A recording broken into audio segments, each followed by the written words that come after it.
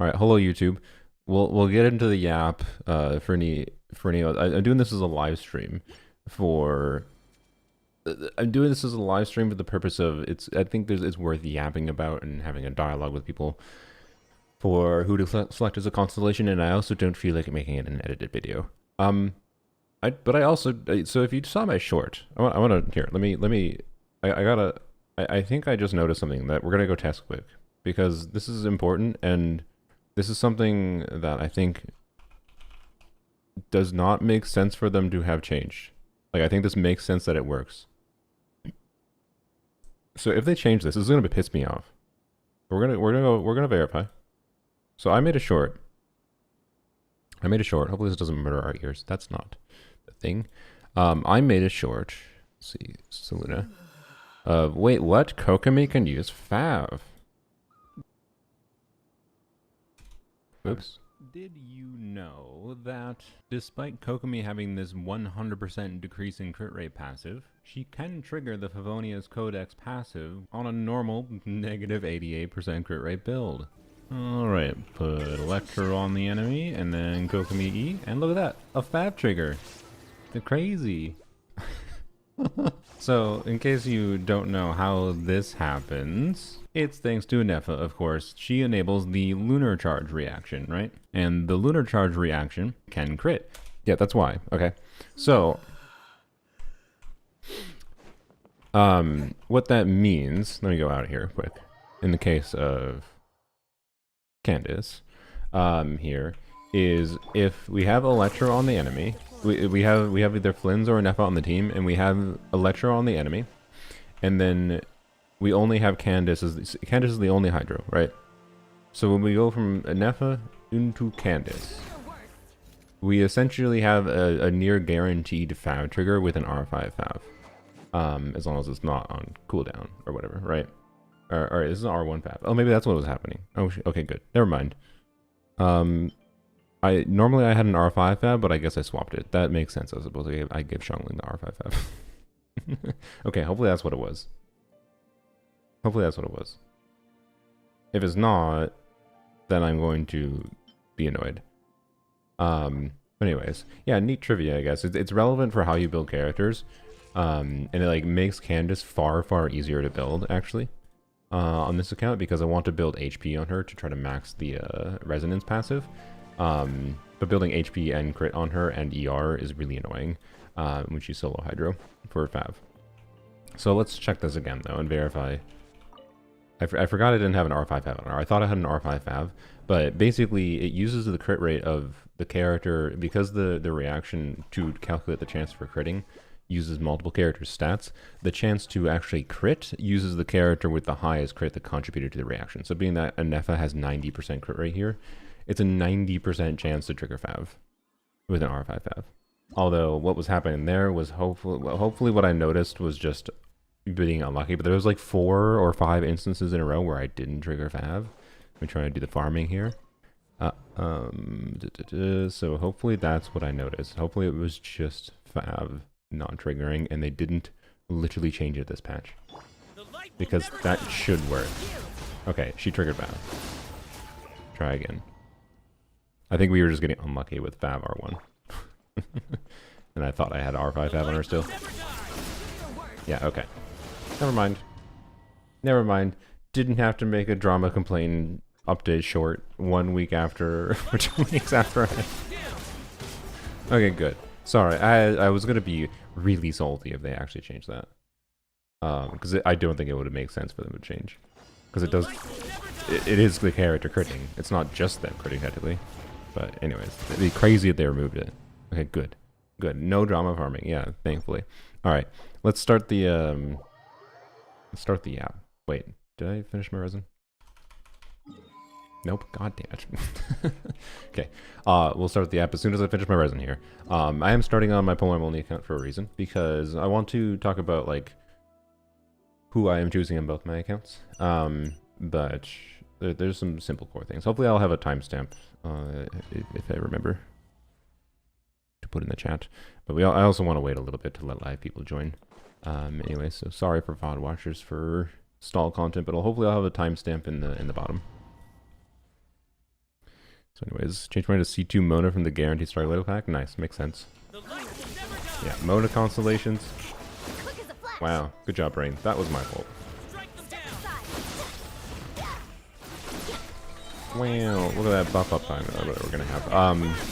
Mona Constellations are definitely very relevant to choose. And right. Fine. But yeah, I think there's, in case, so if you're a VOD watcher, the reason I am even making this a topic for a video at all is very much because of the fact that characters are getting buffs, if you haven't heard. Now, the exact buffs are going to change, but yeah, anyways. Okay. So, let's go claim my dailies quick, and then I'll write down a timestamp. Bipadoo.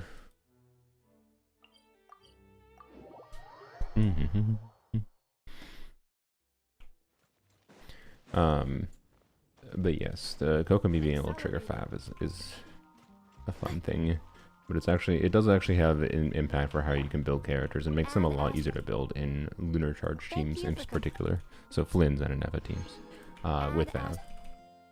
And I very much like that.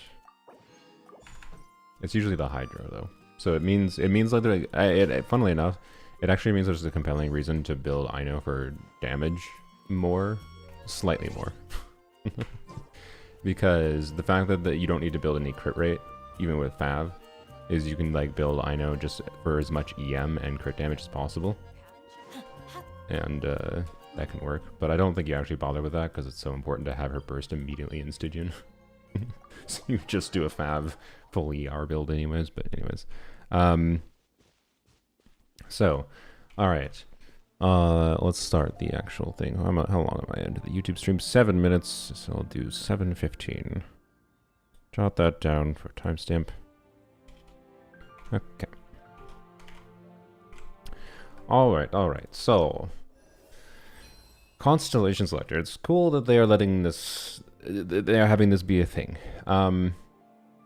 You know, the initial reactions to it, like, there's weird exclusions, right? The fact that, like, Yela and Kazuha aren't here. Seems like they're excluding characters that are perceived as stronger from being able to be selected as a free constellation. And for some reason, Mizuki's not on the list. Every standard banner character is but Mizuki. Because reasons. So, overall, I strongly feel, and this is why I originally wasn't even going to make a video or stream about like dedicated to this topic, but I am. Overall, and even with the reason I'm doing to do this, you should, I think, choose the character that you actually play with some amount of regularity. Like even if it's an underwhelming constellation. If your favorite character in the world is Hu Tao and you already have C1 Hu Tao, I think there might be a compelling reason to choose to get C2 Hu Tao, not because it's going to actually have a meaningful impact. Like, to be clear, you might have to actually decide between choosing, say, like, for example, on Polearms only, I have for some reason I have C6 Jean. I have lost all my 50-50s to Jean and not really many 50-50s to anyone else. So, like, I could choose Jean to be able to get Stella Fortuna to be able to level up Hu Tao to level 95 or 100, right?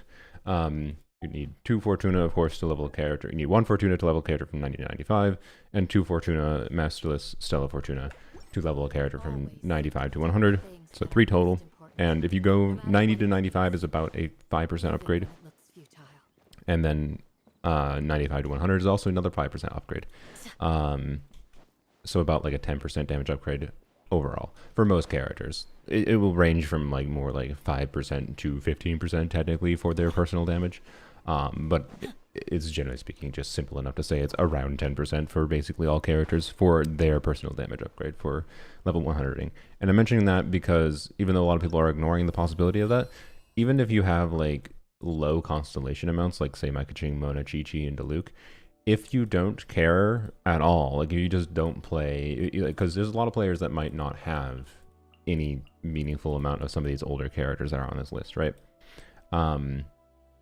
And even if you do have some of them, if you have Chao and Ganyu and Sino, but you don't think their constellations are going to make it likely that you're going to even enjoy playing them anymore because you've moved on and found other characters you like more,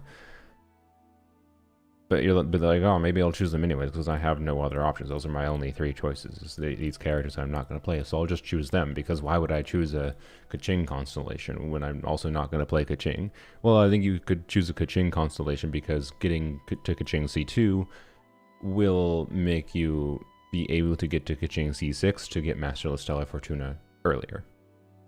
But again, if there's any character that you think you're actually going to play, I think you should probably just choose the character you like that you think you're going to play. So, like, we can keep it as simple as that. But the big factor in why I'm making this is characters are getting buffed next patch. Not every character. A limited list of characters, which are like magic characters, arcane characters. I don't know what they're going to call them in game. Hex and Zirkle related characters. But from this list that you can select is Albedo, Klee, and Mona are getting buffs. And that might influence, Mona actually being the most notable one in my opinion for constellations, that might influence what you choose to a meaningful degree. But I also think it influences what you choose in that, like, the fact that they're doing buffs at all, they're opening the door to buffing old characters, right? So, like, even though, like, I'm Polarms only here, I have C1 Hu Tao. Even though C1 Hu Tao, like, her constellation relevance kind of mostly stops at C1, I suspect Hu Tao is a character that people like enough. I suspect they will potentially buff Hu Tao in the future. I don't know if it's a year from now. I don't know when. It might be a long time, right? But that's my point with, like, choose the character you think you actually like, maybe. If you don't have any other options and you don't care about progressing towards, like, getting Masterless Stella Fortuna for level 100ing sooner, is like, even though C2 Hu Tao, C4 Hu Tao, and C6 Hu Tao are all, I know some people do funny things with C6 Hu Tao, but, like, it's mostly meme things. I suspect they would change these in some form, right? It seems to be the vibe. Like, and same thing with Xiao. Xiao is notorious for having pretty bad constellations. I suspect they would change some things about him. And for that reason, like, on Polarms only, my intention is to probably choose Jean first. And the reason I'm choosing Jean is because I already have C6 Jean, and I happen to already have 2 Masterless Stella Fortuna. And I really like Arlecchino on this account. And does she need to be stronger? No, absolutely not. Absolutely not. This character does not need to be any stronger. I have a C6 Arlecchino with one of the, like, a basically perfected build. She basically can't be improved on her build. If you want, like, an Akasha ranking, she's like rank, I think she's fallen to rank 80 because I've stopped farming. I'm sorry, I've stopped farming for her when I have basically perfect artifacts. But, like, you know, I like Arlecchino enough that, yeah, F it. Let's level 100 her. How could I have C6 and have the opportunity to not level 100 her if I have the ability to, right? So that's my priority first. After that, I plan on choosing Shenhe, because Shenhe C3, I actually use Shenhe on this account in a team that I enjoy a lot, and it will be a minor damage upgrade for a team I enjoy, which is Rosaria, and now with the Escoffier oftentimes as well. Like, Shenhe is actually a pretty good character on this account, but it is not a team that, like, wipes through content per se. Like, it's not like this easily clear Stygian.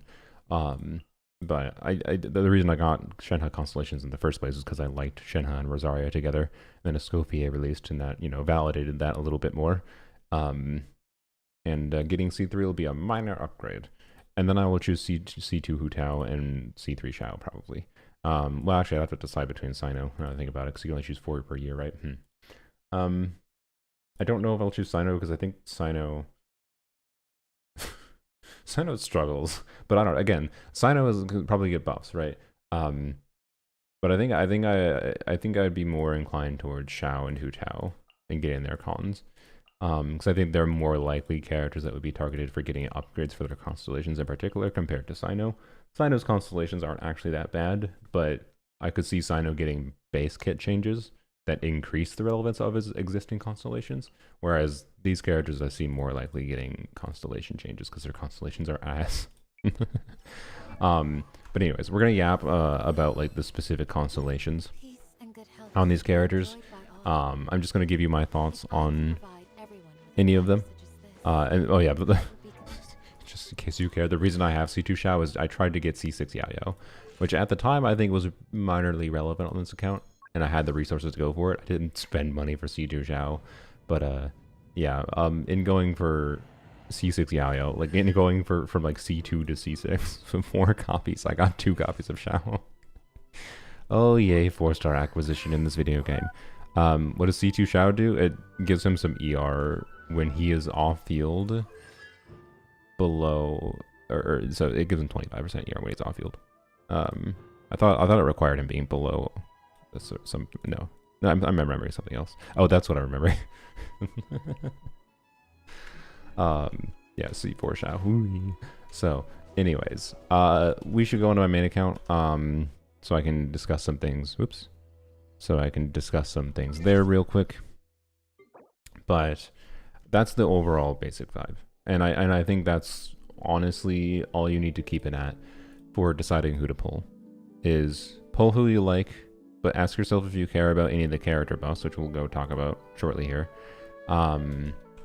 And ask yourself, you know, how much you're going to play the character long term, and ask yourself if you care about progressing towards level 95ing, because you can use this constellation selector, even if it doesn't give you Stella Fortuna now, you can use it to potentially get Stella Fortuna sooner for level 95ing, level 100ing a character. So it is a strong consideration to choose to progress a standard banner character towards C6 in order to level up someone sooner. Because then it could turn into constellations. Functionally, it's like thinking of getting constellations for characters that you'd rather make stronger. Like, I don't know, Skirk. Skirk is probably not going to be a character you can get a free constellation for a long time. I somewhat suspect they will add more characters to this next year, right? And that's cool, but I don't expect Skirk will be added, right?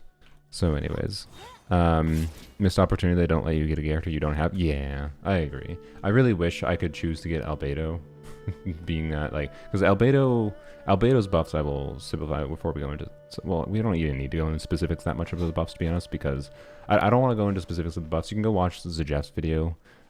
He made a video about it recently, if you want some specifics, but I think Flip did, I think TGS did. There's a bunch of people that, you know, are numbers spreadsheety boys that analyze the numbers if you want the numbers. I don't feel like focusing on the numbers too much because I'll talk about the impact of them, but the exact numbers are going to potentially change, and exactly how the buffs do things. I more care about talking about them on a team building value level. But Albedo is basically becoming a properly good character, but not necessarily is my vibe. But not necessarily. I haven't used a buffed Albedo. Crazy idea. He's becoming a buff character, but not necessarily so good. It's like, yes, I am going to pull for this character now, right? And that's fine. That's just good balance. But on a resource level, for me, it means, you know, if I don't want to be spending money, but I wanted to make videos about Albedo, well, you know, it either means I'm making a video on someone else's account or I'm spending money to get him, most likely. With my current resource situation. How dare you, Nefer, for taking all my resources away? How dare you for being a character I like playing?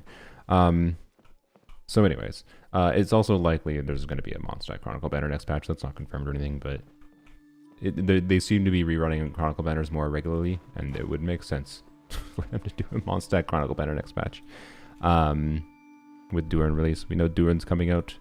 They've drip marketed him. I'll very briefly talk about his kit too, because it matters for the buff characters.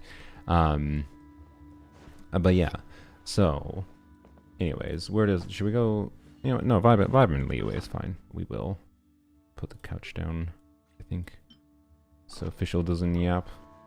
Alright, so if you want my main account real quick, by the way, my plan is to, I don't actually know 100% what my plan is on my main account, funnily enough. My plan initially, because you can do 4 of these per year. It's important to keep that in mind, to not stress it too much, because if you're not a long-term player, you probably don't have as much choices as like I have for characters here. Because I could see value in choosing Baiju, Eula C1, Shenhe C1, Ganyu C1, and Yai C1. Yai C3 and Nilu C2. Of the characters that I actually have currently. But then there's also level 100, and I can choose these characters, right? Because they are C6, and I can get a Masterless Stella Fortuna. Like I could choose Dia, Kaching, and Mona, and use that to level 100 Yai, right, throughout the year, rather than choosing Yai C3. But I am going to choose Yai C3, to be clear, because I like Yai a lot. But you get the point, right? In that there is, I have a little bit of choice paralysis myself, because I see the value in some of these constellations, and then there's potential like buffs to characters that could happen. Like, will Eula get a buff? She deserves it. Well, if Eula gets a buff, maybe I would become a Eula main in the future. I don't know. So yeah, we shall see. I could easily see the next, like, being that it seems to be the characters they are buffing are like a faction of characters, in that it's like, you know, Hex and Zircle related characters. I could easily see the next characters getting buffed being Knights of Favonius characters.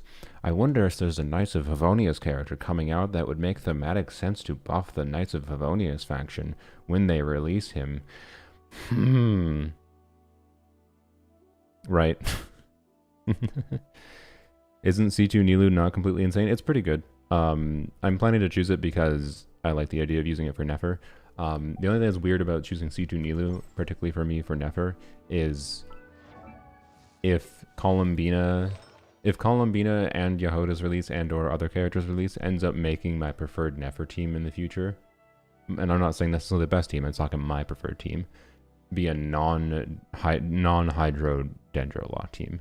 I think I'm relatively safe though, in that, like, I think what might happen in the future is for my preferred strong team, I'll have preferred weaker teams too, but I think my preferred strong Nefer team will probably be like Nefer, Lauma, Columbina most likely. But we don't know what Columbina's kit is, so who the hell knows. If Columbina's kit ends up working in a particular way that's not very fun to me, then she might not end up being a character I like playing with Nefer, we'll see. But Columbina, Nefer, Lauma, and then because of the Nod Cry resonance thing, like, I know C6 theoretically might, or maybe Yehoda, right? We're not going to talk about Yehoda's kit much, but either I know C6 or maybe Yehoda C6 would be the best last slot there. You might see maybe like Yehoda Animo. Like, the answer is yes, Yehoda could have synergy with Nefer, but also maybe not unless she gets kit tweaks, but I'm not going to talk about that. That's too much. It's too aside the point. Point is here, choosing C2 Nilu for me for Nefer is something I'm relatively safe to choose because of Nod Cry resonance. So like, even having C6 Ino with C6 Ino plus Ino EM buff from here, I don't think it's that important because of the Nod Cry DEI resonance. Really, I can't open it up. The Nod Cry DEI resonance, in case you're not aware of what I'm talking about, is this right here. When you have two or more ascendant, you get ascendant claim, you have two Nod Cry characters in the party.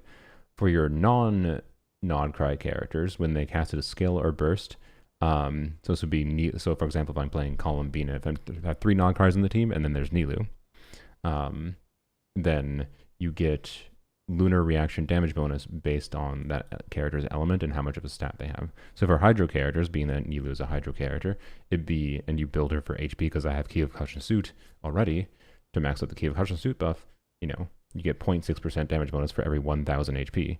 And Nilu is like one of the characters that on Key of Caution Suit actually makes sense to max out this buff. And that makes her, I think, quite meaningfully considerable as an option, even post Columbina. Like, I think I would almost assuredly prefer Nilu, even without C2, if I have Key of Caution Suit. So like a C0R1 Nilu over Ino post Columbina, but that's just guessing based on what Columbina's kit might do. But but being able to go from, I purposely pulled Nilu C0 back when she originally released, got a free Nilu C1, which is an okay constellation. I'll talk about it more. And then being able to choose that. So I got that and going for Kave, because that's how I seem to get a lot of my constellations, is going for 4 stars. It's fine though. Hey, I win from it in this case. And then going to C2 Nilu for free with this is really cool. It's really cool. I'm glad that circumstances happened. Is it still going to be unrelatable? Sure, but I don't care. It's a side effect of being a long-term player. But anyways, so to max out this buff, what, 36 divided by 0.6 is I need 60k HP, which is very much reachable. It's not very easy for characters to max out this buff, but Nilou is one of them. And that makes Nilou give more... Like, it makes Nilou basically just as good of a buffer as Aino is, essentially, if not better, if we factor in Key of Kasha Suit. But Key of Kasha Suit is basically just a slightly better version of the Sumeru crashables with less clunkiness, right? So, anyways, that's where that's at for me. Let's talk about the character buffs. Shush. Browser. We don't need to watch that again. So, the character buffs to talk about. First, real quick, so it's magic characters getting buffed. So, it is Venti, Sucrose, technically, Albedo, Mona, Klee, and Fischl. And the way these characters are getting buffed, a lot of them... We should make sure this is formatted properly for the screen. A lot of them are getting buffs in ways that change... Like Venti isn't being changed and being that much like better of a buffer necessarily, if that's what your hope was. But instead, they're focusing on his ability to be like have an on-field playstyle, right? And a lot of these things essentially require them to get their like buffed kit. Requires them to be paired with 2 Hexen Circle characters, which is 2 of these buffed characters. So that includes these buff characters. So the Klee, Albedo, Venti, Sucrose, Klee, the Klee I already said. Who did I forget? Mona, and then Durin as well. Durin as a new release character, right? So a relatively limited subset of characters. The expectation would be Alice, maybe Nicole would be in this category in the future too. But basically you can see, so like Venti is passed. Venti, for example, is basically being made to, you can extend his burst duration, and he does meaningful animo talent damage. Like he becomes a real animo DPS. And they're releasing a new bow for him too, by the way, which is interesting. So presumably Venti's going to get a dedicated rerun because they don't put Archons in Chronicle Banner. And he's going to presumably have a new 5-star weapon, basically, that only works on him. And yeah, so you can see they have this additional 4th passive here, which is Witch's Eve's Right, whatever, after a magic character, which I think might be called Arcane character in English in the actual release. Keep in mind the exact phrasing of these things, exact values likely will change. This is all in beta. But the core idea is going to stay, right? Wherein they are intending Venti to do good on-field damage, like competitive with the other animo DPSs. Better than Lanyon? Probably not. But I'm biased towards Lanyon. I haven't actually done like spreadsheet comparison. I don't care. He's going to become a decent animo DPS, right? When the Storm Eye created by Elemental Burst, blah, blah, blah, is active for 4 seconds after a character triggers a swirl reaction, that character's damage is increased by 50%, and the Storm Eye deals 135% of its original damage. Venti can trigger this effect off-field. So this does give him some more buffing potential, which is cool.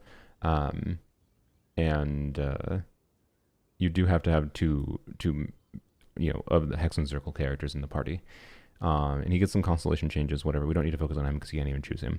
But I believe he also has like core kit changes that aren't just this passive. So some characters only get buffs with 2 Hexen Circle characters, and then some characters like Venti get buffs that aren't just based on this.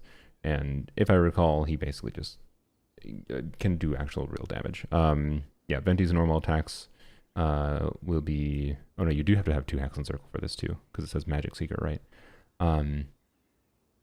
But anyways, Venti's normal attacks will be converted into Hurricane arrows that deal even more animo damage, and blah, blah, blah, blah. And then, yes, this is the stuff where it increases Storm Eye duration, that's its burst, and the cooldown is increased. That's weird.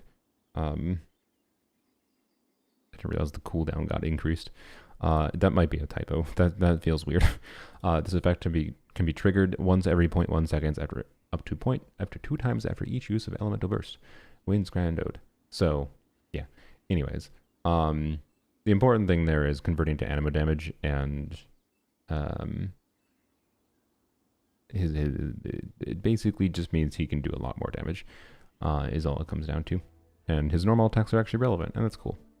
So basically he becomes a weird normal attack. He becomes like Animo Yoimiya with really strong grouping. which is cool. I think Venti becomes a properly very interesting character. And if you have 2 Hexen Circles in the party, I think Kazuha is just worse than him on a buffing level, right? And I mentioned that because I think Venti is a good example of like a core kit rework that changes the character's potential identity in a way that, you know, might influence you to consider choosing a character like Eula or whoever. And the reason I say Eula is because Eula, despite there being a lot of people that are really dedicated to Eula and can use her in endgame still, I think is a really clunky character who, as the only like intended to be physical DPS in the game, is a little bit of a letdown.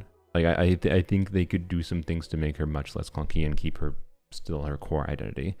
And maybe you like Eula, but when you've tried her, you really don't like how she plays. But you know you would, like, if she got a kit rework, you would consider playing her, and you might want her constellations for that, right? Shogun buffs incoming too, surely, right? Surely Raiden Shogun doesn't. Surely Raiden within a year gets buffs, and she doesn't get beaten out by a wolf boy. Surely Raiden gets buffs. Anyways, so yeah, the point is, it's kind of hard to talk about these things because I think the fact that they're opening the door to buffs means who the F knows what, in hindsight, who the F knows what the best choice is going to be. Hence, like, again, if you think there's a strong consideration, you will play Eula if she gets kit rework in the future. Maybe you choose Eula. Choose the character you think you are actually going to play, even if you think it might, even if it's a minorly cope thing that you think you might play them in the future. So Klee is basically being made to do a lot more damage. She has a reset for like no stamina consumption to do more damage on her charge attack. And with Magic Secret Right, each time she deals damage with a skill burst to her normal attack, she gains a stack boom booster. Each stack lasts for 20 seconds, has its own independent timer. When she has 1, 2, 3 stacks, this should be max stacks basically always. Her charge attacks deal 150% of their original damage. That is a multiplier scaling change. So that basically means that this 283% multiplier is going to be like, you know, over 400%. That's a fairly substantial change. And so this passive basically, she does a shit ton more damage. And she also has core kit changes, I believe, in her passive, in that she's a lot less orange. Like, she can store her sparks rather than not being able to store them before. And now that means you can much more. She just should be a lot better, right? Klee is not getting fundamental kit changes for how you use her. She's still going to be a DPS. There is some fundamental changes. Is if you really liked walk canceling on Klee before, I believe walk and jump cancels aren't relevant anymore. I think it's just going to be normal attack spam with some charge attacks looped in. My hope is that, like, I've played Klee before and I think she feels garbage. Will Hoyo smite you for showing? Probably not, I don't think. They usually only smite people for showing assets that are unreleased, and there's no unreleased assets. We're just showing words, and yep, so we'll see. Anyways, Klee is really hard to play. Yeah, Klee is hard to play. I found her extremely clunky. Never a character I've been tempted to pull for, right? But will I pull for her? No. But if would I consider pulling for Albedo and being happy to lose to Klee? Sure. So yeah, and Klee is basically becoming a lot stronger at baseline. So I believe, like, if you want numbers, the numbers I have seen is that, like, in an overload team, and that you would need Fischl in the team to enable this, but because she's a Hexen Circle character as well. And part of Klee being as strong as she is in this team is because of the Fischl buff, to be clear. But anyways, it's like a 90k DPS team, if I recall. And then C1 is changed, so it has the same the damage equal to 120% of her sparks and splash damage. But then importantly, also has triggering sparks to bombard opponents, increases her attack by 60%. 60% attack is pretty big. And then she has the same, like, Death Shred C2. So if you already have a Klee C1. This is like the weird, like, supportive utility Constellation, but also Death Shred is rare and strong, and yep. So Anyways, like I believe that this is like a straight up like it's like an Arlecchino C1 level constellation for Klee, where it's like a 20% damage upgrade. And yeah, functionally Klee in an overload team context at least becomes Arlecchino-esque. How will she feel to play? Probably, yeah, is my guess, because like her animations I don't think are changing. So my assumption is her charge attacks will still like feel slow to get out, and I don't know. But I haven't truly messed around with her. I think if you're interested in playing Klee, you'll be really happy with her kit changes. But it doesn't change her fundamental identity. But if you're like the idea of playing Klee, I think choosing C1 Klee is a very, very strong consideration. Very strong consideration, because it's a significant damage upgrade for her. Like, it'd be surprising if you regretted it, unless they change something majorly about it. Official is not choosable, but we're talking about because, again, you need, like, to properly enable all these changes, you need 2 Hex and Circle characters, and Official is one of the core units that does that.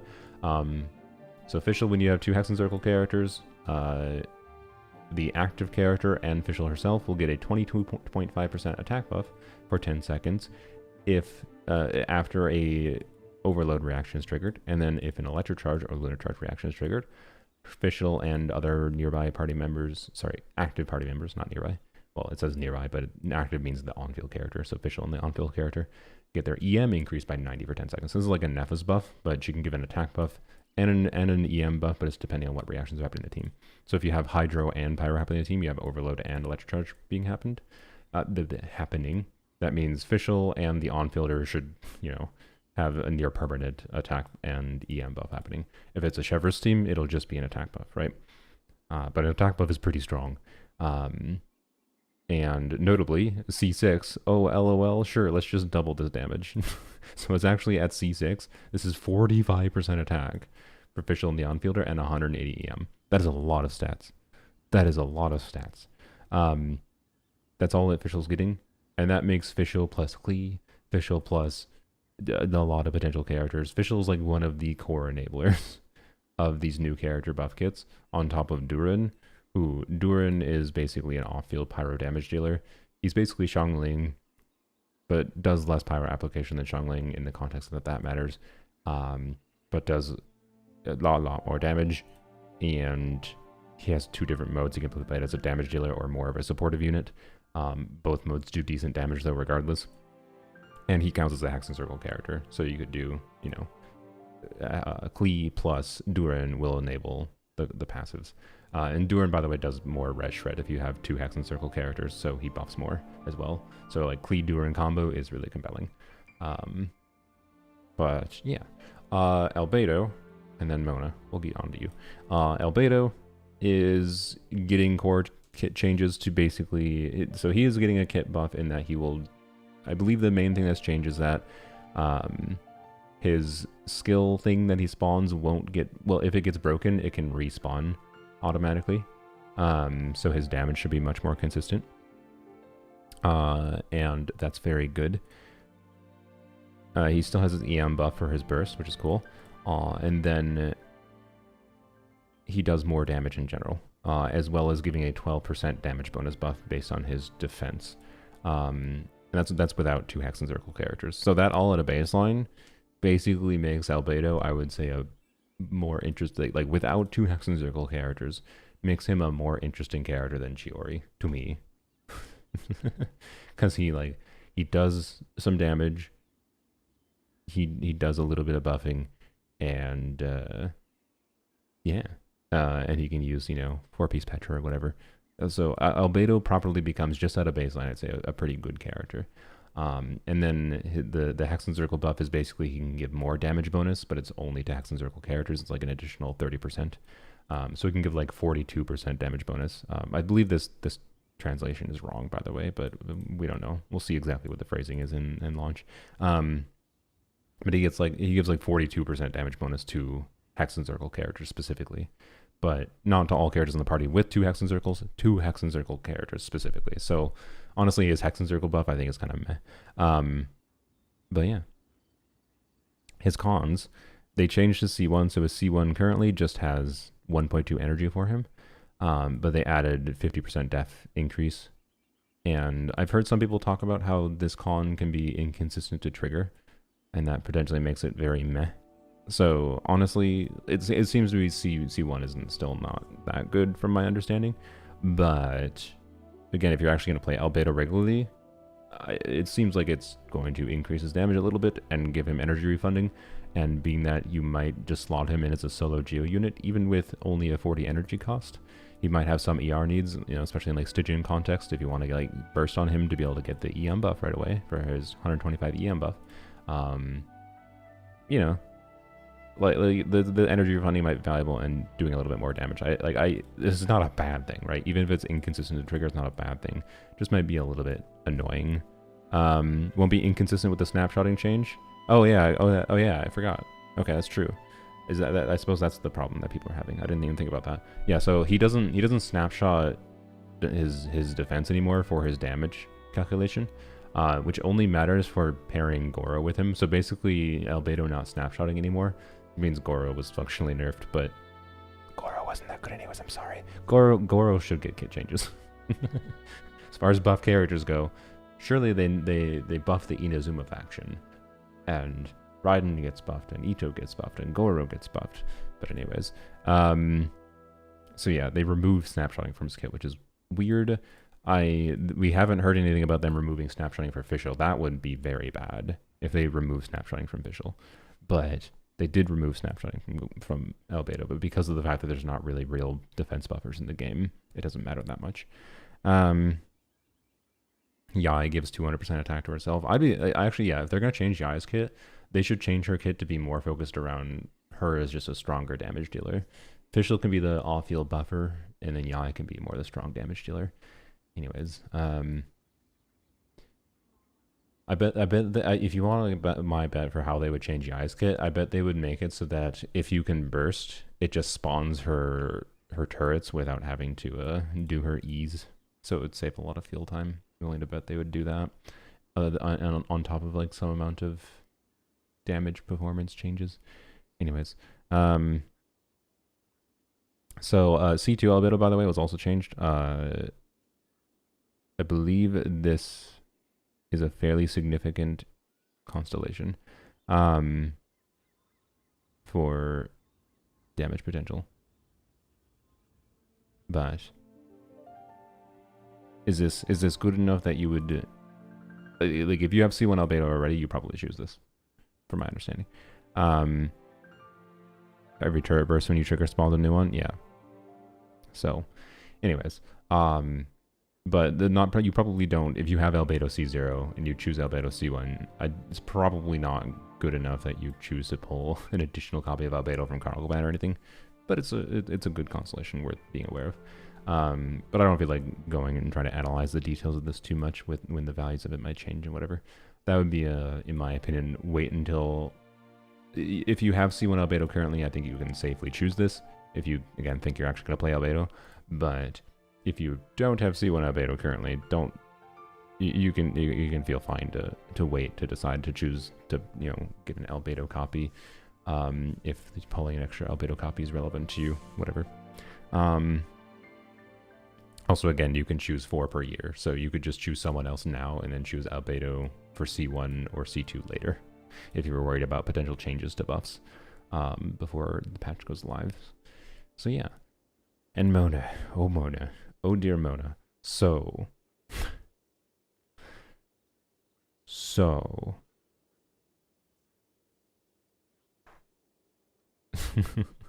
I believe Mona requires 2 Hex and Circle characters to make her kit basically function. As far as I'm aware, without Hex and Circle characters, her kit is the same other than her constellations, which we'll get into. But basically, they're changing Mona to be much more usable as her like on-field archetype playstyle, but she's also going to become a more compelling support in general, as like without having to stay that on-field that long with her, as long as you have 2 Hex and Circles. So her core kit change is with 2 Hex and Circles in the team. When her normal or charge attacks hit opponent, she gains 1 stack of Phantasm, blah, blah, blah, blah, blah, max 3 stacks. And if any character in the triggers vaporize, the Phantasm bubble will be consumed, increasing vape damage by 10% per stack consumed. So it increases vape damage. This seems to be intended from a level of you play Mona on field with Durin and increases Durin's damage. Okay, cool. Right. That's fine. But she has another important component. And actually, sorry, this is not. I forgot. She has a more important component that is not in her base kit. Where is it actually in her kit?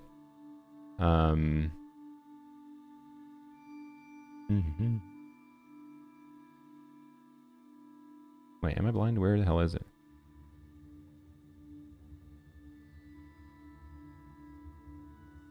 I am blind. Is it just not on Hakushin for some reason? I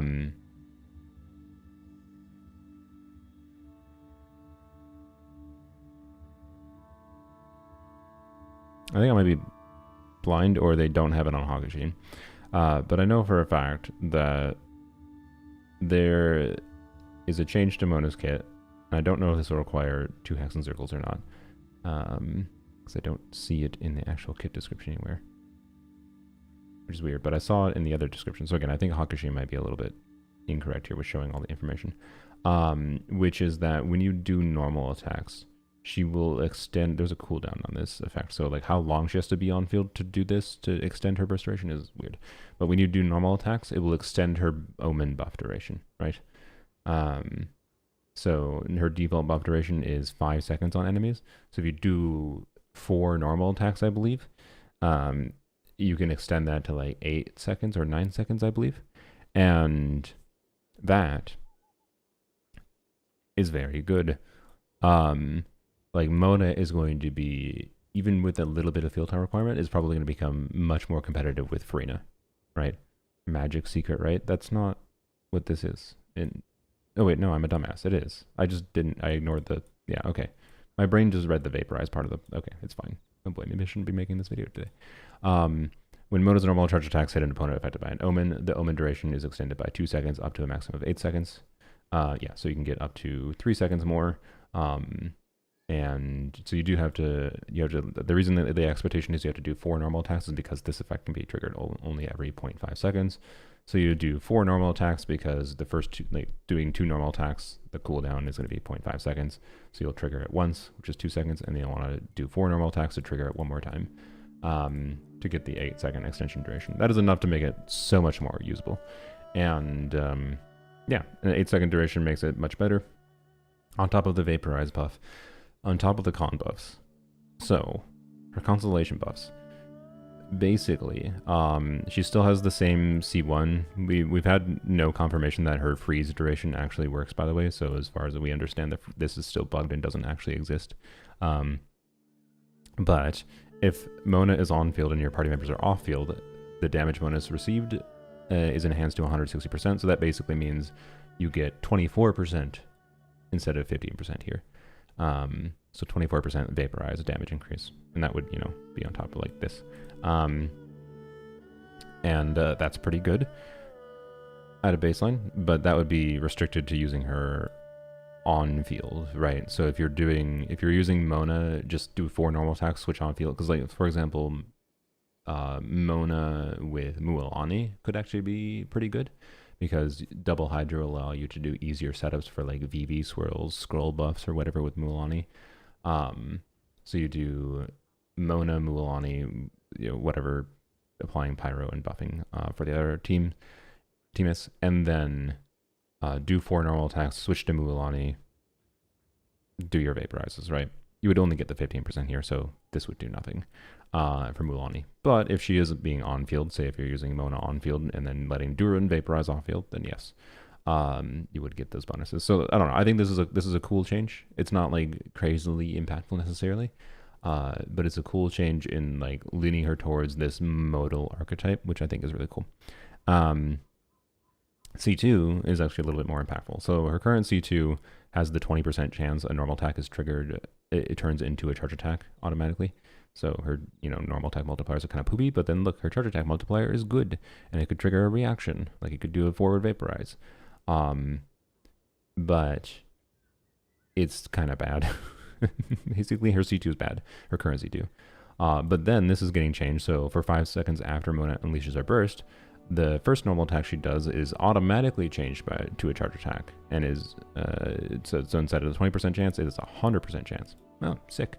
So 100% chance to trigger that guaranteed high multiplier damage, which will apply Hydro, right?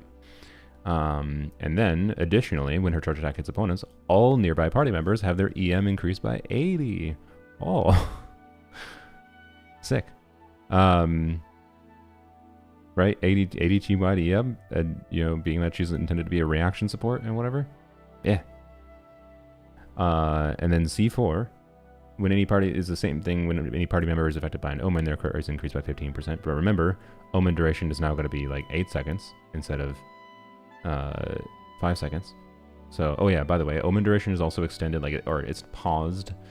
The cooldown for omen duration on enemies, the buff, is paused when enemies are frozen. So it's part of what makes Mona C4 really good for Skirk. But now the buff duration will last even longer when enemies can be frozen. So it'll last longer than 8 seconds. But notably, just the base 8-second increase means this crit rate buff lasts longer too. So this C4 is functionally already buffed by omen duration being longer. Then additionally, any Hex and Circle characters in the party, in which you have to have 2 Hex and Circles, to really make use of her, basically. So that should be basically always, is going to get a crit damage buff as well. So that's relatively minor. But hey, more crit damage for, you know, whatever. Again, this seems to be something that's focused on like Durin or maybe future characters, getting a little bit of a buff.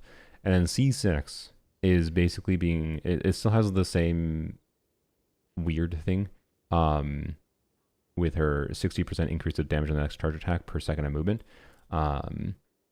But if there are opponents affected by an omen nearby, the damage of Mona's next charge attack will be increased without the need to enter her weird dashing state, right? So her existing C6 is like, you could do this as a meme thing, but now it has this on it, which means you just get the increase. Yeah, okay, sure. And then additionally, Mona's charge attacks charge attacks dealt to opponents affected by omen will be increased to 200% of the original damage. So instead of a 269% multiplier, it's gonna be doubled. Yup. I kind of wish she had a constellation change, by the way, with her C3 or C5 that increased her normal attack talent instead of increasing her skill or burst, by the way, but they didn't do that, because then she would have had a 326 base multiplier instead of 269, but alas. So yeah, anyways, C6 Mona, this basically makes her a proper, like, good carry on field.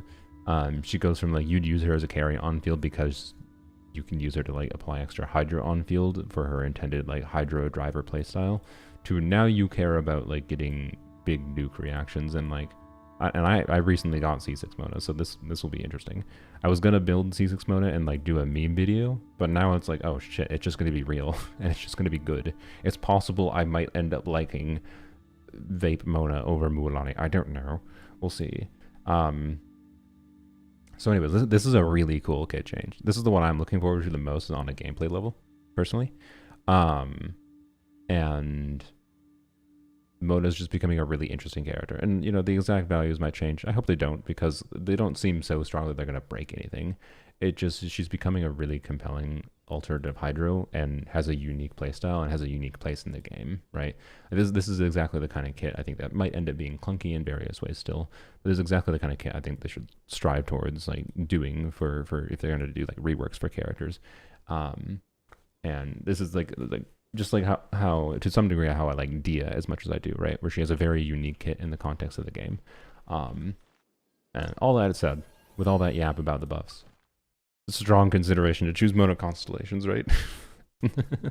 No matter what constellation you're at in Mona, there's a strong consideration to choose to progress her to like a C6. So they're making Mona do an immediate front-loaded free big charge attack after her burst. Yeah, exactly. So in the worst case scenario, you will, if you with C6 Mona, if you just do EQ and then do a normal attack after her burst, you will get a free, like, you know, 500% scaling plus a bunch of damage bonus. Like C6 Mona should be pretty fun, right? And progressing towards Mona will be pretty good. So kind of wish we knew about these buffs when we, you know, had the constellation selector thing last patch, or the standard banner selector thing last patch. But oh well, such is life. Anyways, that's kind of where that's at. And so those buffs all, like, talking about them is important, because again, I think that gives you a framework for what we might expect for like a Eula change, where like they'll keep Eula's core intended identity, but probably change a lot on like how her damage output works in a way that just makes her much more compelling to use. So let's say you don't need to enter the state for only the 60% damage bonus or the 180%. So I mean, the phrasing is a little bit weird on Mona C6 in that it says you don't need to enter the illusory torrent state, but to get the damage bonus, you still have to move. So you might end up moving. You'll move. I don't know. I don't know. Anyways, I find the illusory torrent state in combat really awkward to use, by the way, because it doesn't feel the same as a normal dash and whatever. But yeah, I don't know. The point is, like, choose the characters you think you're going to play, but be aware that one, the buffs happening now might make you want to play Klee, Albedo, or Mona more. So that's like obvious reasons to strongly consider those three for your selector. But also, I think the fact that they're buffing characters at all, I don't think it's cope anymore to be like, yeah, they'll potentially buff Eula. I think there's a high chance of it. Why? Because people like Eula, and it won't hurt Mihoyo to make this character be better. And then make, like, it's only going to make them more money and earn them positive feedback, right? And they seem to be doing this in a smart way. So this is like one of the best things they have done for the game. I'd say maybe period. And yay. So thank you, Hoyoverse, for giving more fun interactions for older characters. And that interacts with new characters. And to be, I think these buffs, by the way, are part of Durin's balance as well. Some people are saying Durin is a worse character, I think, than he is. I think Durin is a very good character. But Durin is a character that enables these, you know, buffs fully as well. So like Durin plus Mona is going to be a very strong baseline core, right? Depending on, and stronger depending on what constellations you have. And oh yeah, Sucrose, by the way, I forgot, is in the Hex and Circle crew. I didn't talk about her because hers are really boring, but she gives some damage bonus. She gives more damage bonus.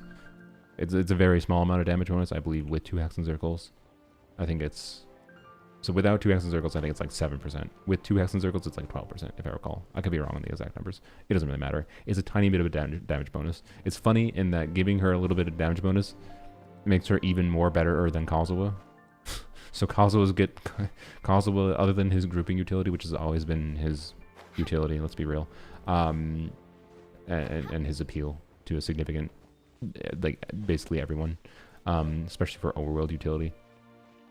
So like that's not changing, because he can do that on his skill versus like Venti needs to do on his burst. But giving Sucrose a tiny damage bonus buff is really funny to me, because it's like that just makes her, she was already basically better than Kazuha for the current state of the game, and now she's even more better. So yeah, Kazuha had his moment. Yeah, it's fine. It's lore accurate. Kazuha's out traveling. It's fine. Kazuha is out traveling. Don't worry, he'll be useful in the next Abyss, because it's going to be a Venti Shield Abyss. He might be good in Stygian too, because the Stygian has a weird boss. But anyways, sorry, we're getting distracted. So to talk about some of the other constellations real quick, not on vibes of buffs. Tartag. C1. I'm just going to talk about C1 and C2. I am not very familiar with Tartag and his playstyles. I suspect both of these constellations, like, being that I have played him and be like, wow, his cooldown is 3 years long. I suspect this would be nice. So I imagine you might choose it, but I don't know if it actually, if I recall, this is just like me remembering shit from like over a year ago. If I recall, this technically doesn't necessarily have that much of an effect from a like optimized gameplay standpoint, but I think in practice, for people that enjoy just playing Child a lot, we'll probably notice it. That's my vibe. Yes, the cons are tomorrow, I believe. And then Kazuha stays on top of the ley line meta. Yeah, exactly. And then Kazuha really should have been in the selector. Kazuha would have been an interesting one to have a conversation about if he was in the selector. Same one with Yelan. But unfortunately, Kazuha and Yelan have the perception of being more strong than they are in the current context of the game, I would say, because both of those characters have much more compelling alternatives to most teams. That like they're not that good, but like getting their constellations would make them better. Like I actually even think C1 Kazuha is really undervalued on a fun level. And then C1 Yelan is actually pretty damn good, especially in like Stygian Onslaught context. But but no, people perceive them as strong, and therefore Mihoyo is like, nope, they're not allowed to be on the list. Anyways, so now they're like, now cleaving on the list is more compelling than freaking Kazuha. Anyways, I think these are fine constellations. I imagine a Kazuha main would appreciate having them. But I'm not the person to really ask for. Again, I think it's as simple as choose the constellations for the characters you think you're actually going to play. Same thing with Hu Tao. There's no reason to choose C if you have C0 Hu Tao and you don't have C1 Hu Tao. I think a lot of Hu Tao players, if you're still a dedicated Hu Tao player, you probably got C1 by now. And there's not really much reason to go past C1 unless you think there's a chance of being buffed. So that's why like I will be fine with choosing C2 Hu Tao on polearms only for the chance of a buff in the future. But if you have other characters to choose, I probably wouldn't prioritize it most likely.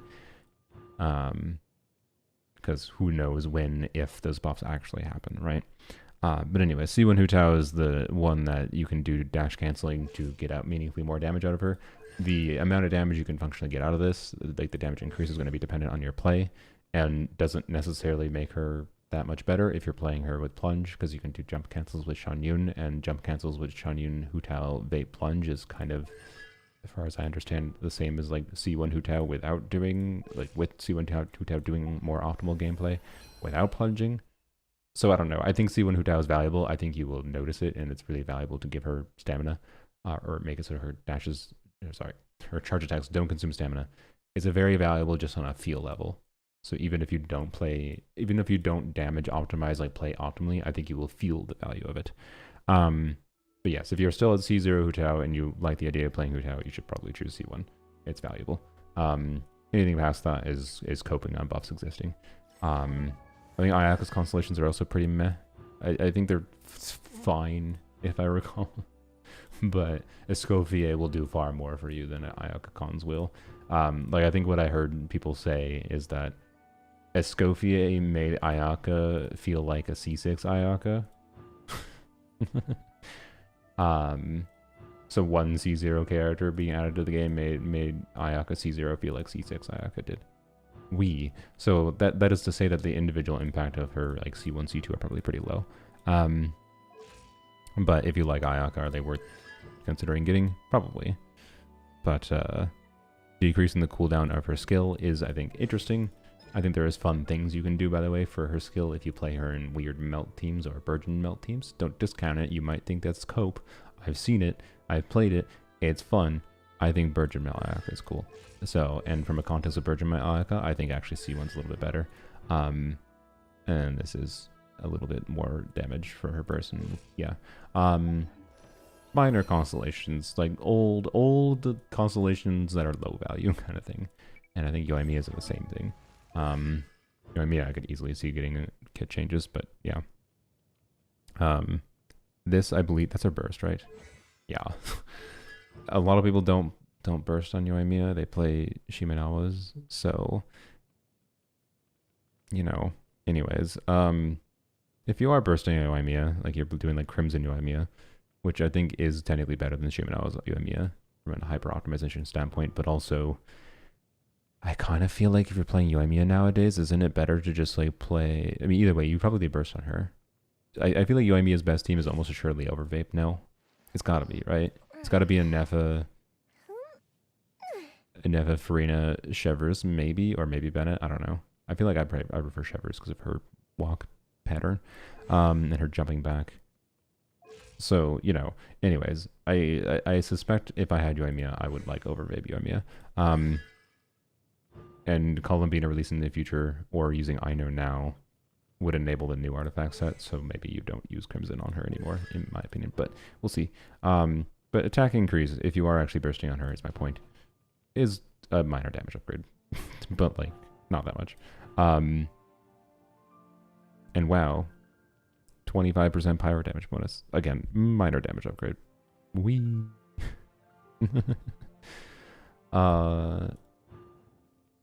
Yup. I don't know. If you want, by the way, I think if Yoimiya gets buffs, what I think will change about her is she has this thing that people neglect in that she does off-field pyro from her burst. It applies pyro every 2 seconds off-field. But utilizing this is like because you have to like get energy from her by being on field with her. So I could easily see them changing her kit in a way that makes her more compelling to choose to use her for off-field utility or on-field utility, and not basically only on-field being relevant. I think that would be the case. But yeah, if you like Yoimiya, you might want to choose her constellations. They're very minor. I believe Ito has more meaningful value from his constellations. 2 stacks of his, after one, say he gains 1 stack. Yeah, so I believe this is just, I don't know if this changes his combos. I suspected, no, this has to change his combos, right? Because his combos deal with trying to build up his stacks. So I don't know how his gameplay changes exactly with this, and I don't know the exact damage increase, but I suspect, particularly if you've been playing Ito this long, you'd probably enjoy going from C0 to C1 Ito, and you would, if I was a C0 Ito player, I think I would enjoy getting a constellation that forced me to like learn how to play him again and get more appreciation for his kit again. So yeah. Anyways, remember whose element of Geo will decrease the skills cooldown by okay. Restore 6 energy, that's probably pretty good too, because his energy needs are very much not 0. And yeah, so if you're at C1 Ito now, C2, I think both of his early constellations are relevant. So you like Ito, probably a strong consideration. Ayato, I think is pretty bad constellations if I recall.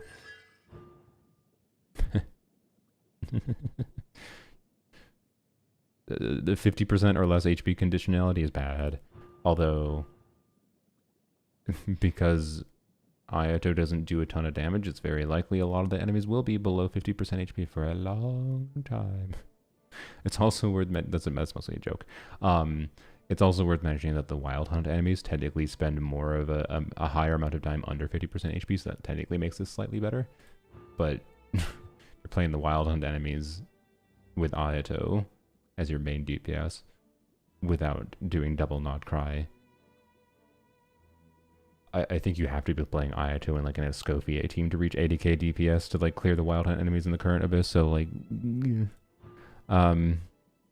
his Nami-Sense maximum stack count increases to 5. When he has 3 Nami-Sense stacks, his HP is increased. I mean, he has his slight damage increase from, I forgot where it is in his kit, but he has a slight damage increase from HP, which, yeah, Nami-Sense damage bonus percentage of HP, so increasing his HP is something. Here's the damage based on initial number of stacks is 4, and 1 stack can be gained through. Yeah, I don't know exactly how relevant that is, but again, Ayato's low value for sure. But if you like playing him, yep. Sinos are kind of similar. He used to have a reputation of these constellations being very strong, and they technically are. They increase the damage meaningfully. I can tell you having them on polearms only. C1 is really nice on a feel level. It doesn't necessarily increase his damage that much in practice, but my god, does he feel so much. He feels so... Oh, I just realized the whole last time. YouTube chat, you're going to be hidden for a while. Sorry. I was reading it out loud, so oh well. You know what? I can put the YouTube chat down here. Here. Go kiss with the Twitch chat. So C1 Sino makes him normal attack faster, normal attack speed bonus. This makes him feel so much better. I have played him with C0 a number of times on my brother's account, and I played him before I activated C1 on my polearm only account, but that's a long time ago at this point. He feels like molasses at C0, having gotten used to C1. So like, it's not good technically, but I feel like if you like playing Sino, you will feel it. But maybe I'm wrong, because maybe you're just so focused on damage that if you don't get, you know, faster clear times, you'll be like, ass Constellation, not worth it, right? But yeah, and then this is just damage bonus. It's 40% damage bonus, or sorry, 50% damage bonus. Wee! It's a goblet of damage bonus. It's not bad. It's good. But he's not a hyper carry, so damage bonus for him doesn't necessarily increase the team's damage that much. Like, it's very minor, actually, in his best teams. Like, the teams that I like playing with Cyno on Poems only are teams that do some amount of damage that aren't just his damage. And that's the same way I think most people play Cyno. Like, say if you're playing Quick Bloom Cyno, well, then a bunch of the team's damage is the blooms you're triggering, and they don't get affected by electro damage bonus. So I don't know what they would do to potentially tweak Cyno's kit in the future. But I think if you're a dedicated Cyno player, you would feel the value of these early cons. So you should strongly consider them, because they will make Cyno feel better to play to you. But I simply caution that other than like the feel level value, don't expect them to change Cyno in a way that's like, ah, finally. Cyno is so much more usable in endgame. Expect to still have Cyno problems, right? That's all. I went away for a few minutes. What just happened? I moved YouTube chat and I made a joke. Wander, C1 are meh, and C2 I believe is also meh, and he makes a lot of noises, but honestly I don't think there's much to go in detail of this other than on a feel level, again, I think attack speed is valuable, and he gains value from attack speed in a way that's kind of cool.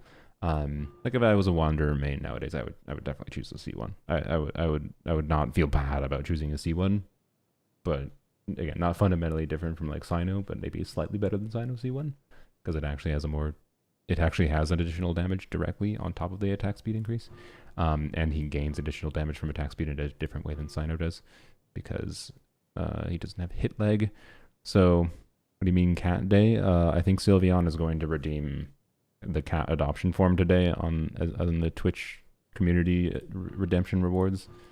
So I'm probably gonna spend the rest of this stream talking about cats, looking at cats. 500 more points. Oh god, it's 100,000 points to redeem that, which is a long time. I could have put it at higher, but I timed it. I figured it 100,000 made sense for timing, giving myself time to be situated in my new apartment. But yeah, so we'll be browsing cats after this. That might for maybe a long time. Anyways, this when in the wind favored state, you see damage increase. That's his burst, right? Yeah, it's his burst. So burst damage increase per point of difference between the maximum amount of blah, blah, blah, blah, present capacity. So it makes his burst do more damage. I'm sure people like using so like older low value constellations, but if you like the character, you should probably strongly consider doing it. Yep. Oh, Jean. Standard character. I mean, you might have seen Jean being used to cheese the Fatui operative enemy in Stygian currently. I don't know that C1 Jean is necessary for that, but I imagine it might help. If not be necessary, I'm not 100% certain. C2 Jean is interesting in giving movement speed and attack speed.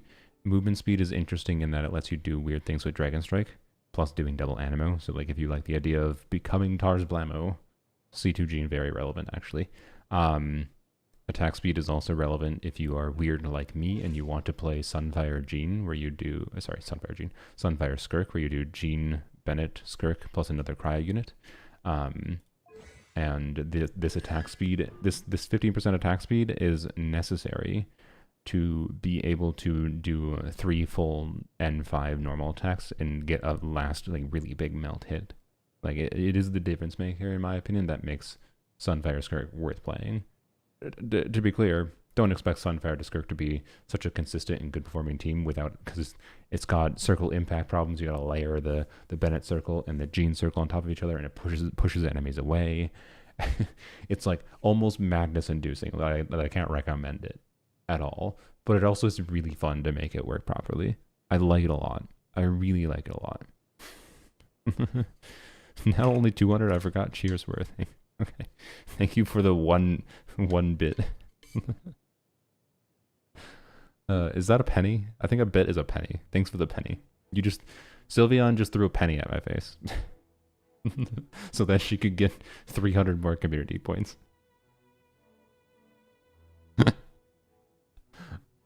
1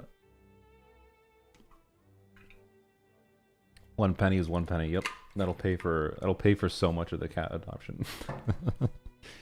It'll pay for 1/20,000th of the cat adoption. You threw a primo gem at my face. That's what you did, Sylveon. You threw a primo gem at my face. 1 primo gem. Thanks for the tutorial, primo gem. But anyways, every little bit helps. Yeah. Throw a penny, get a cat. Yeah. Okay. Anyways, this is an overrated constellation. I hope if they change Gene's kit at all in the future, they make this. All this needs to do is like opponents within the field have their animo res decreased by 15 seconds. But instead it says opponents in the field have their animo res decreased. Because it says in the field and Gene's burst pushes them away, and as you whack on enemies it pushes them away, as soon as they are outside of the field, their animo res decrease goes away. So this is like potentially good and makes her interesting as a Farazan alternative, particularly when pairing with Freena. But it doesn't make her better than Farazan. It makes her a Farazan alternative or weird in conjunction with Farazan. For all these enemies that tend to have a lot of animo res in particular. Like, it's interesting. I've tried to use it, but it doesn't like if I'm playing DPS Lanya, it doesn't make me want to do Gene Farazan Farina Lanyan instead of Bennett, right? Like, Bennett is far better. So like it's an interesting alternative if you don't have Farazan C6 in particular. But meh. There's a very small conjunction of players that I think are willing to deal with the gameplay clunkiness of this and are in a situation that, you know, they would want this because they like have a C0 Farazan or whatever, and they want to play Gene with Shao. Maybe that's the context, or Wander, I guess. So yeah, Penny's a cute cat name. Maybe I'll have to add a new point redeem for 20k points to name the cat. No, I'm not gonna do that because if I give people a point redeem for naming the cat, they're gonna choose something terrible. Anyways, and C6 is bad. I mean, it makes you more survivable, I suppose, but Gene already makes you basically immortal. But more survivability isn't bad, but you would choose C6 Gene specifically to get, you know, closer to a Masterless Stella Fortuna. Diluc, Constellations, I think they're kind of bad, but they're also technically not bad. They're interesting. Like, this one changes his like his skill does not interrupt his normal attack chain. That's not that good though. It's not really that good. Like, if you're really dedicated Diluc player, you're probably playing Shanyun, which means his cons don't really matter. And if you're a really, really dedicated Diluc player, you're probably playing Dragon Strike without Shanyun. So you're plunging without Shanyun. In which case, I think these cons still don't matter. So, if they're going to tweak Diluc's kit, I would hope they would change some of his constellations. Like, he's arguably if you're a Diluc main, he has some of the least relevant constellations right now. But at the same time, again, like, seeing the Mona changes and seeing how they fundamentally changed her constellation value and the relevance of her base kit.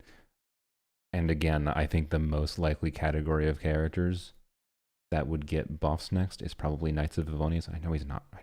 I know he's not part of Knights of Favonius. Razor is also not part of the Hexen Circle, okay? I would hope that he gets changes. So, anyways, Diluc has cons that exist, and that's about it. Yeah, they're at best interesting for playing Diluc the intended way, but I think it's likely he will get kit changes that make him more worth using the intended way rather than using him the non-intended way. I think it would be more interesting, though, I would say, if they changed his constellations to make him better the unintended way. Like, if they changed his C3, C5 to be like a normal attack, like a Fremine normal attack constellation, right? And if they gave him, like, if they somehow made it easy to do Dragon Strikes without having to know that and practice the Dragon Strike tech. Like, they could do changes that actually make him a Dragon Striker on purpose. That'd be really cool, but I don't think it's going to happen. I think if Diluc gets changes in the future, it's going to be for his intended playstyle of, like, doing normal attacks, and like they'll just make him work more smoothly and make his damage good for like just doing normal attacks and whatever, and doing a scale plus normal attack combo. Like they'll probably make it more worth considering, but it'll also probably be sad in that it'll probably maybe remove the relevance of doing his fun playstyles. It'll be like a similar thing to Klee. Like, oh, if you really enjoyed doing walk, jump cancels, whatever on Klee, it'd be the same thing if you really enjoyed doing dragon striking or plunging on Diluc. That probably won't be his playstyle, is my bet, post kit changes. But these are just guesses based on what they're currently doing for buffs for other characters. Change the burst, yeah, I hope they would, but I think there's a good chance that wouldn't change that much, other than maybe just doing more for him, to be clear. Like, you maybe would have to use it, and it would be worth using because it would be more damage than it would be a damage loss, but probably would still have the problems of pushing enemies away sometimes. So, maybe they could just make it not do all the pushing enemies away. It would just pass to the enemies rather than pushing away. I hope they don't make him better Gomming. I doubt they would, because I guess that's that's yet another reason. Actually, Gomming already exists as the plunge pyro unit. I think they could, so I think it would be fine to focus Diluc more down into his intended like role.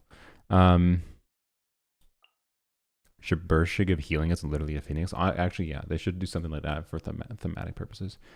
Oh, Chi-Chi. Choose Chi-Chi constellations if you're Tars Blamo and you're a Chi-Chi hyper care, not even if you're Tars Blamo. If you're Tars Blamo, Chi-Chi constellations don't do anything. If you're just a Chi-Chi main and you want to have C6 Chi-Chi because you like having C6 Chi-Chi, or you want to progress towards C6 Chi-Chi to be able to make her a better character. If they're going to change her kit in the future, which is possible, who the hell knows? Make her cooldowns not arse, make her actually apply cryo off field, make her generate energy, and then she becomes a usable character. Chi-Chi C4 is kind of funny in that it applies a debuff. You know, I think that would be cool if they change her kit to focus more on the new, like applying debuffs to enemies. That'd be interesting. This doesn't really exist in the game very much. Particularly as a form of defensive utility, like making the enemies do less damage is an interesting form of defensive utility. But the problem with it is enemies don't usually do enough damage to kill you, or if they do enough damage to kill you, they kill you quickly enough that I don't think 20% less attack from the enemies is enough to make you live very often. So it's like, right.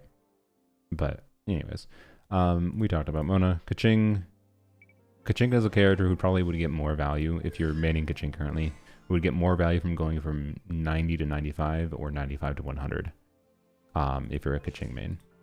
But she does gain very small small increases for like her constellations. None of them are like technically bad, but they're all not very significant upgrades overall, and therefore like they're worth considering. But if you have like if you're a Kaching main and you have C2 Kaching, but then you're like my polearm only characters where from some statistical anomaly you have C6 Gene but then C2 of every character including the character you're maining, maybe you would choose a Gene copy and then level Kaching to 95.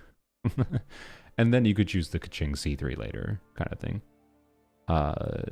That's my vibe on Kaching. Would she get kit changes? Hopefully just to make her stronger. Because Kaching's gameplay is like good. I think her gameplay loop is good and makes sense. She's well designed in that sense, but then her damage performance in the current day is not that incredible. She's not unusable. She's fine. Ganyu has a fairly strong C1. Her C2 is garbage. It gives her an additional skill use. But her C1 gives her cryo rush right after doing her charge attacks. So, yeah. And a little bit of energy refunding, which is something. You don't always use her burst in all of her teams. Like Melt Ganyu doesn't always want to use her burst. So, yeah. C2 Shenhe or C1 Hu Tao. Will C2 be good for support Shenhe in Skirk teams? Yes, C2 Shenhe will extend her burst duration, so I guess we'll talk about Shenhe quick. So C1 Shenhe is already good, by the way, because it'll give her more flexibility. So it's not going to give her more like total buffs, because doing 2 skills right away, if you do like 2 tap skills, it doesn't give you 10 stacks. It only gives you 5 stacks. And like for an Ayaka team, where you can quick swap to her and you do 2 skills per rotation anyways, 2 skill charges doesn't really do anything. But it does give you more flexibility, and in particular with Siege Onslaught, it also gives you more energy at the start of the rotation. And getting Shenhe's burst is important for her actual full UK utility. So C1 Shenhe I think is unironically quite valuable for just making her more flexible and feel better to play in general, even in an Ayaka team context. But it's more quality of life Constellation in that context, and then for Stygian it's potentially good. And for Skirk teams, it would mean, for Skirk, it would mean if you want to min-max Shenhe, you want to do a hold, I believe, on Shenhe's E normally. So for Skirk, it actually wouldn't really change her much, other than the first rotation setups, which is valuable, to be clear, because of the 15-second cooldown in her hold. Yeah, her hold gives normal attack bonus, so yeah, you would want to do hold. So yeah, her C1 exists. Although actually no, you know what? I think her C1 would be even more valuable than just energy at the start of rotations for Skirk, because C1 lets you do skill gives you burst damage bonus, right? And Skirk is finding a lot of situations. For example, the current Stygian with Skirk is great for the Hera. But the Hera has its like 50 hits downtime thing that it does, and that downtime lets you build up energy on Skirk so that you can, as soon as it gets out of its downtime, you can do a Skirk burst on the Hera and then do normal attacks. So what I think you do with a Shenhe C1 is you do a tap skill on Shenhe against the Hera, then you do a Skirk burst when it right when it exits its like shielded immunity phase, and then you go back to Shenhe, do a holdy on Shenhe, and then do normal attack mode, right? So I think they could actually be really good. I think Shenhe C1 is unironically actually a pretty good constellation. But you have to be able to understand how to utilize it in particular team contexts. C2 Shenhe is 15% cryo crit damage for characters within the field, it's a little bit of crit damage. It's 2 crit rolls. That might be significant enough to help you reach breakpoints where you can clear content, but probably not. But it shouldn't be bad. But it's only active characters, so it's like relevant for Skirk, obviously, and then a minor increase for other cryo characters. But I think the more notable thing is actually her burst lasting longer. So minor aspect is if you have a min-max Shenhe build, you can do more damage with that from Shenhe herself. Like Shenhe actually contributes, from my Shenhe, for example, with a really good Noblesse build, contributes not insignificant damage. And C2 would make her contribute a little bit more. Like a good, like, I think 60k more, just not nothing. But more importantly though, lasting longer means more buff up time. It's more buff up time is good. Yay more reshred. It's more buff up time. That's all. Like full rotation buff up time, essentially. Your Shenhe gets 80k skills. Wow, flex much. Said the C6 Shenhe owner. So yeah, versus C1 Hu Tao, you were asking. Well, if you don't have C0, if you want to play Hu Tao, you can go watch Shinichiro if you want to check out my YouTube video and watch my initial But if you're going to play Hu Tao regularly, I think you will want C1 Hu Tao. But if you don't, it is a gameplay feel changing constellation that I think even if you don't min-max it, you will feel the value of it, right? Although it does have the potential to making you not even do that much more damage if you don't try to utilize it. So maybe that's a reason not to get it, right? It's not necessarily crazily valuable in the level. Like don't expect it to magically make your Hu Tao easily clear Stygian Onslaught.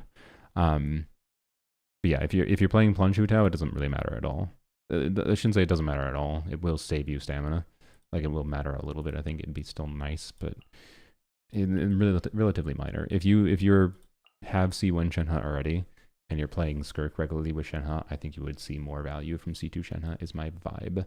But you can also choose both. Don't forget, unless you have 3 other options lined up already, don't forget you can choose Shenhe first now and then choose C1 Hu Tao later. You can do 4 of these per year. Just going to take another 8 weeks. So yeah. Xiao's constellations, like we talked about them earlier, are kind of bad. This is an additional skill use, but he starts with 2 skill usages and he has 10-second cooldown. So and cooldowns for skills start when the character, like if you use 2 skills, it's going to take 20 seconds to get both those skills back. It doesn't count down. It doesn't recover them at the same time. They recover sequentially. So an extra skill is just more flexibility. It would get its burst back sooner in Stygian. And so that's probably, the Stygian context for Xiao is probably the main reason to care about it, because more energy at the start. but you're still going to have the same ER needs for like sustained rotations. It's not going to change that because it's not an extra skill every rotation. It's an extra skill to start. So it's meh. It's very meh. And then C2 is ER from off-field. C2 might actually change his builds in a way that matters a little bit. But he doesn't necessarily spend that much off-field time catching particles. So, because the C2 only gives off-field particles catching. So, I don't know. I wouldn't even if you're a Xiao Wei main, I wouldn't strongly feel a need to choose Xiao constellations. But, you know, maybe. I don't know. Maybe because, again, maybe he'll get significant constellation changes in the future. So if you're a dedicated Xiao main, maybe you just choose it anyways. Because if it gets buffed, if his constellations get buffed, then in hindsight, you might have wished you had chosen it anyways, right? Now C2 for Albedo, very good. Like if you already have C1 Albedo, you should probably consider C2 Albedo, since you're not planning on playing him, but you'll have a lot more reasons to consider playing Albedo in the future because of the buffs. C4 Xiao, yeah, we'll need to like some defense.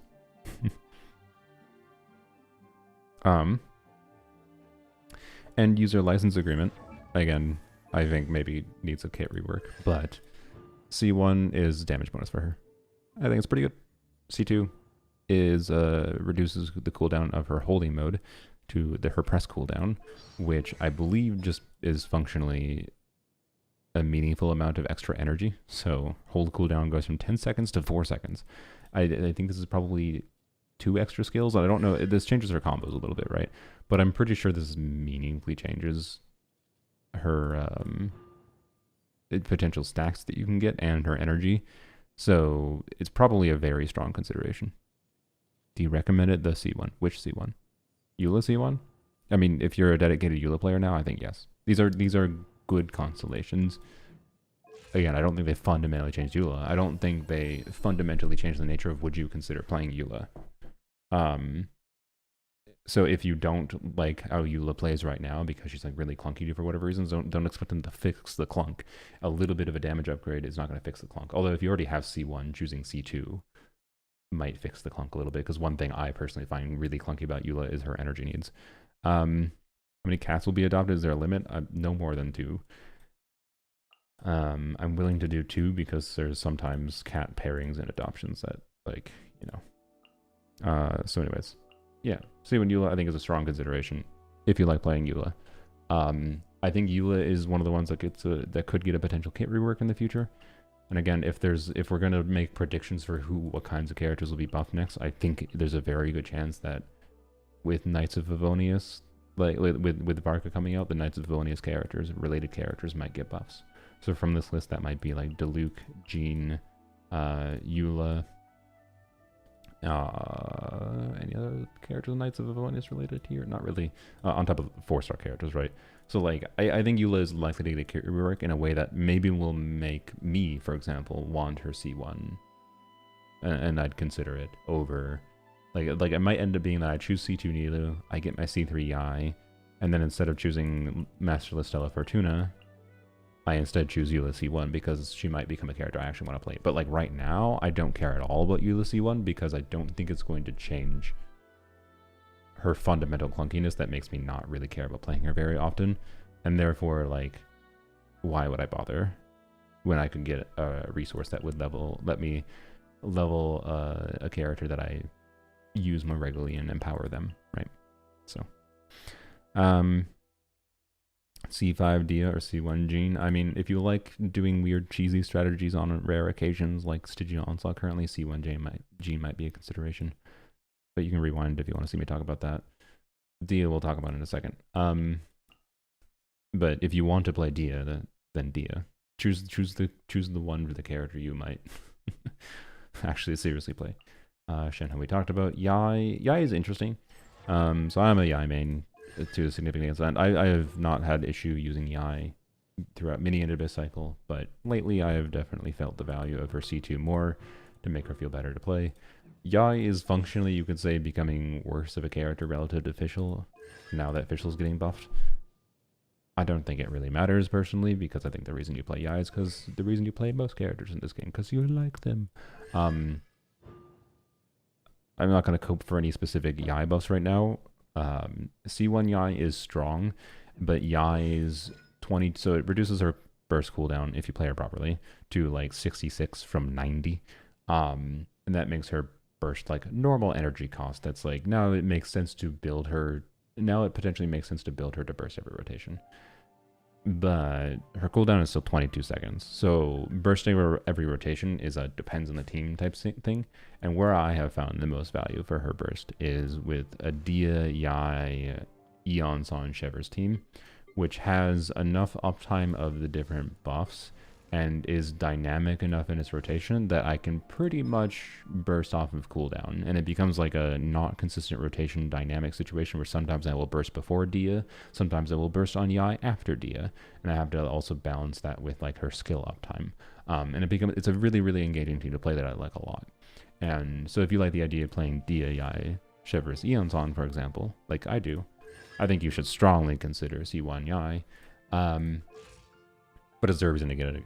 If you don't like it, or you think it, or you think despite getting it, you will only still play Yai Tignari. I don't know. Yai Tignari actually is flexible enough to take advantage of it too, to be clear. So maybe a bad example. I don't know. If you're playing a team that's like restricted to 20-second or shorter rotations, then it's not going to become a burst every rotation thing. It's still going to be burst every other rotation. And therefore, like if you're bursting every other rotation, her C1 is a lot less valuable. But not necessarily not valuable still. It still does reduce your energy needs. So anyways. And then C2 is damage increase. It's multiplier increase plus range increase. I like this constellation a lot. It's a nice constellation that you can feel in practice. Like I used Yai for quite a while at C0 before I risked going for C2 because I knew I didn't get her C2 on the first banner, right? I played her for C0 for a long time, knew I liked her enough and knew I was happy enough with her that I could see the value of this, right? And I went for it, got lucky getting it, and I can tell you, like, it just makes her a lot easier to play because you don't have to, like, worry about enemies moving around as much. You can just put her turrets down and, like, they'll always hit the enemies, and that's nice. And then it's a damage increase on top of that, which is good. Like, as far as, like, cons that are just damage increases go, I like when they're damage increases, but also have unnecessary, per se, but also nice quality of life changes on top. It's cool. And then C3. C3 is basically the damage increase C2 gives, but just the damage increase. It's basically the same increase for her talent multipliers. C4 is damage bonus. C6 is strong, but only for Yai. So yeah. You know what would be funny and would make me actually strongly consider going for C6 Yai in the future? If they could change nothing about Yai's kit. Keep everything exactly the same. But then make her C6 shred enemy defense. Not because the phrasing of her C6 is only Yai's attacks, ignore defense. But if it said enemies hit by Yai's attack have 60% reduced defense, suddenly this is a bonkers supportive constellation, right? They probably won't do that, but that would be enough to be like, all right, I like Yai as much as I do. I would consider it. So anyways, I plan on choosing C3 Yai because I like Yai. Have I already covered Venti? Yeah, I actually started talking about him. Tignari. He is strong. He is like, I shouldn't say strong, but like decent linear minor constellation value. If you're a Tignari, if you like playing Tignari, you should consider getting his cons. Not necessarily over other characters because he's a standard banner character. But you could strongly consider it and you will probably see the value of each one of them in some form or another, but they're all like relatively minor. But especially like the conjunction of them all the way to C6 results in a meaningfully stronger character. They're well-balanced, boring damage increase constellations across the board is what I would say, with the minor nuance of C4 gives a team-wide EM buff. I think that's all there is to say about it, but Tignari is great. I like playing him a lot, particularly with Yai. But I don't personally feel that strongly the need to get his constellations. I'm fine with just collecting them over time, so I don't feel the need to choose them. So, yeah. You're picking Shao because you have C5. Oh boy. Shao C6. Is it... as far as I understand, Shao C6 in the current context of the game, because of Shan Yun existing, is a damage downgrade to use it. Sorry. But it opens up a unique playstyle for him, so I don't think... If you already have Shao C5, I don't see why the hell you wouldn't choose it. That's not me saying don't choose it. That's just me saying you to get the value of this, I think you should have to, you should it's, the onus is on you to play him in different kinds of teams, so to get the fun value from this, because I think it's a fun constellation that changes his gameplay, but that means you should play him in different teams, right? So so obviously it makes sense to get, and I'm glad I think you're in a rare situation where you are someone who has a C5 character who didn't have the resources to get C6, and you stuck to your gut of like not spending money to get him over time to C6, and I respect that. So hope you enjoy your C6. Nilu, that's Chow. So I said I'm going to choose C2 Nilu because I got C1 Nilu and going for Kave cons. Particularly with Never release, I will say C1 Nilu is nice for, it extends her the damage increases part doesn't really matter that much. It's very, very minor value if you're doing silly, funny like Vape Nilu or whatever, which you can do without C6. But the little aura ring duration lasting longer is meaningful. It basically is full uptime. It goes from 12 seconds to 18 seconds. So, well, no, literally full uptime. So that's better. In particular, this is like better for me. For example, for Nefer, it means that it can be longer uptime for her Hydra application for Verdant Dew generation. But also it will give you a little bit extra potential Hydra application for normal Nilu team context for more Bloom Core generation. And that's good too. So it is a nice quality of life constellation that can matter more in some teams than other teams. As a whole, though, it isn't like incredibly strong, I would say. It's just like a nice minor thing that you can notice, but also you might not notice at all depending on the kind of team you're playing with Nilu, is kind of where it's at. If you're already at C1 Nilu, then C2 Nilu is probably a no-brainer. Because 35% Hydro and Dendro Res, as long as you have the team locked to Hydro and Dendro. So if you want to use this for Nefer, like I am going to, you do have to like play with another Hydro, for example, most likely. But in my experience, I already kind of prefer for my preferred strongest Nefer teams, they already are full Dendro Hydro teams. So again, as I talked about it before, I'm not really worried about the potential of Columbina being better than Nilu, for example, in a team, in a Nefer team, because I think having C2 Nilu for me is going to make my preferred Nefer team be C2 Nilu, Nefer, Lauma, Columbina, most likely. But it's possible that maybe there's some quality of life aspect for Columbina or something about Columbina's kit that will incentivize a full Nod Cry team over a 3 Nod Cry team. Yada yada. I'm not really worried about it.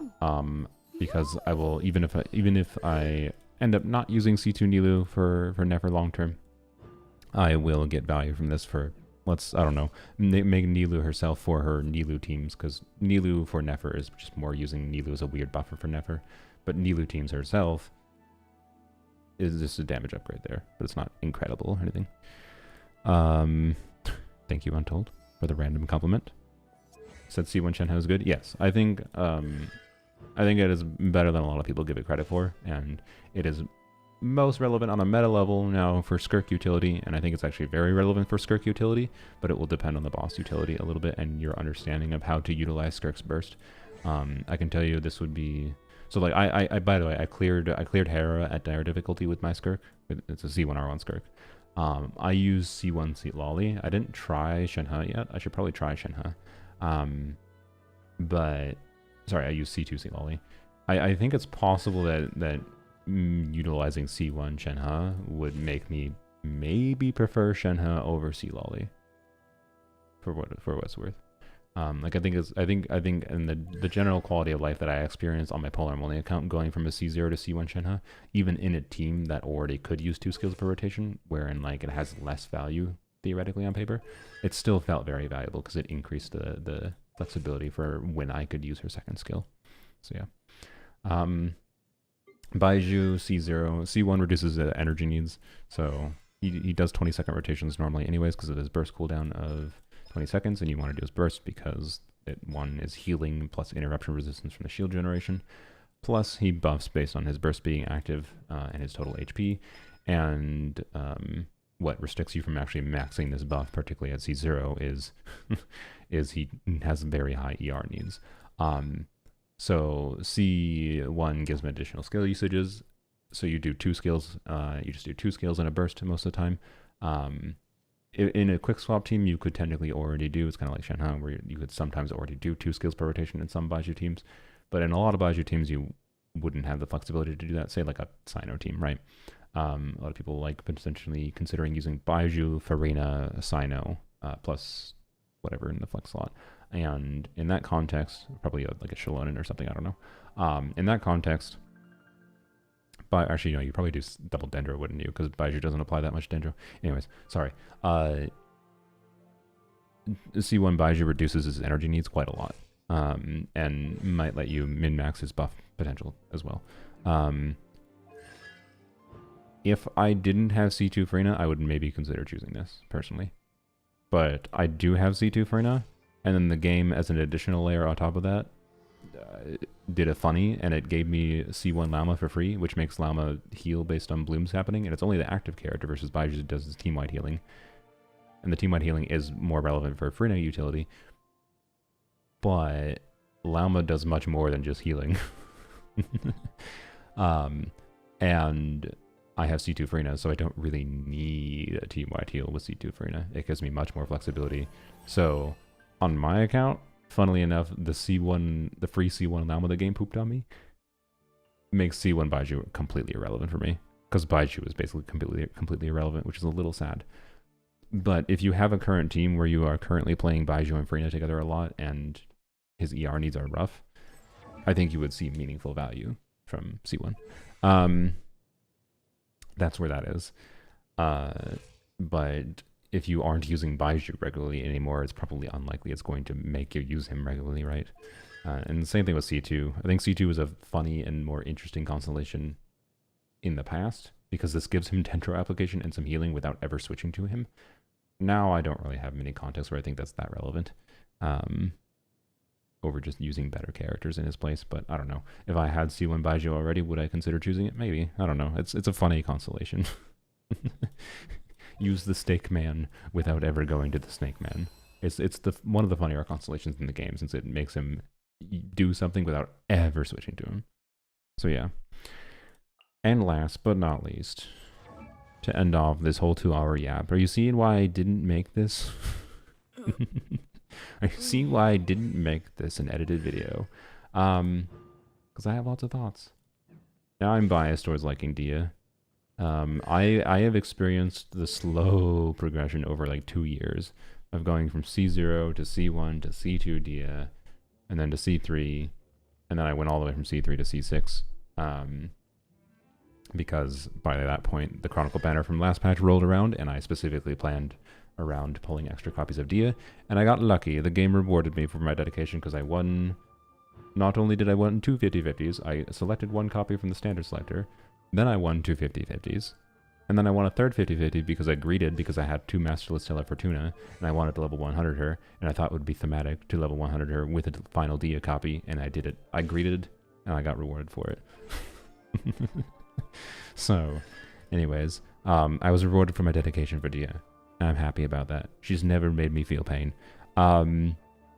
Yeah, she is the character that for the longest period of time has had the most satisfying experience going from C0 and seeing the difference in how she works with different constellations. Does it so fundamentally change her, though, that I think you should be like, you should choose Dia copies over all else, because the C6 is going to make her actually useful to you, but like I think no. If you wouldn't consider playing Dia pre C4, I don't think C6 fundamentally changes her, unless you're a kind of player like Sejef77, who is much more pilled on needing a certain threshold of damage. Then yes, I guess you might need C6 Dia. But like C6 Dia changes the experience in using her, that she does more damage meaningfully, yes. But she still is the same character fundamentally, she just does more damage. And I don't think changes her general qualities. And her general qualities is that when she's C1 is when she starts to be worth considering building for damage, in my opinion. But her general qualities is that she, being this weird dual HP, dual attack scaler, she doesn't gain as much value, but still gains value from like attack buffs in the team. But scales a little bit better with damage bonus, and scales a little bit better with like reaction shenanigans.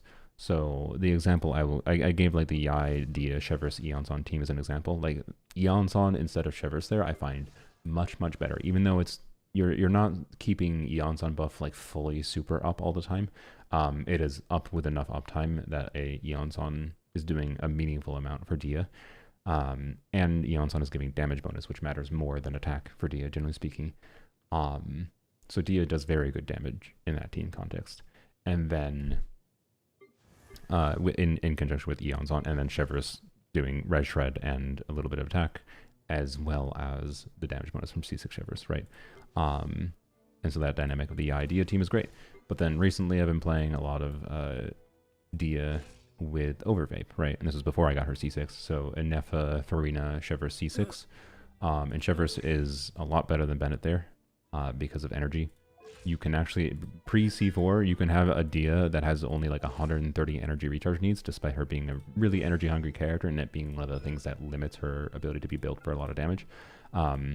Dia Overvape allows her to, if you funnel Fav particles plus a Chevreuse skill into her pre-C4, her ER needs are down to like 130, which is insane pre-C4. And it requires like Fav triggers, good play, yada yada. But it means like a C1 Dia with Rain Slasher can get like 80k DPS with Inefa, Farina, Chevreuse. And there's a link in my YouTube description actually for the team if you want to see the actual number breakdown of that team.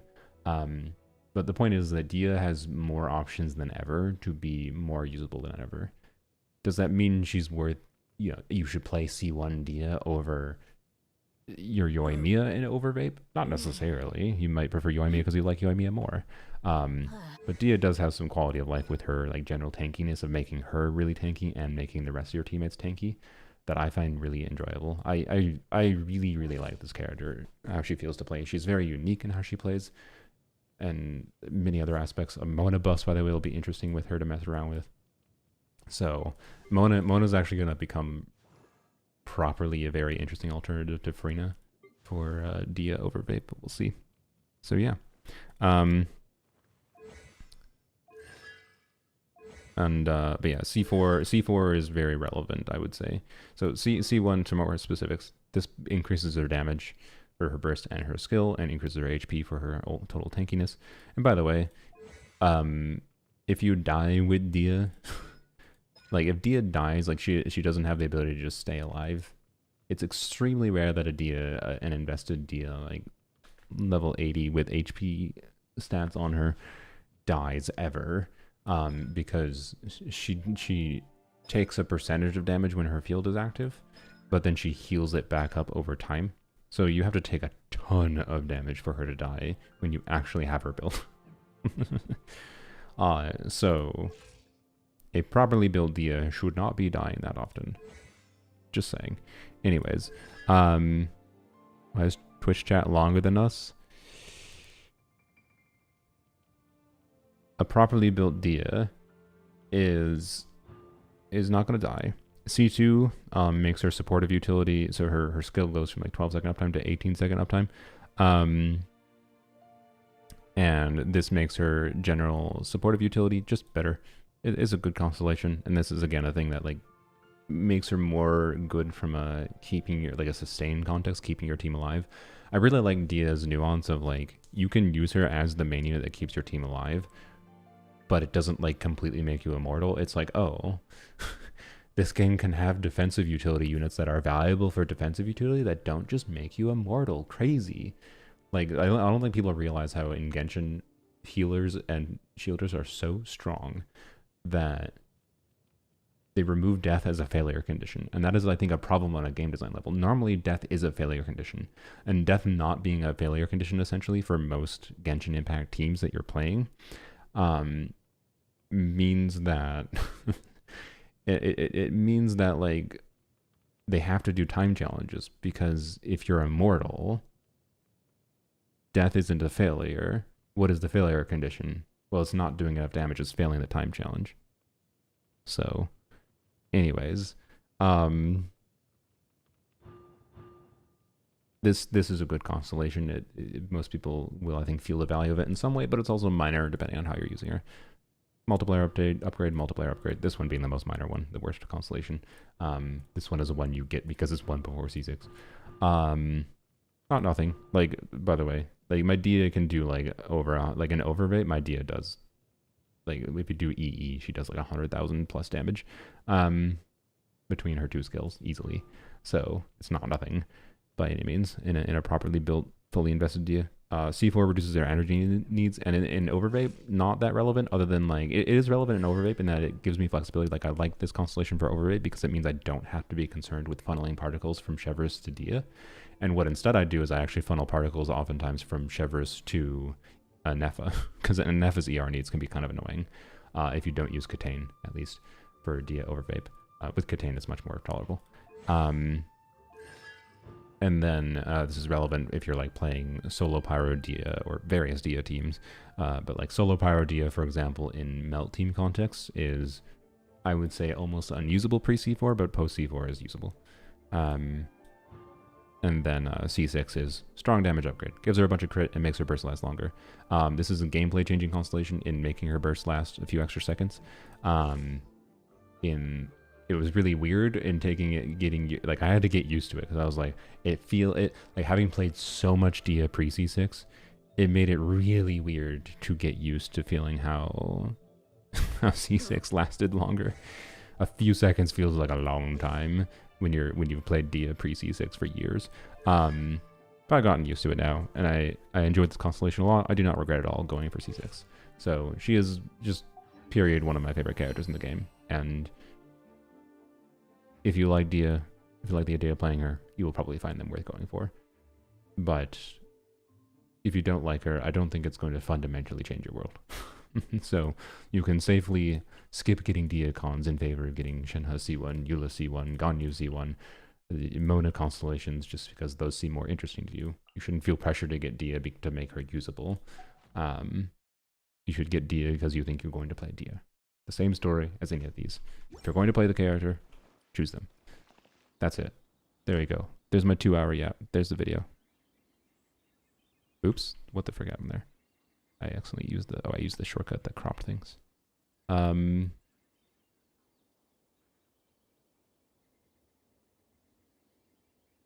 we go. That's the video. Automod held your message. Yeah. Automod held your message for... How's the new PC treating? It's been good. It's had minor issues, but I think I fixed them all. So yeah. And this being 2 hours long is why I decided... Like, I recorded a 40-minute yap video that was more condensed, and I would have been able to edit down into like a 20 to 30-minute video probably. Like a yap for an hour. So it would have been either a 20... It would have been a 20 to 40-minute video, realistically.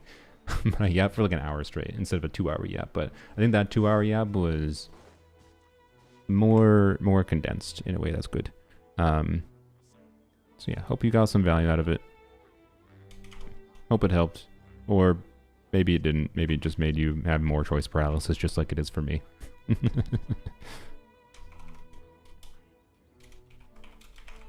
Next selector video in 3 months. I mean, if they where's the Lanyan? What do you mean, where's the Lanyan? She's right there. I can't pick between Dia Lanyan and Yai.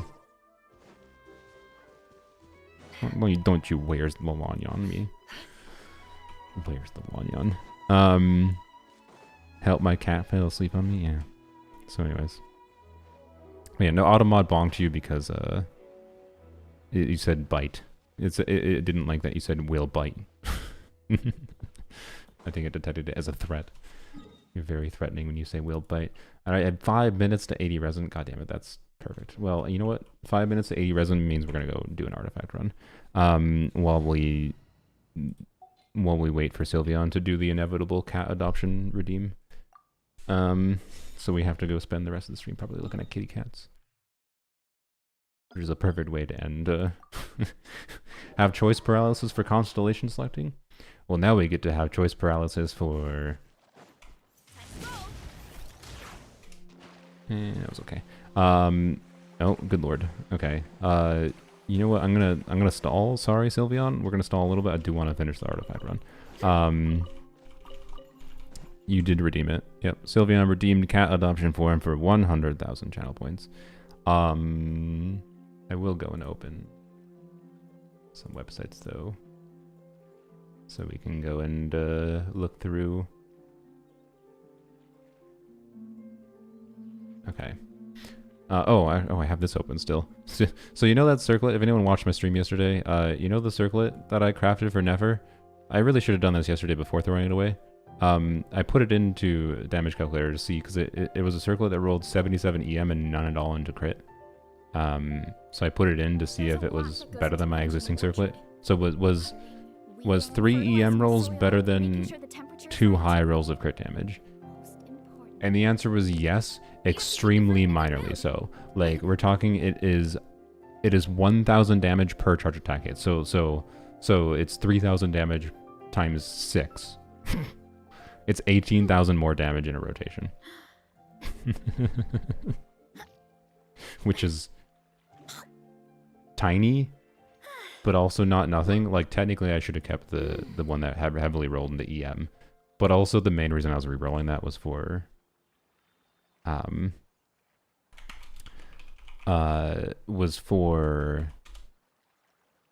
I'm opening up some sites. I'm open up some sites without showing you the sites, or without showing the Google search, just in case it shows my location. What was I saying? Monkey Brain was re-rolling that because my monkey brain. Realistically, this is the main reason I was actually re-rolling that, was my monkey brain with her sig weapon. I am so close to 300 crit damage. My monkey brain really wants 300 crit damage. While still having 100% crit rate. So, yep. Anyways. And technically I can do 300 crit damage now if I use the onset goblet that I have. But the onset goblet rolled poopy. And it requires using a cracked off piece that I like using on other characters. And it's not really even better. It causes her to have overcap crit rate. And she ends up having 3% more crit damage, like 2 rolls less of EM and overcap crit rate. It just doesn't, it's like not an upgrade and it feels bad. Anyways, redeem character view. Aqua. Okay. For cat celebration. Sure. Okay. That thing, Aqua. Actually, I should have left it disabled, but y'all really like doing character views at inconvenient times. Fine. For cat celebration though, we want to look at Flynn's. Is Flynn's a cat? Why? Flynn's a cat, I suppose. No matter how busy life gets, you should always sit down and enjoy a proper meal when you get hungry. Thanks, what Carissa. I like to do is stack my plate up high, then squash it. Oops. Down. Sorry. 83 crit rate, 208 crit damage. You should level up your burst more, I think. Personally, in my opinion. That's a heck of a cracked goblet. Wait, I thought that was crit rate. Never mind. It's a heck of a very good goblet, but sad low rolls. That's triple minimum roll. Triple minimum roll feels bad. But anyways, ultimately you could use actually more crit rate. Yeah, maybe more ER. Yeah. So for you, oh yeah, I guess your circlet's kind of cope. So for you, it's getting a better timepiece. Your feather's cracked. Your flower is very good. So yeah, I think for you, it maybe you're in the territory of maybe craft a circlet and you choose crit rate ER for a crit damage circlet is your best way to improve your build. And then, you know, it would be really nice to be able to get a attack timepiece that was double crit ER in the future. And then you basically have a perfected build. So nice Flynn's, definitely still in progress, definitely more than usable still. Very nice. Anyways, let me keep on opening up the websites. Okay, so a cat adoption near Minneapolis, pet adoption city of Minneapolis, feline rescue, adopt a cat, kitty revolution. God, there's so many. It's gonna take us so long. Oh, good God. Alright, I opened up like 7 websites, yo. I don't know that all of these are actually super near me, but It's gonna we're gonna be looking at cats for a while. I'll tell you that. So the shorts of the jeans soloing the Fatui. Yeah, I did. The cheese is fun. I think it's much more fun cheese. I'll probably try it at some point when I get bored this patch. It's much more fun cheese than I would say like the Lauma cheese against the crab was.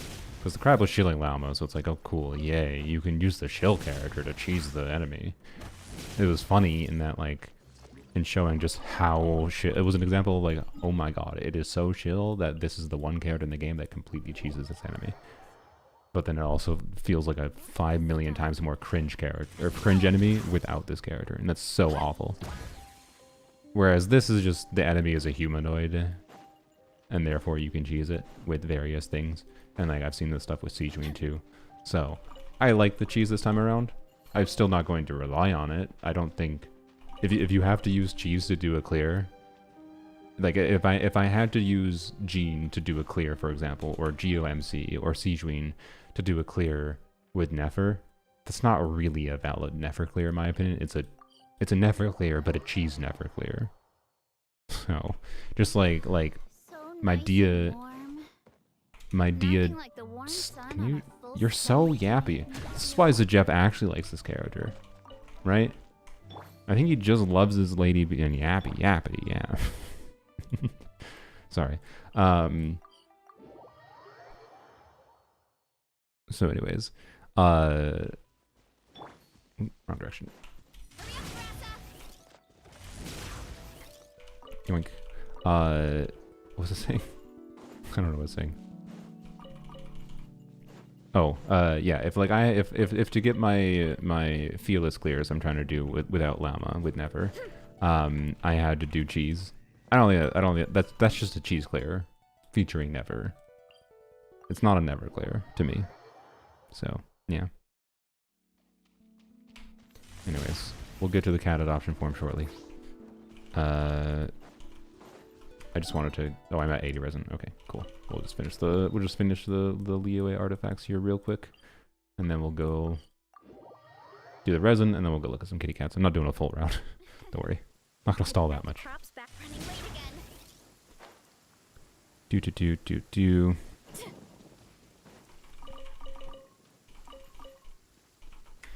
Alrighty. Oh, we gotta get this quick. I'm a femboy. Thanks for informing us. Do you go into public very often? Streakwad? And she's so yappy. Do you go into public and just scream, I'm a femboy very often? I mean, not that you were screaming, but, you know. Yoink. Alright. Do.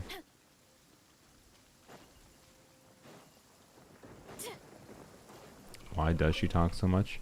I mean, to be fair, I think most characters have lines for, like, things going on around them in the environment, and we keep on going to different environments that keeps on triggering lines. She also has a more distinct sounding voice, I would say. In a good way. To me, at least. That, makes it more noticeable, I think, when she yapping.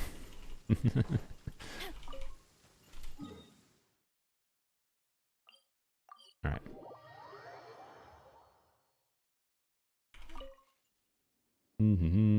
Oh, my YouTube chat isn't working. Okay. I should probably go fix that, but... Is it... Don't have Ayato as Baidu C1 or Shen has C1 for me. I would choose Shen has C1 over those two, but... You can also rewind the stream if you want to see me yap about that more in depth. Oh, you know what? If someone wants to do me a massive favor, I should have asked about this before. If you record timestamps, I would appreciate that for like the different characters I talked about. But if I remember, if I have the time and remember to, I'll go and check the timestamps approximately for the different characters that I yapped about. What am I doing? We are doing a low difficulty clear for farming garbage. Let's just use a Never. Wipe through this dude. Environment response new. I played C Envoy, so I never noticed. No, that's always been the game as far as I'm aware. I've always noticed it, at least. You have desert, you have snow environment, you have rain, whatever. You know, when rain stops. Why not? Just want to do that. Crap. Very important that I set up full bugs here. Really? Are you actually serious? Okay.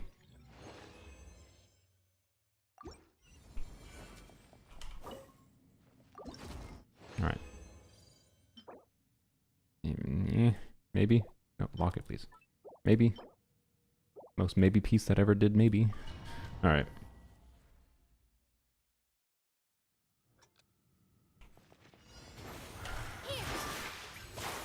Oh, fuck. God. Well, whatever. Do.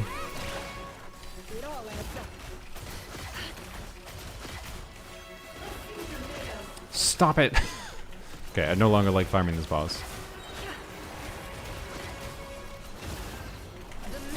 Wait, it doesn't have immunity yet. Oh, God damn it.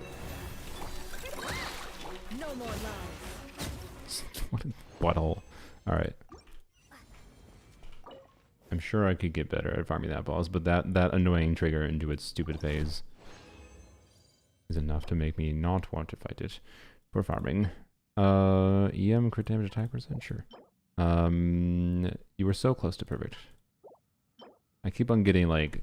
the thing that is annoying me about this is I really want one with ER. Wait, no, I have one with ER. No, I want a feather with double crit ER. A flower, I want double crit attack percent. Yeah, okay. It's good. I'll level it up, just not right now. Anyways, this is crit rate ER, 3-line mineral. Alright, exit. Okay. Horse was annoying, other too much easier. Yeah, I'll probably farm the other teams. Farm the other bosses with different teams. Where's the couch? We gotta go sit down and look at cats now. That's not what I wanted to press. Crap. And claim that. Get rid of dots. Well, claim that. Hopefully I'll... Wait, you know what? Okay, sorry. We're gonna claim my dailies. Because if I don't claim them now, I might forget.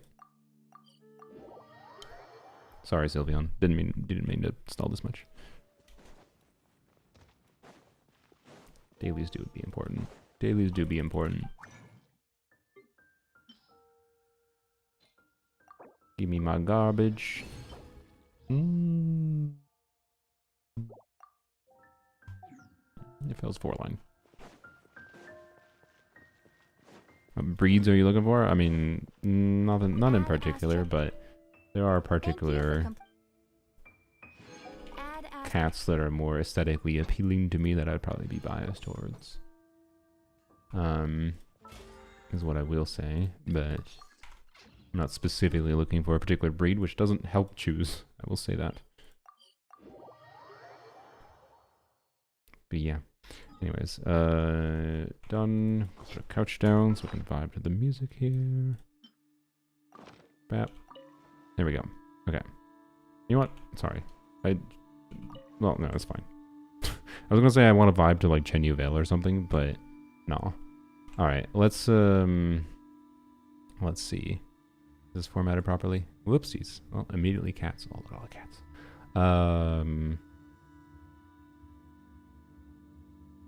I don't know which one this is. This is a site I have not looked at before.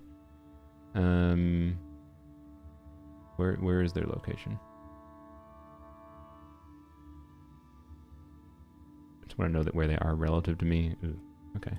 It's not that far away, I don't think. So that's acceptable. I don't know if I'd want to drive. There's so many cats near... I live in the city. There are so many cats near me. I'm not super willing to drive like 4 hours for a cat, okay? But I'm checking how far away Princeton is. I'm pretty sure it's only an hour. That's what I thought. Okay. Princeton is not close, but it's not that far. And I could like make a day out of going and visiting my family, if need be. So I'm not against looking at some kittens here. Not specifically getting kittens. I mean, I'm not against getting kittens. There's valuable aspects to getting kittens. So, yup. Going to adopt a cat? Yep, that's the plan. That's the plan. Okay, speaking of cats that I am visually biased towards. My god, this website.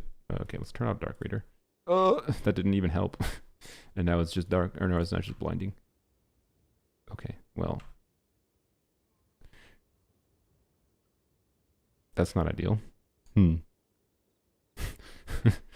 That's not ideal. This site just does not function. Alright then. Well, we can try to oh, this place has so many cats. Holy. There's so many cats, but there's a lot of look at this cat. Okay, let's look through them a little bit slower. But anyways, what kind of cat would I be biased towards? I have cats that have interesting looking coats that are like that. I don't know. What do you call that? What do you call Briar here? So Pebbles is a diva. Where's Pebbles? Loppy. Bug. Gilbert. Pebbles. Oh yeah. Pebbles standing on a toilet. Is that a toilet? I think it's a toilet. Tweedledee and Tweedledum. Look at your blue eyes. Look at Cinnamon's blue eyes. Wonderful cat. Eye color is something that will also bias me. Black and white coats. The contrast of black and white coats will bias me as well. Tortoiseshell. Yeah, that's the word. That's the word. Tortoiseshell coats are aesthetically appealing to me. Blue Dahlia. it's literally Dahlia in Genshin Impact.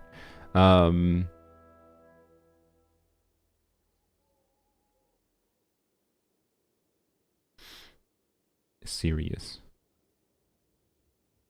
This cat is tortoiseshell with white. That's interesting. Does cat have this cat looks like it has a blue and green eye. That's a heterochromia cat. Okay. Yeah, these are good pictures. These are good cat pictures. Adorable little kitten. Starburst and Butterfinger. Juno. I like that. It's like mostly black cat with like this interesting homophobia cat. What? Is that a Siamese? That's interesting. Relatively rare. These cats look really derp. They're kittens. Kittens sometimes look really derp. Sammy the Siamese, yeah. Why does this cat look like it has blood on it? No? That cat looks like it has blood on its chin. I don't know if that's actually what it is or if it's some something it would need care for. I'm not sure. Sorry. Look at the image for Fritz. Oh god.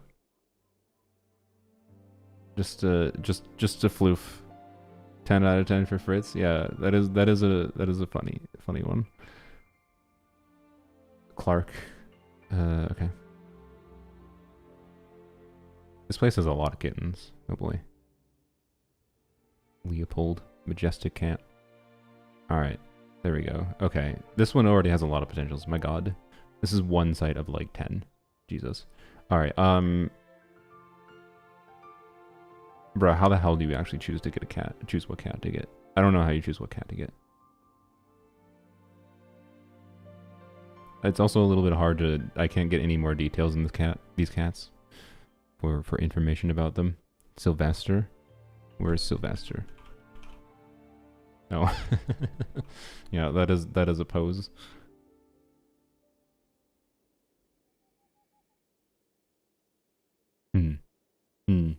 I should probably decide if I want a kitten or not. I don't think I need a kitten, but I don't know. We'll see. Visit and see which one warms up to you. Yeah, so like I think I need to pick out cats to potentially visit. So this one I'm gonna have to. I think we're gonna have to shelve this site for now since I can't even properly open the pages up. Right? They look like this. Oh, this one. Okay, this one just doesn't load anything. Okay. Weird.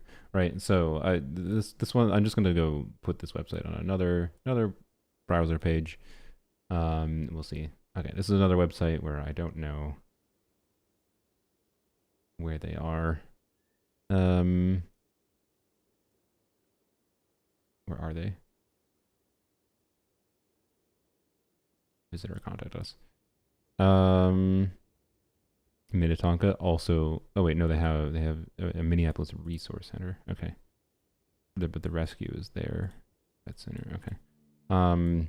It's a little distance away, but that's fine. I think. I gotta double check. I'm pretty sure I know where Minnetonka is relative to me. Yeah, it's fine. It's perfectly fine. It's not as far away as yeah, it's still in the city's area. Just double checking though. Oh, well, I could have just shown it there. Oops. It's not me. That's where they are. So, yeah. Anyways, okay. So, adoptable cats. Let's see. Please feed us. I will feed the cat that I adopt. Charlemagne C6. So I actually kind of appreciate that they have number codes attached to them. That makes them very easy to not like mix up with another cat you might be interested in. But it is funny. Charlemagne C65348. That is their name. C6 cats. They're all C6. You should let the cat choose you. I guess that's fair. But I'm not gonna hard commit to a particular cat today. But like open up potentials that I want to go see. Right? Can you not click on their names? I can. I assume. This website does this. Yeah, this website actually works. That's nice. Yay, a website that works. C6 cat is very OP. Yeah.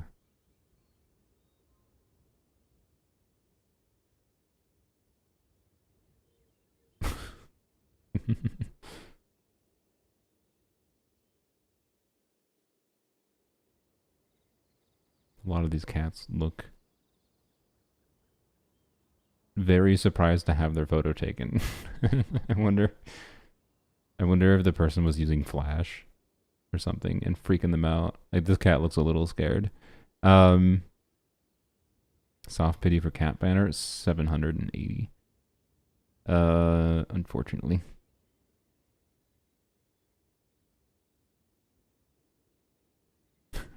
Most of these cats are just like in a particular corner, a little confused why they were getting their photo taken in a corner, and then Oreo was just chilling.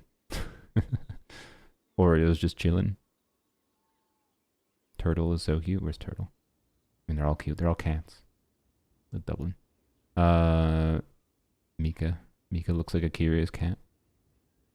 Interestingly, in the seeing like you can see some of the personality in some of these cats. Ooh, Trinity.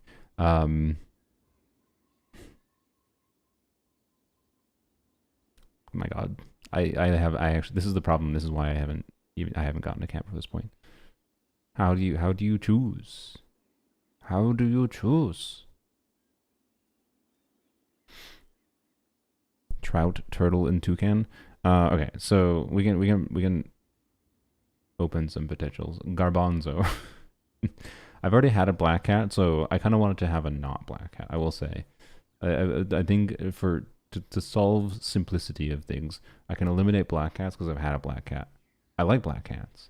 I'm not against a black cat, but it has to be like a black and white cat, I think. Go for Garbanzo. Black kittens are adorable, but I don't need to be just a black cat person my whole life. Chartreuse, that's a great cat name, yeah. Chartreuse is just a great name in general, but so anyways, of here.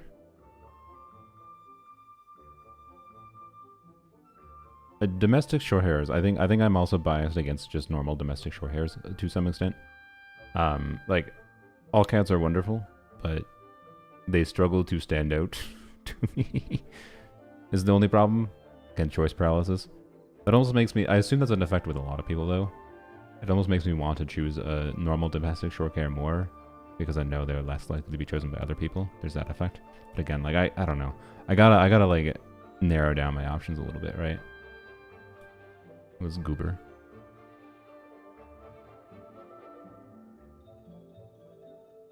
Okay. Leave that one open.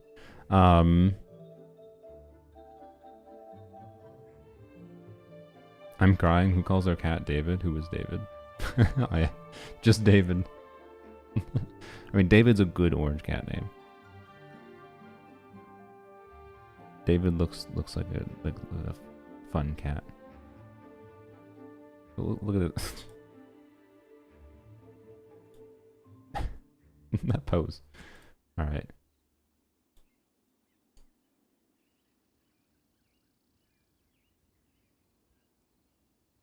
And Jamboree. Why did Jamboree has asterisks? I should go throw them in the other tab.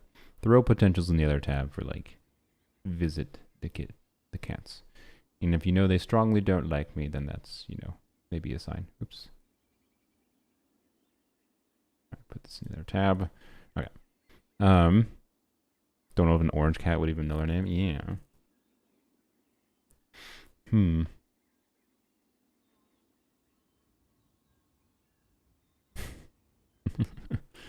This cat looks like a lazy cat, a lazy orange cat that just likes to laze around most of his life.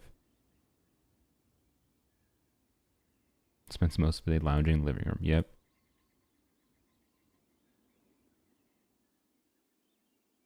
All right, so this seems like a very chill cat. I'm very. I think if I get two cats, I would not mind having a more chill cat and a more active cat.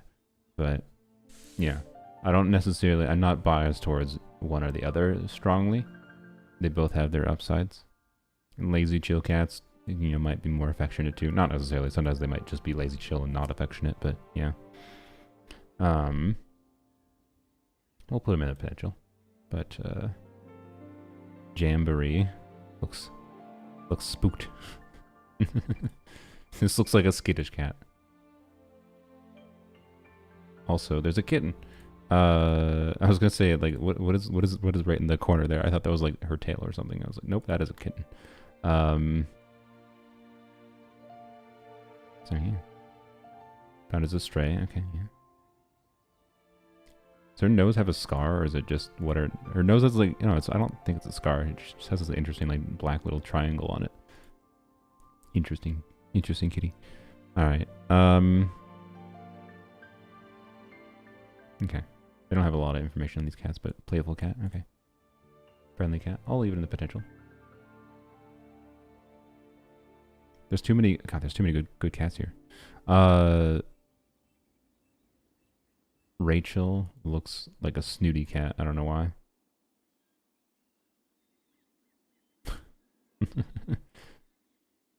My God, look how long her legs are. Rachel probably was adopted on the street with a litter or something.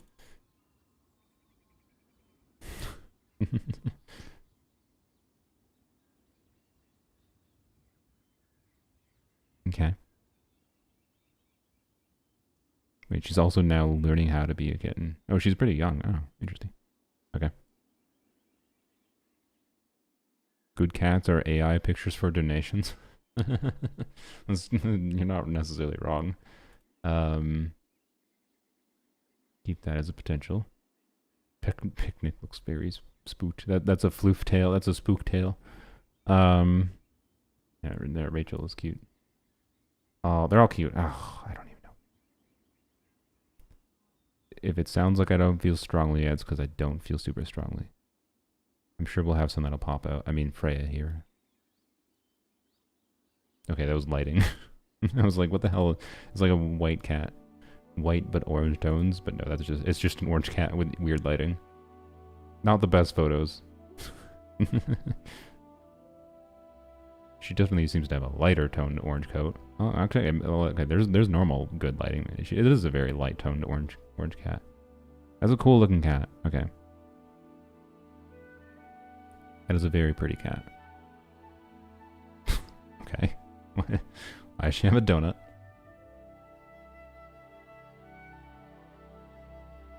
I really like the look of this cat. That is a great looking cat.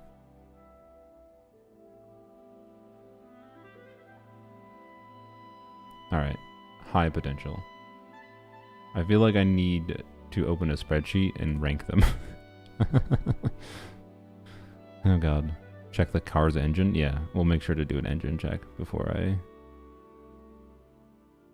we move on the sales process. Crunk.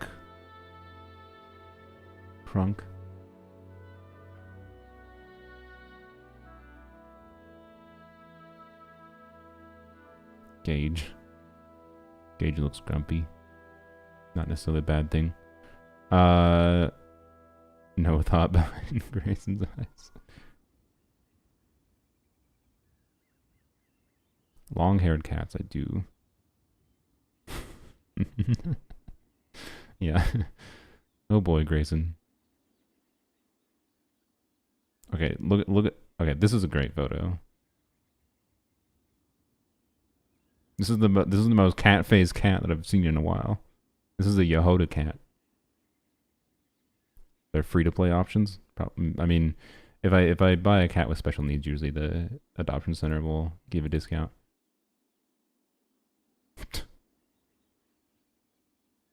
Does Grayson know they exist? Probably not. Go back. God, I have too many cats open from this page. Actually, okay. I am going to. It would take me a day to look at it. It would already take me a day to look at just these cats that I've opened. Jesus Christ. Okay, so I need to remove some of them. I'm not going to tell you which ones I'm removing temporarily. I'll still maybe come back to them. They're being ranked lower by me right now, off screen.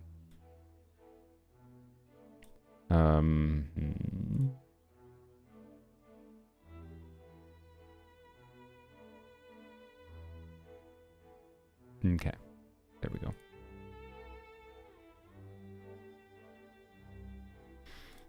All right.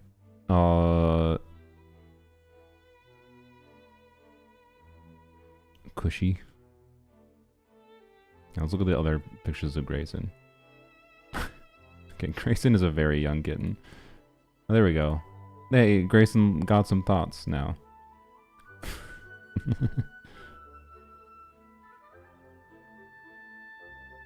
Who named a cat Plants? I mean, they gotta name him something. Maybe he liked to eat plants.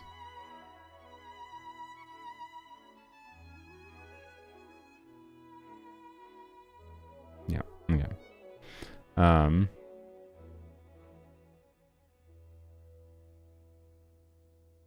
Okay. Yeah, just kitten procedures. Yeah, okay. Ooh, that's a nice stretch. This one looks a little younger, I assume. Yeah. A little younger. That's fine. I have too many black and white cats on the list right now, but what do people call black and white cats? Tuxedo cats, I think.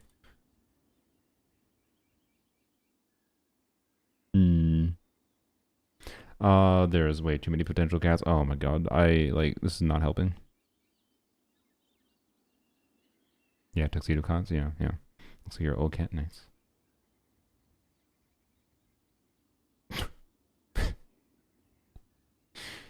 That is typical cat, adult cat that does not want to play with a kitten. All my cats are tuxedo minus that one tabby. Nice.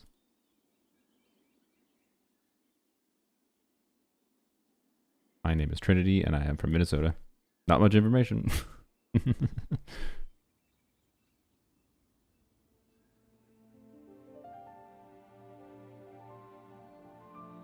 Okay. Let me look at my list currently. Look between them. Just completely vibe-based. up ranking them or low ranking them.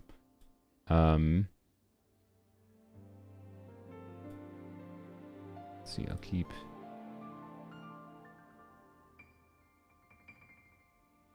you. All right. Crunk. Crunk just has two majestic shots. Crunk is a bit older. Probably older chill cat. FIV positive. Okay. That's fine. FIV is not like the problematic one if I recall. It's not that rare either, but yeah, old pull the lever crunk. So yeah. Crunk is a little bit sight impaired too. Alright. I'm not against the idea of adopting an older cat, but we'll see. We'll see. Alright, any other potentials? I mean, there are definitely, yes, but I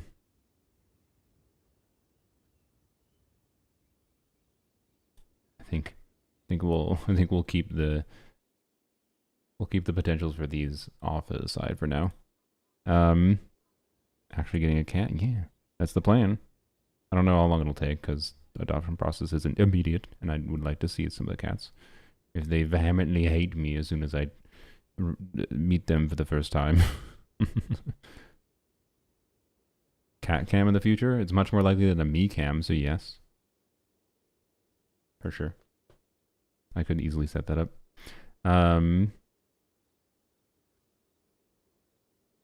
Inga's got a nice vibe. All right, we should go look at some other sites. Okay, let's just put this one back for now.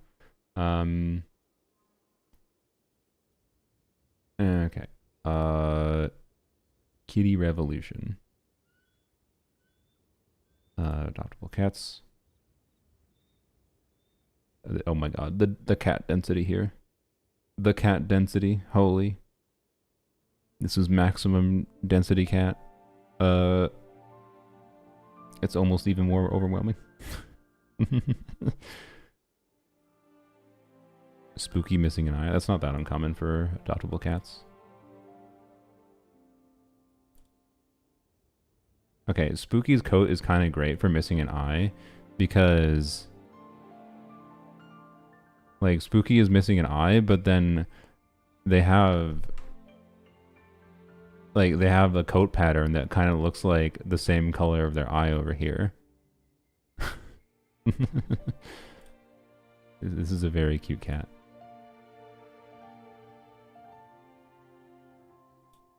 Alright, this one is high up on my list right now, just on looks alone. Young female, short hair.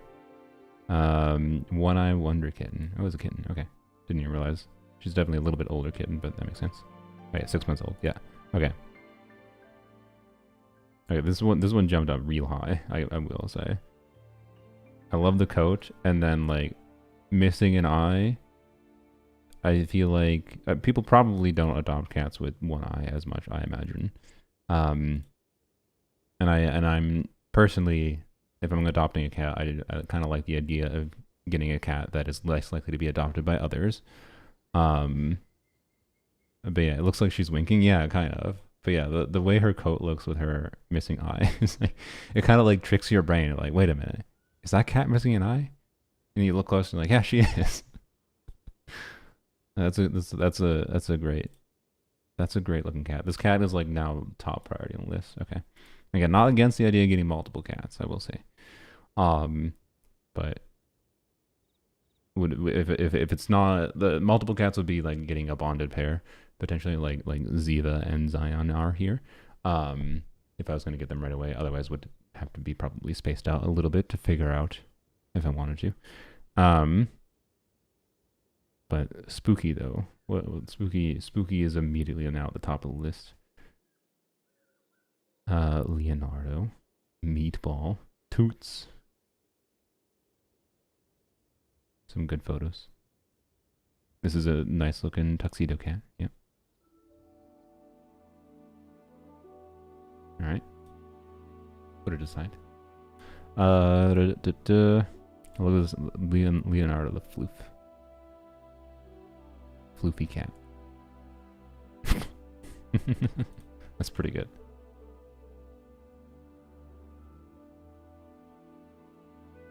Oops, it's a different side. That's fine. We can stay zoomed in. Dotson, a majestic mane. All right. Gracie seems spooked. Boots. A lot of these cats seem spooked. That's not that uncommon for shelter cat. These might be shelter cats. I mean, they're in like a kennel and whatever.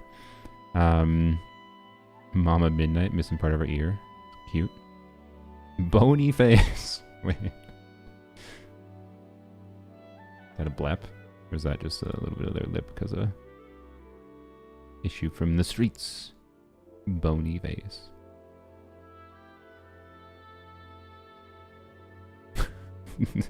this cat's only existence begging for food? It was bony, which means beautiful. Yeah. I don't know. Yeah, if it's a coat condition or if his coat actually just looks like that. It's an interesting looking cat. All right. Large Marge the Magnificent. Where? Did I miss that? There's Large Marge the Magnificent. Moon, aka Mooney. Mindy. Okay.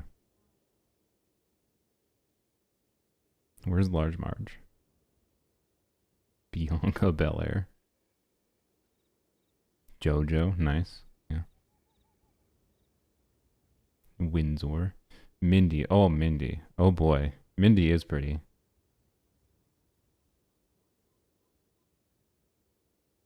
Mindy looks like a kitten and she's a year old. It's rare that you have a cat that's a year old looks like a kitten still. I thought this was a kitten from the initial image. She was a fair bit down. Like, I'm not wrong. This looks like a kitten, right? She's a year old. Like, okay, from there she looks more like, yeah. Okay. Wonder if it's just the different lenses they used. I hadn't considered that. Using a particular lens that makes your cat look like a kitten. Oh boy. Oh, the three girls, Wyatt, Mindy, and Garner must be adopted together. Okay, I am not committing to 3 cats. I'm sorry. I am not going to go from 0 to 3 cats. So, Mindy, you're wonderful looking, but I cannot do 3 cats immediately. Wyatt, Garner, and Mindy. They look amazing, but have to be for someone else. Dozer, Hogan, nice. Although, pale. For orange cats, I do like pale orange, creamy orange cat coloration. Leonardo again. Wait, I didn't even notice he had a bow before. Nice. Also, Rusty Door Knocker. I wonder how this cat got into the foster system. Sigma. I didn't notice that. Rusty Door Knocker. Molly. Okay, I love this cat's coat. The contrast is so strong in this cat. She's floofy. She's so floofy and the contrast is so strong. And she's very good at hiding. Very, very good at hiding. Alright. Strong consideration. Large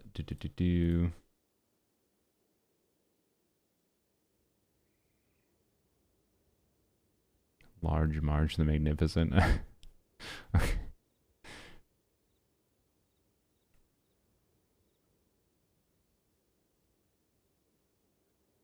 Oh, Molly is her daughter. Okay. So Large Marge.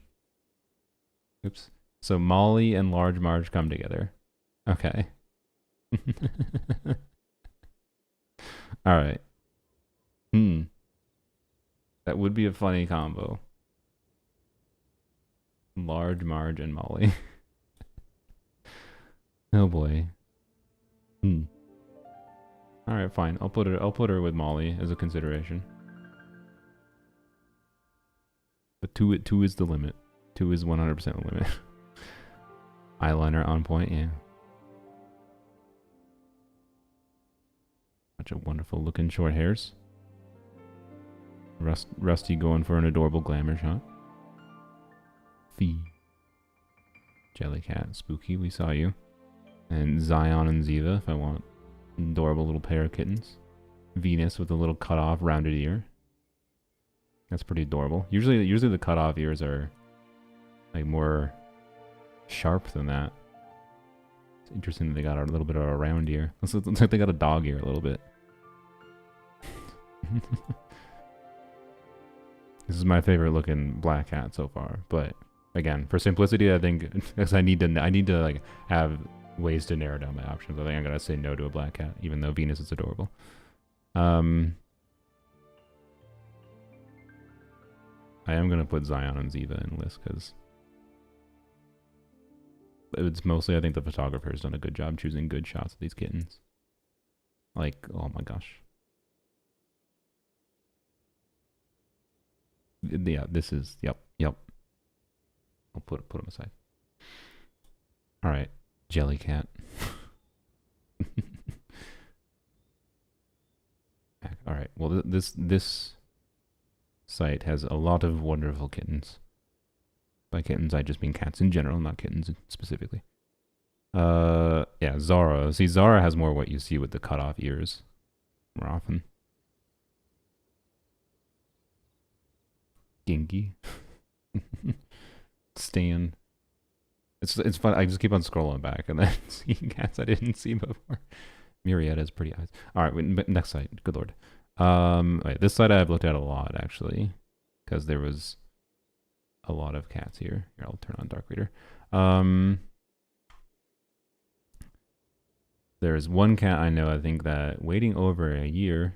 It's an adorable pose. Vander. I must admit, saying waiting over a year does. Oh yeah, this site is a little bit annoying in how they pop up things. But oops. Okay, I can't. Yeah, see, the site is annoyingly jank. Yeah, this site has a number of good cats as well, and this place is very close by to me, as well. So Vander. But yeah, I would be willing to bias towards. Another pair of wonderful kittens. Wanda Wendy, a tuxedo cat and a gray tuxedo cat. Wow. All right. Hi Zefsy. Yes, kitties indeed. You can rewind if you want the. I should put a pin message in the chat. Go back to start of stream for con yap. Pin that. Should have done that earlier. Chili. Oh yeah, Chili's great. It's a baby. As a kitten. Oops. Gosh, this site is the X is here. Okay. And it doesn't open up one properly until I close another one. Oh boy. This site could use some updating. Chili. And then, okay, it's just just the two photos. Okay. See, the one thing I do like about this site puts a ton of information about their cats. So. Oh yeah, Nova. Nova was one of the cats. Look at Nova. So Nova's got like these two floopy ears. Like, look at this cat. Awesome looking like tortoiseshell coat, plus some unique little folded floopy ears. What a unique cat. Cautious calico. Oh, that's a calico, I guess, not a tortoiseshell. Whatever. All the names are it's a nice looking cat. Okay. Hide and seek. Can be easily spooked. I wonder if my upstairs neighbors would spook her. That'd be a minor concern of mine. But okay, is this gonna, if I copy this over here, is this gonna paste properly? No, it does not. Okay. I'm gonna open up a notepad. And just write down the cats' names for this website. Pet Haven MN Potentials. Nova.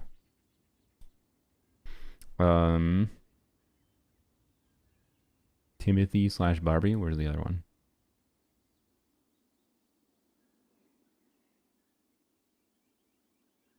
Is this 2 pictures of the same cat? Oh no, there we go. I see. Nice. All right, cool. Return to search. Romy stares at your soul. Also just saw Wilkie. FKA Willie?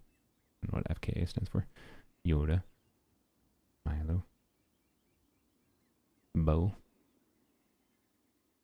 You know, I'll jot down Vander as a potential. Vander's side glance is too good.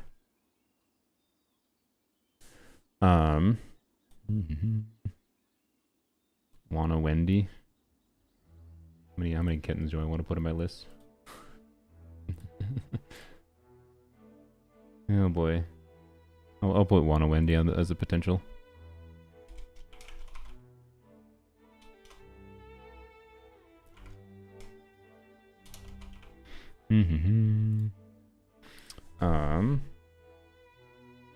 Scrabble's very cute.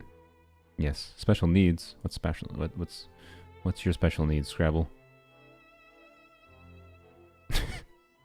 Okay. The perspective of this shot kind of looks like the cat was doing a leap, and that this like the door is the ground. This is a really good perspective shot. If the rug wasn't here, it would look like the cat was just proper leaping, but instead he's just doing a stretch.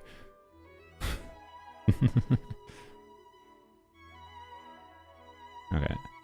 Well, this is an adorable floof. We didn't look at this one. Yeah. What's your special needs? Playful, high energy, 5-year-old girl with a big personality. Loves toys. That's good. I'll be around to play. Cats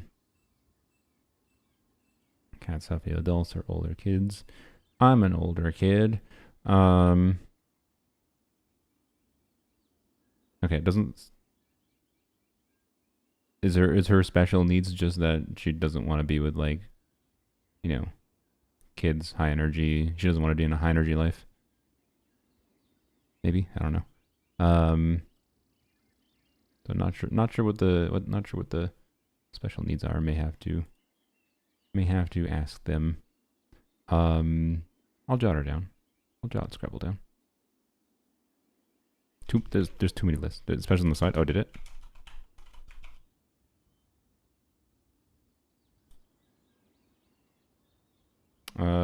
House trained. More about Scrabble special needs. What do you mean? That doesn't. House trained is not special needs.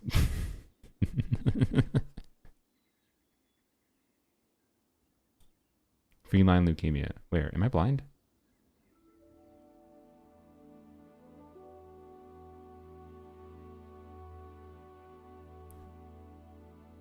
Because they state on their whatever. Is it under adoption information? I think this is just the adoption form page. Yeah, that's just the generic page.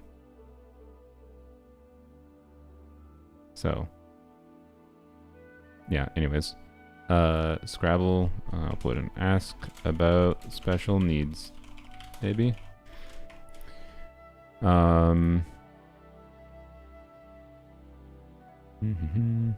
I should also go to a shelter and see if I find any shelter cats that I like, but Chauncey, look at Chauncey.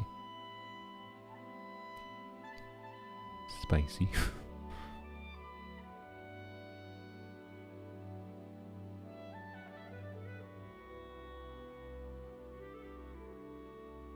Okay, Chauncey is just an Aura Farm cat. Like this is Chauncey's bedhead.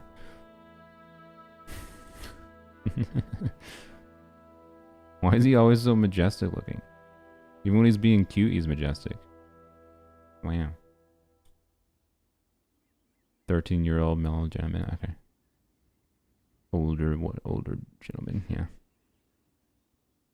Feline asthma. Feline asthma, which means his lungs are a little more sensitive than most cats. He takes a daily inhaler. Oh boy. That'd be interesting. Okay. Sure. He's a wonderful looking boy.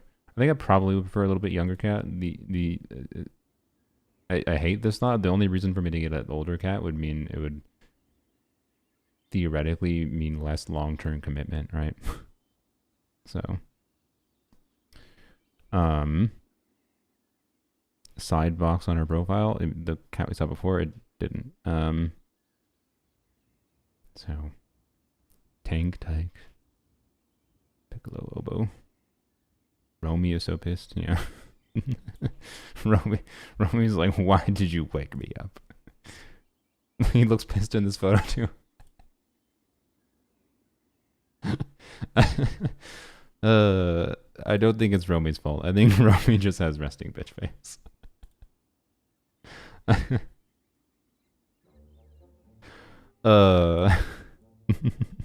If he's used to the inhaler, is definitely a chill cat. All right, cool.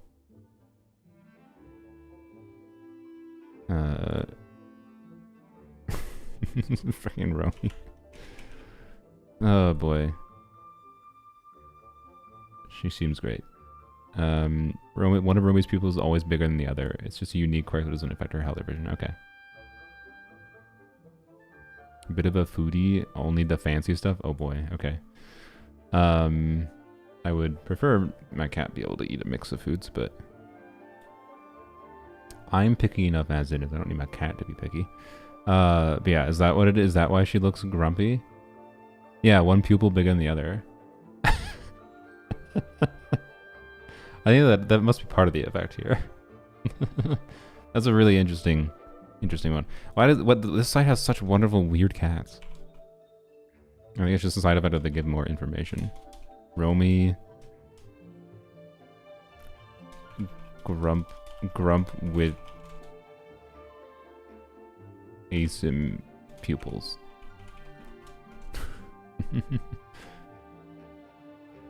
Oops, why is it so popular image? Okay.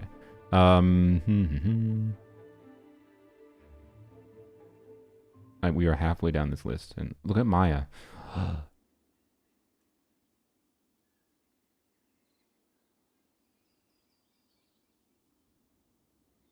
You are a very pretty cat.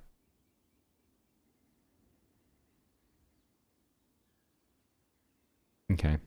Bro, I have like 7 cats from just this site written down. Oh my god. Okay.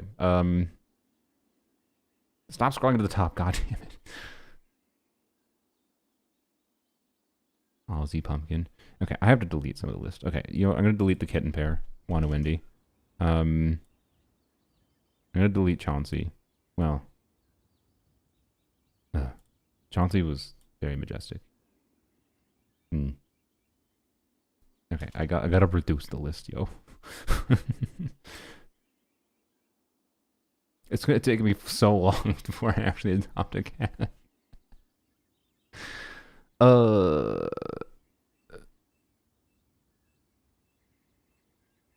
good lord.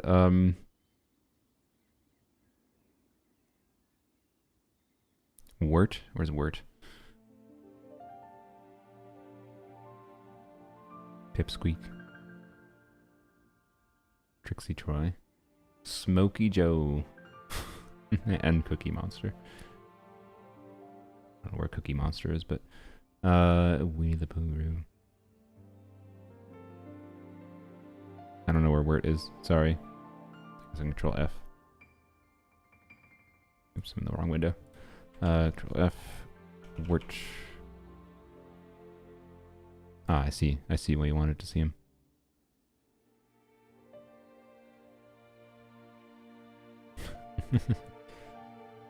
Nice. I like him. Oops. Oh my god, stop scrolling to the top. Ah!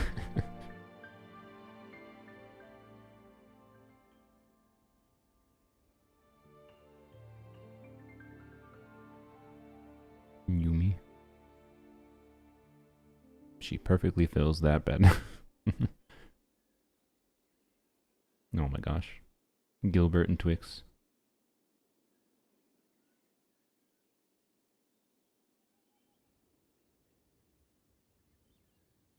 Kiva looks a bit spooked. Oh, Charlotte is another one-eyed cat that looks great. All right, here's a little bit. I showed a little bit on stream forever ago. So a little bit is like 7 years old, but he has FELV, which is a worse condition and means I cannot get other cats. And yeah. I thought this was a Genshin stream.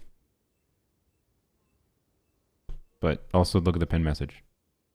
Also, I've had cat stuff in the title. In the title the whole time. So you didn't read the rest of the title either. So anyways, you can rewind though. It's YouTube. So yeah.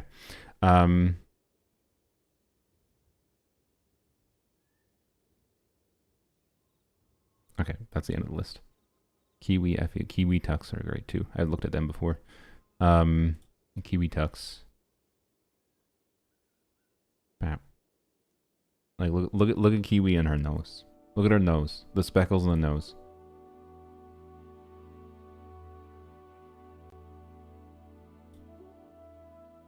And then Tux, I believe I read this one before. I think Tux might have heterochromia, but it might be the lighting. So yeah, they're 1 and 2 year old bonded pair. They're both FELV positive, which is not that big a deal. And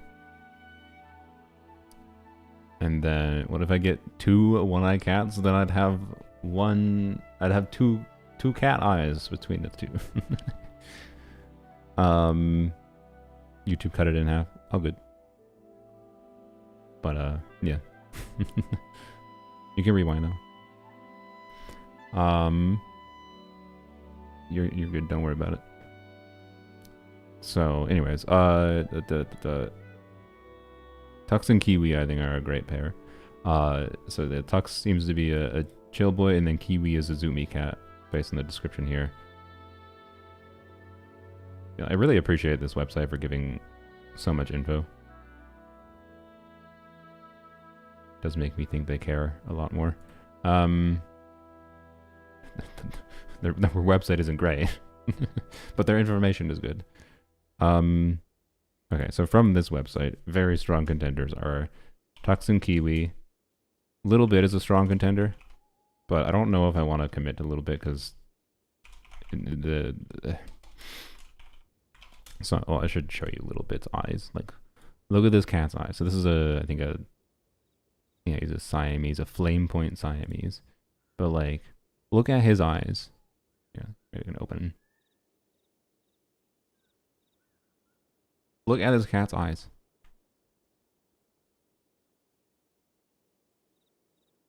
These eyes stare at your soul. Anyways. And he's a wonderful looking boy in general. Look at the eyes. My God. But FELV positive, or sorry, is this, oh wait, yeah, they are FELV positive. FELV positive, I mean, that's the same problem with Tux and Kiwi, by the way, but Tux and Kiwi are at least pairs. I don't know. The FELV positive isn't necessarily a death sentence, but it also is potentially going to shorten their lifespan significantly, and I don't know if there's additional care costs on top of it, so it makes it... I thought Tux and Kiwi were FILV, but FILV is the easier one, but FELV I think is the harder one to potentially know about the effect of. What are you doing though? Choosing a cat? Choosing potential cats to go and at least look at. But yeah, I think I may have to say no to an FELV positive just because of how the care is harder potentially. Maybe it's not that much harder. I don't know. They seem to be normal happy cats, but maybe with some extra health issues, but the costs are a concern to me if I want to have them have a good life as long as possible in particular, but I don't know. I think I will contact this. I'm gonna jot a note down to contact them about FELV care. Yeah, a little bit is great. Like, he just, what a wonderful cat. And he seems to be chill.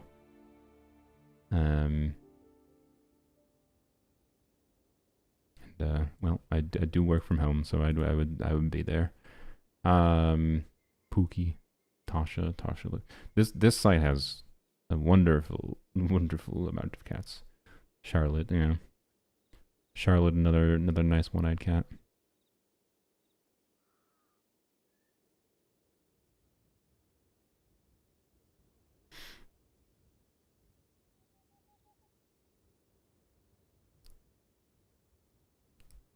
She's in Duluth. Oh god, I'd have to go. Duluth is far away. Duluth is a 4 or 5 hour drive. That would be a stressful drive back in particular. A Chupa cat. That's true. That's a Chupa cat. Good luck. I'll go watch the Genshin Yap. Nice. Feel free to come back if you have questions. I'm down to yap about Genshin still while looking at cats. Okay, I need to. Okay, oh my god. All right, Charlotte would be a. If I'm getting Charlotte, I have to commit to Charlotte. But, anyways, that is a day trip to be able to go and get that cat. A long day. 10 hours of driving day. But Charlotte is maybe worth it. Who knows? Okay, there's literally like 8 cats I have on the list. Actually, I'm gonna remove a couple of them. I'm not gonna tell you which ones. Sorry.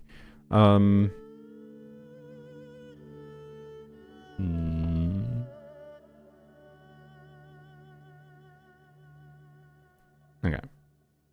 But there we go. Yeah, this website has many wonderful cats, I think. As do most websites, but I also appreciate the website giving so much information. Turn Dark Reader back on. So break something, available cats. Yeah, this site does have foster and shelter cats. Let's look at the shelter cats first. Cola. New here. More info soon. Yep. Okay. Doot. Halo, Juicy. Yeah, usually there's not much images for foster cats. Or sorry, for shelter cats. But shelter cats I could also go look at in person. Winky looks great. Okay. Marshmallow. Marriage can be hard, especially during times of change. Marshmallow and Tempa share a bond meant to be last. Okay. Bonded pair. I see. Nice. Marshmallow's great. OMG Luna. Oh yeah. Wow. You are wonderful looking. 8-year-old girl.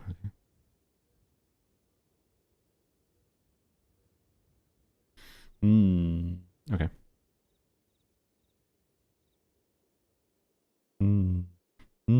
Fee Collier.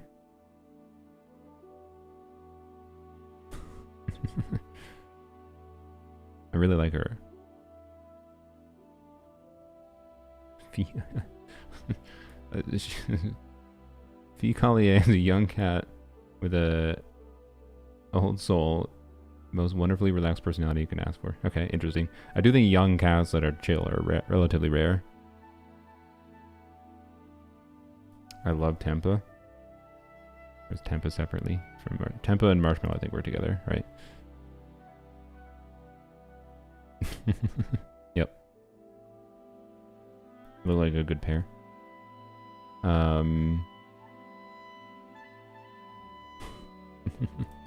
Alright. From here, Luna and Fee Collier are strong consideration. I gotta jot a note down that feline rescue. Feline rescue. Visit shelter cats.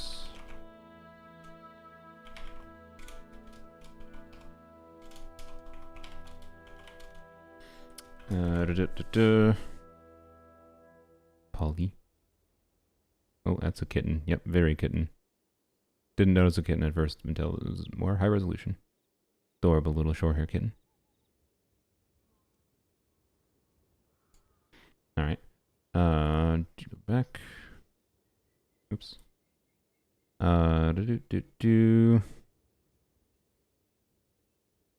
Okay, I'll keep those two. We'll keep our options there simple. Check their foster cats. Poe Gray. Retired pirate. I see.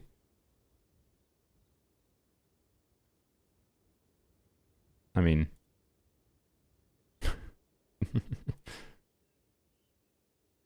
we actually have seen surprisingly few bleps, I think. Alright. Poe Gray's great. Biz. Biz and Zay Zay are bonded. Okay. Who is Zay Zay? Also, Bubba Alfred. Also, this cat. Severin looks very... I don't know if that cat is hissing or they were caught mid-meow and they just managed to get a frame that looks funny. And where's Zay Zay? Zay Zay's down here. Oh, Zay Zay's a Siamese. Pair of older gentlemen. Biz Tonkinese, dark brown, and Zay Zay's Siamese. And Siamese cats always have beautiful eyes. Okay. Tonkinese. 12 years old. Oops. 12 years old. They're both 12. Okay.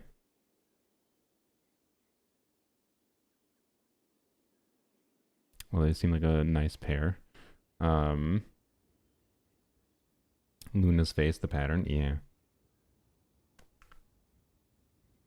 Yes, all these cats are cute. This is the problem. If you had choice paralysis for what constellation to select, imagine the choice paralysis for cats to select. Good lord. I'm gonna put Biz and Zay Zay aside. I'll just keep one of the tabs. Okay. Chase Manhattan. Okay, we gotta look at Bubba Alfred. Bubba Alfred, the security guard. He's on a toilet. There's a little art thing of a cat on a toilet. Or no, it's on a bathtub. An orange cat. Okay, this is a great photo, by the way. Bubba Alfred just like sitting here majestically. And then this is just a great photo. Like the details in this photo. An orange cat sitting on a bathtub in a bathroom. But it's a picture of an orange cat majestically sitting on top of a toilet. Alright. Bubba Alfred trying to sell me just on that alone. $0 adoption fee. Wait, why so?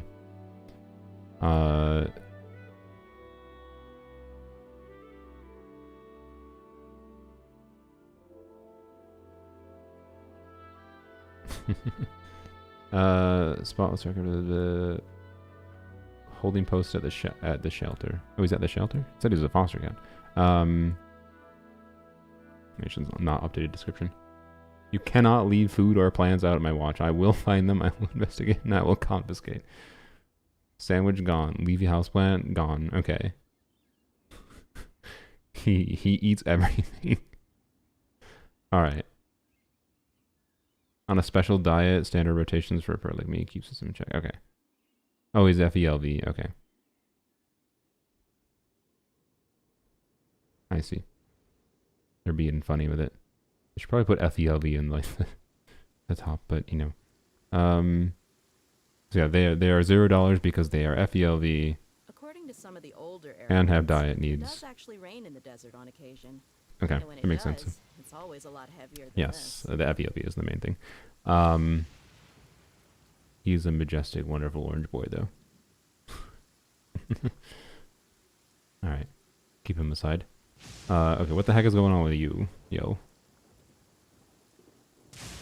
13-year-old girl. Shy kitty, social butterfly. Okay, this must have been a meow. Wonderful greeting. Wonderful greeting. This must have been mid-meow. She's probably a meower. I was ready to welcome new visitors. Curious purr. Okay. Green eye. Her eyes are wonderful, actually. Yeah. Oh my god. Oh my gosh. Oh my gosh. Alright. We got a new top spot contender just on the eyes alone. Yeah, this must have been a mid-meow. Oh my god, these eyes. Okay. The fact that it's not just like one photo, it's like, holy. Like every photo in bad lighting, like also this look. What are you doing? What are you doing?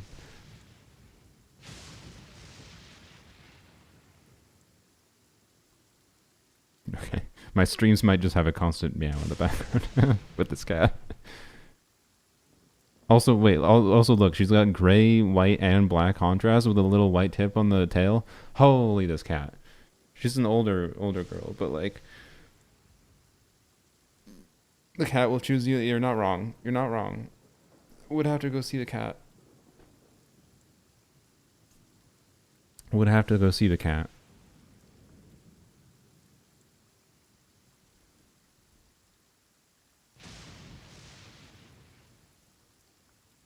Alright then. Well, you are extremely high contender. Bubba, oh, I didn't put Bubba Elf. Put Bubba Alfred over here. I didn't expect that by clicking on this. I'm not gonna lie. I somewhat suspect. I think sometimes I think sometimes people that are fostering cats, you know, I think they're responsible usually for the photos, right? So they'll be like I feel like the foster.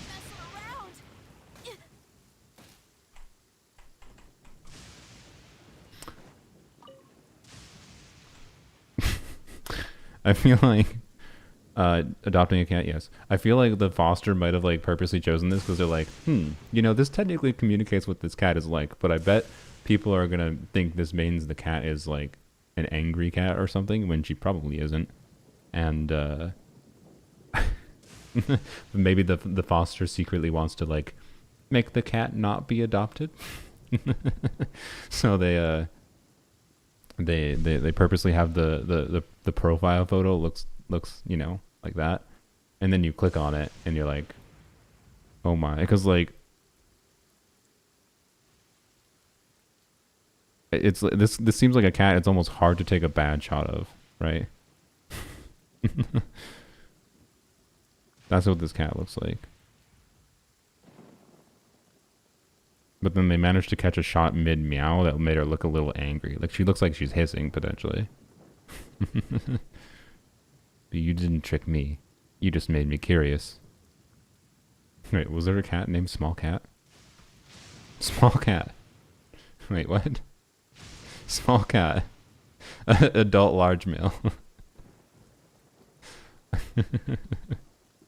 Small cat member seeing the world from a bird's eye view. Love to have a cat tree, yeah. Swears he isn't confused. I see. Small cat. That is a funny name for a cat who is a big cat. Alright. We didn't look at Gimlet, did we? Greetings, students. I am Professor Gimlet. Little notch in his ear.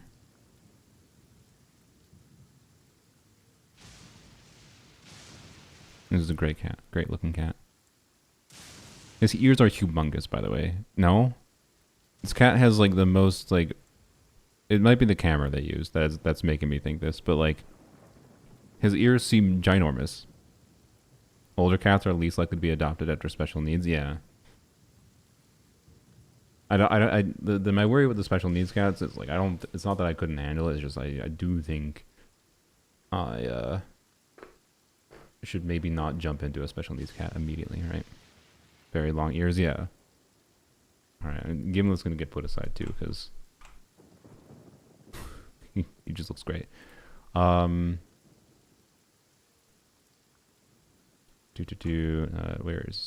Gimlet? There he is. Do that. Okay.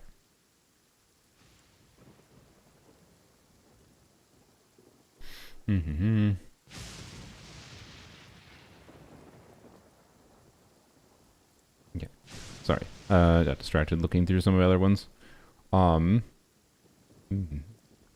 see.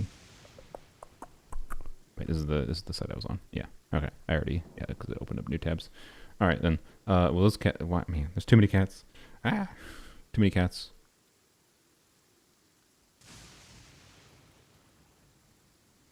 Okay, we can close this. I have Mamma Mia and Sophie the Fat. Nice.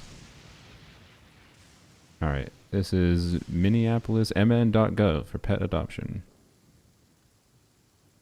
Adoptable dogs. This is the .gov website. See cats ready for adoption. Alright, only 6. Okay, well, they got one. Great, what the heck? What's Bubba's? What's going on here?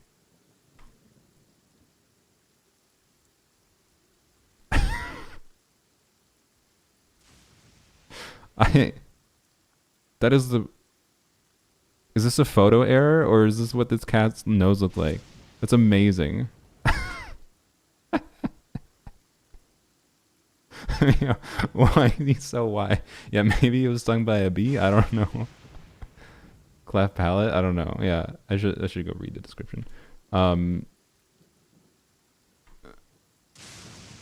mare, white and gray. The staff think I'm about 8 years old. I've been here since October 25th. This was refreshed 0 minutes ago. All right.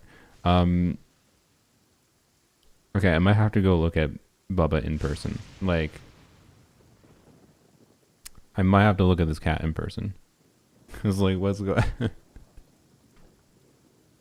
Like, not that I just want to get a cat because they look funny, but also that's great. And I like the idea of having a unique cat, you know.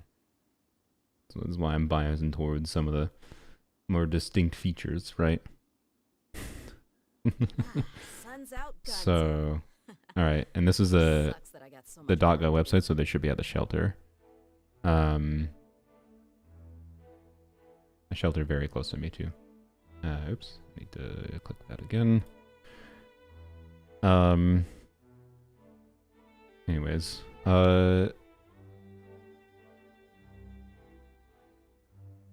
Bo Peep. Great looking cat, also at the shelter. Younger. Alright, I mean, yep.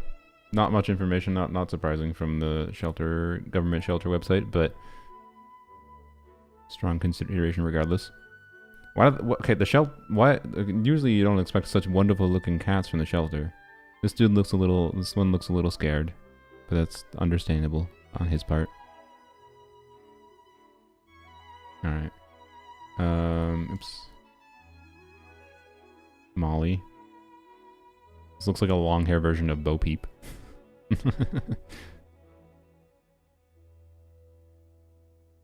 Buzz Lightyear. My god, that tail. Look how floof this orange cat is. Why is every one of these cats from the Minneapolis shelter amazing? I want them all. Okay. Well, that does not help anything.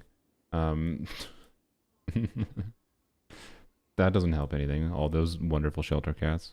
What small animals do they have? 0. Alright, cool. I'm not getting a dog, but I'm curious what their dogs are. A lot of pit bull terriers. Interesting. Why so many pit bull terriers? German Shepherd. Rhodesian Ridgeback. Wonderful puppers.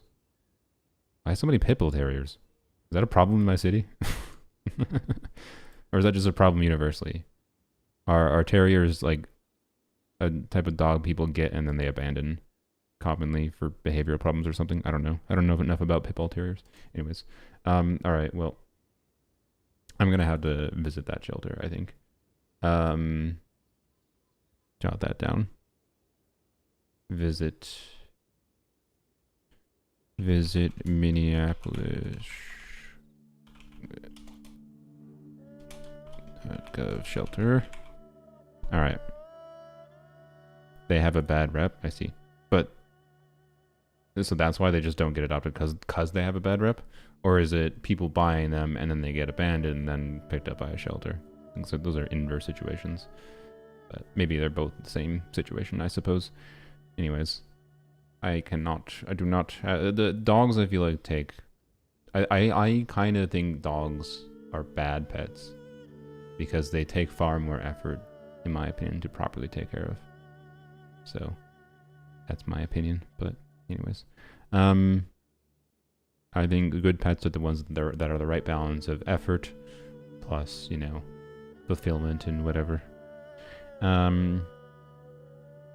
AKA I'm biased towards cats and snakes. Okay, so this is like a finder website, not necessarily an organization, so I'm not sure about this. This website's a little bit different, but you know, still see if we see anything. Bear.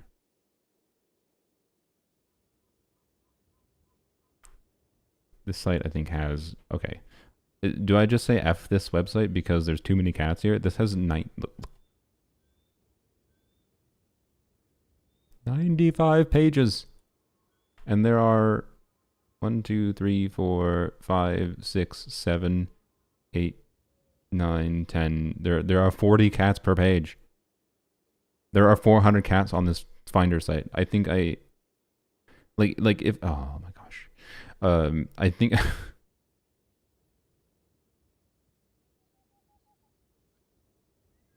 I think I could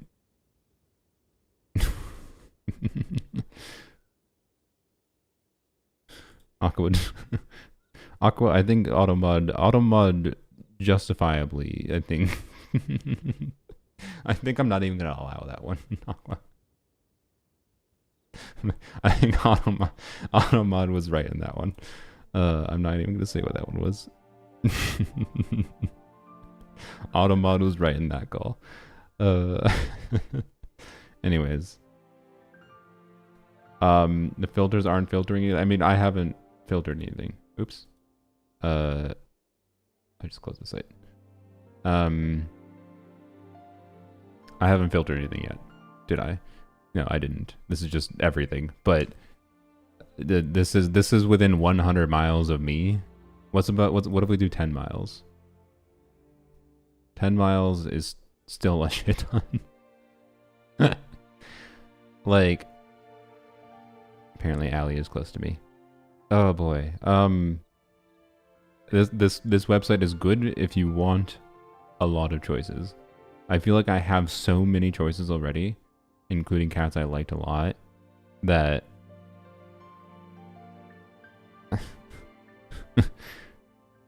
maybe I just say no to this finder website. This is like if you're looking for a particular cat, you use this website as a tool, which is petfinder.com, to be able to collectively find all cats near you that are something you're looking for. Like, look at this boy.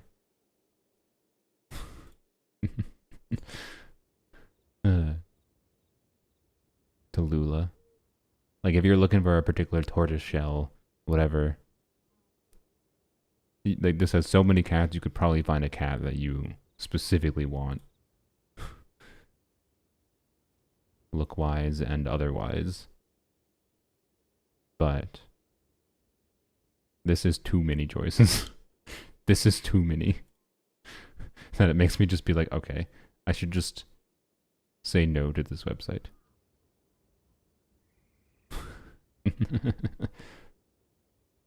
My god. There's so many cats. There's an absurd number of cats. Marble cake. So many cats. This is Anya is clearly a cat who demands your attention whether or not you have the time. Choose last miles. I put it to the shortest. It's at 10 miles right now, yo. I live in a city. Show me random cat button. There should be a random cat button. But yeah, you can like sort by breed. I don't know if I'd do 100 miles again.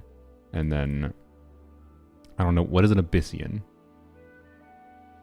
Apparently that. Alright. Short hair is no surprise at 61. Wait, there's a Bengal cat? What? That's not a Bengal. That's, I mean, maybe half Bengal. I was gonna say, there's no damn way there's a freaking Bengal cat. Bengals are a cat you buy from a breeder. I think seeing a Bengal cat for adoption is extremely rare, which is why this is not actually a Bengal. It is a Tabby and Bengal mix, which is an interesting cat. This is a cat that looks like a normal short hair, but I bet has like a really interesting cat. For what it's worth. Because Bengals have, from my understanding, are particularly wild. And they get big. Unless I'm getting that mixed up with something else. Anyways. Skirk is an Abyssian, yeah. Bombay. What is Bombay? Ah, I see. Black cats are Bombays.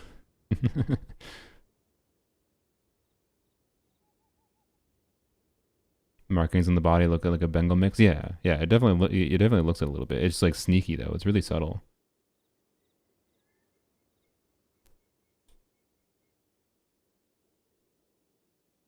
Burmese. Canadian hairless. Calico. There's a lot of calicos. Dilute tortoiseshell. Domestic long hair. Domestic medium hair. Domestic short hair. 3,100.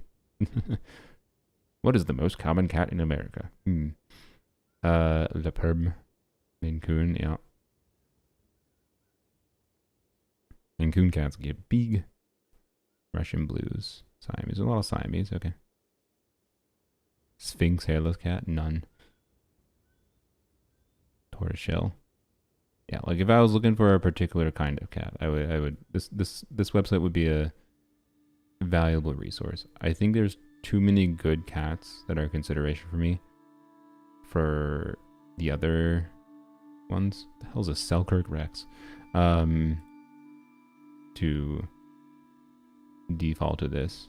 There's Charlotte, yeah. Yeah, so we're seeing some of the cats we already saw, which is not surprising. Because, oh, look at your eyes. Man, Siamese, I should not have clicked on the Siamese page. Siamese cats and their damn eyes. Bruh. Siamese cats and their dang eyes. Your eyes are too pretty. This is why people like Siamese, I think.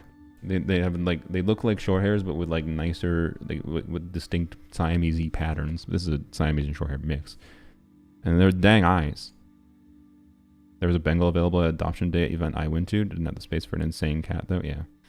But anyways, we're seeing some of the cats we saw before. Because this is just a collection website, so it's a very useful website, but also choice paralysis. I should not have clicked on the Siamese.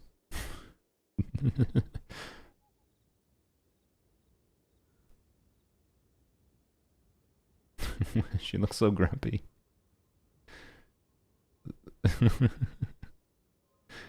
She looks so grumpy.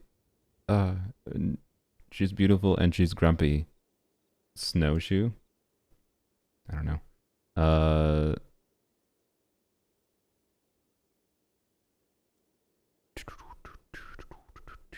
Was there any we could view? Yes, there were.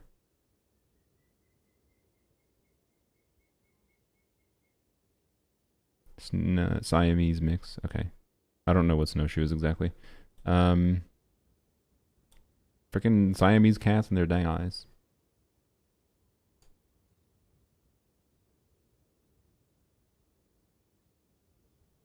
Oh wait, I still had the other selected, that's why. Oops. There we go. This is snowshoes, apparently. Siamese and snowshoe. Snowshoe. Snowshoes are just white cats, I think. Okay. So, white cats. What was Charlotte? I don't remember.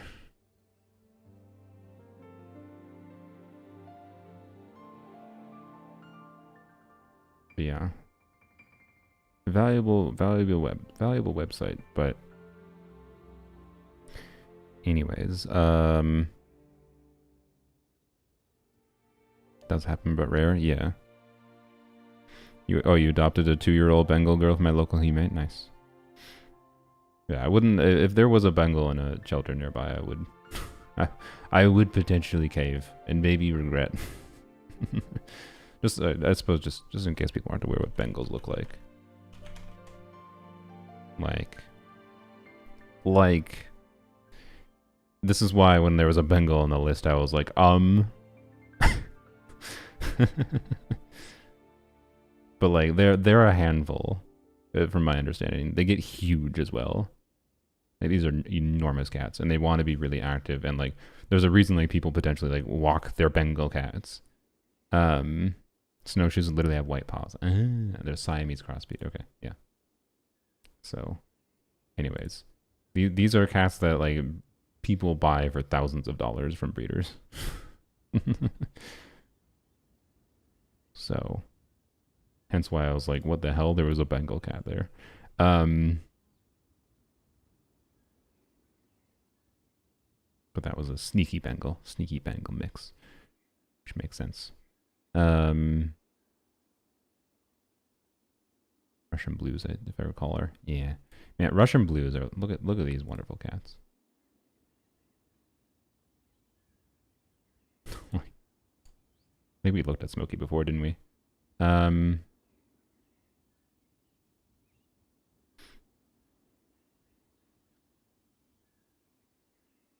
yeah. Anyways, I had so many others. Particular cat breeds come with specific health issues. Yeah, that's true. I will have to look into some of the specific breeds if I am interested in getting one that I don't have as much familiarity with directly. But do I have or have owned a cat? I have throughout my life in general, but not one that I've been entirely 100% responsible for technically. But well, I mean, I was when we got cats as a kid. My parents were like, you know, you're the ones responsible for, you know, feeding, brushing, whatever, normal care. But like, you know, in reality, parents, you know, handled vet stuff, but like we would go to the vet. So, you know, I haven't 100% owned a cat fully myself, but I'm familiar enough. I'm not going into completely unfamiliar territory, but that's the reason though I am like, I don't think it's sensible for me to jump straight into like a special needs cat, right? So yeah. How are you going to decide? They're all cute. Indeed. Oh, Sylveon, what do you... Well, okay. Well, never mind. We'll ask... I'll ask you more. Because Sylveon redeemed, maybe I let Sylveon help bias me. Can I... Here, clear the things. Rex speeds one of the curly hair for the sheep cats. Okay, interesting. Servals with a large size. Yeah. Oh, yeah. Bengals are the more accessible. Servals are the way. Okay, yeah. Wait, no, Servals are literally a wild animal. No, that's not a... Oh, Savannah cat. Savannah cat are the ones that are... Yeah, Serval cat plus Serval plus Savannah cat or domestic short hair is how you get Savannah cats. Okay, Savannah cats I think are the ones that are... Bengals are the more normal cat version of Savannah cats, I think. I definitely conflated something in my mind. Bengals are still, you know, premium cats, but they're not Savannah cats. So I think yeah. The Savannah cats is what I was getting mixed up with the size, at least for sure. So, anyways, wasn't that familiar, but yeah, Bengals, I knew what they looked like. I think I was getting some conflation with Savannah cats. That's fine. I ain't getting a Savannah cat or a Bengal, most likely. Not that I wouldn't consider this one Bengal mix be an interesting one. Anyways, a nice looking boy.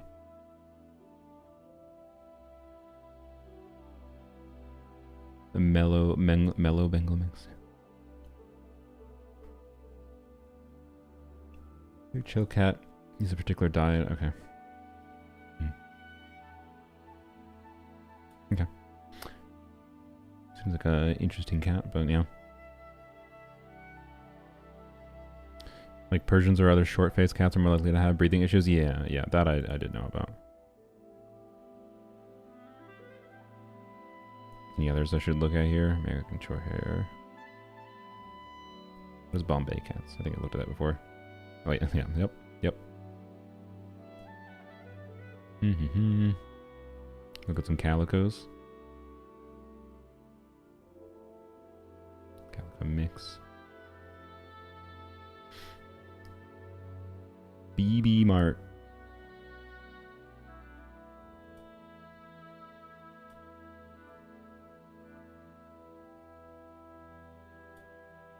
That is an adorable kitten.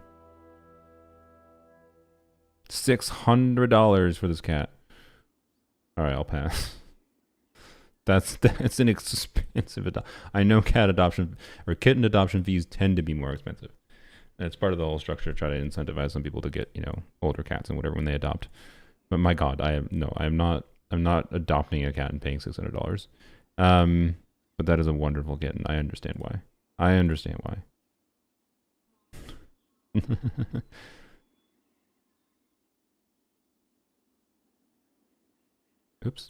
Oops, I closed the website.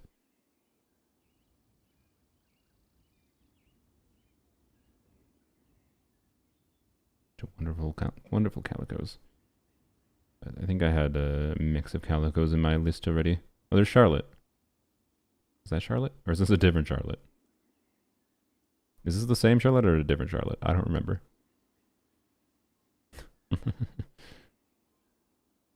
Strudel.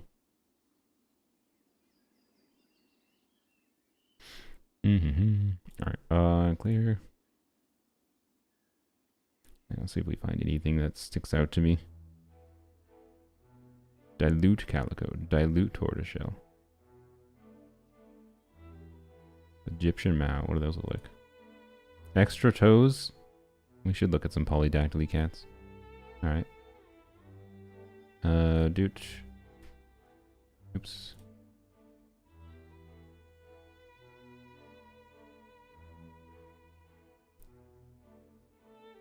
Oh, look at that paw. Look at them feet. Look at them feet. Forest Lake is close to me.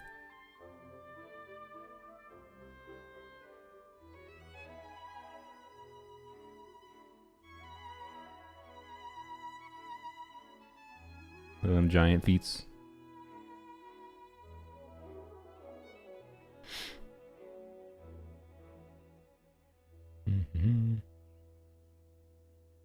Oops. There was the same Charlotte earlier. That was the same Charlotte? Okay.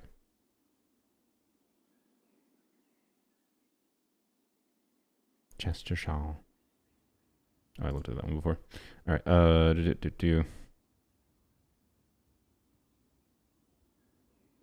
Cats with opposable thumbs, next stage in feline evolution. Yeah.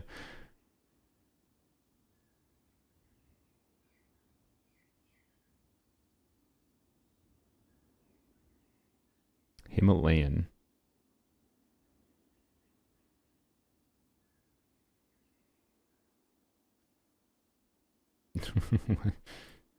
Why did they only take one photo with the red eyes reflecting off of the... that is a very pretty looking cat, though. Not sure. I have no idea about the Himalayan domestic long hair mix. Okay. Gave birth to some kittens. Loves everybody. Bit aggressive with the resident adult cats. Okay. I see. Isn't bothered by the dogs. Okay. Crimson bloodline car. Oh,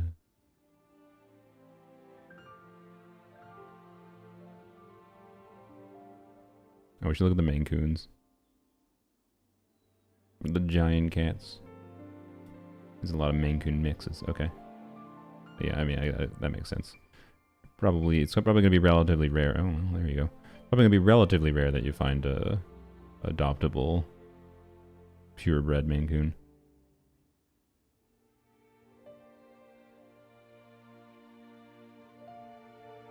Yeah. They're beautiful cats, though, but they are big. This is a big cat. I don't know how big this table is, but I'm willing to bet it's not a small table.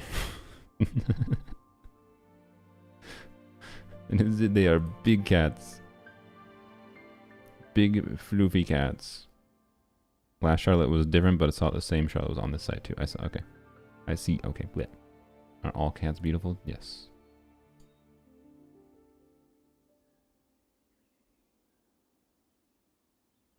Lost.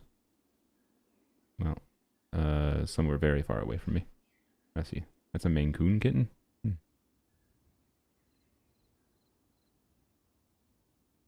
Well. Unlikely to be near me, but I'll keep an eye out. Toddler sized, yeah.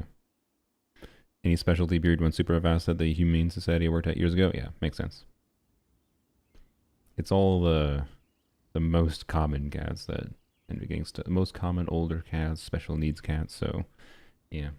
Out of curiosity, how long did like cats with do people tend to adopt cats with like one eye or whatever or not? I'm curious.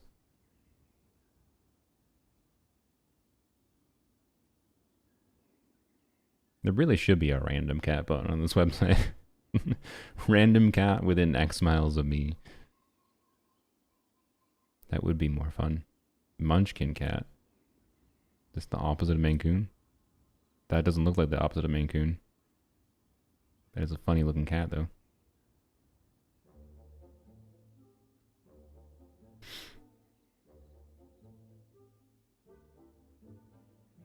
Random capybara, yeah. Random capybaras. Short legs. The short leg cats. I see, I see. I tend to run into issues, I'm not surprised. If they were bred to have particularly weird sized limbs, that doesn't surprise me at all. At all. Savannah cat is on the list here, that's funny. I mean, it makes sense, they have all of them. Ragdoll cats, I'm aware of ragdoll cats. Ragdoll cats, when you hold them, they just like go limp. And they're perfectly fine. They just like go limp when you hold them though. Manx cats are funny, funky stump for a tail. Yeah, we had one of the cats we had as a kid. It was my sister's cat technically, but you know, a family cat. Her name was Bella. She had a stump tail if I recall. Oh wait, did she have stump tail or she had no tail? I don't actually remember. Maybe she had no tail. I don't know. Anyways. Oh, this is a Siamese and ragdoll cat. We saw Bianca before. From an owner surrender. Okay.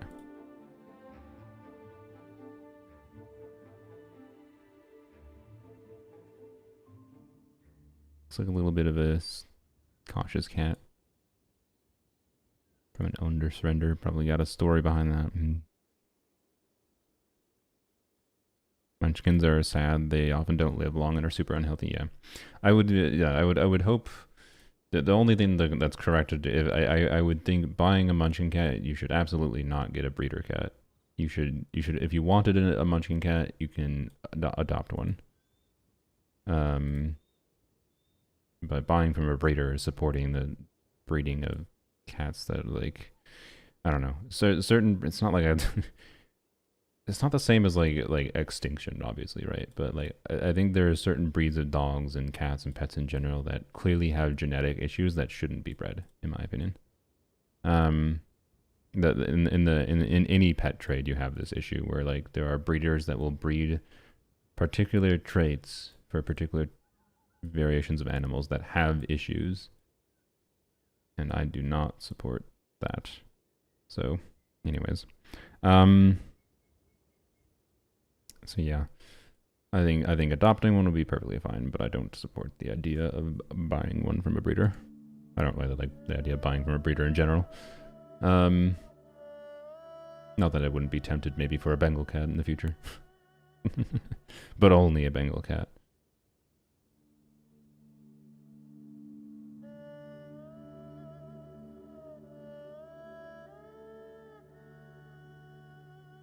They should die up naturally and shouldn't be breeded. Yeah.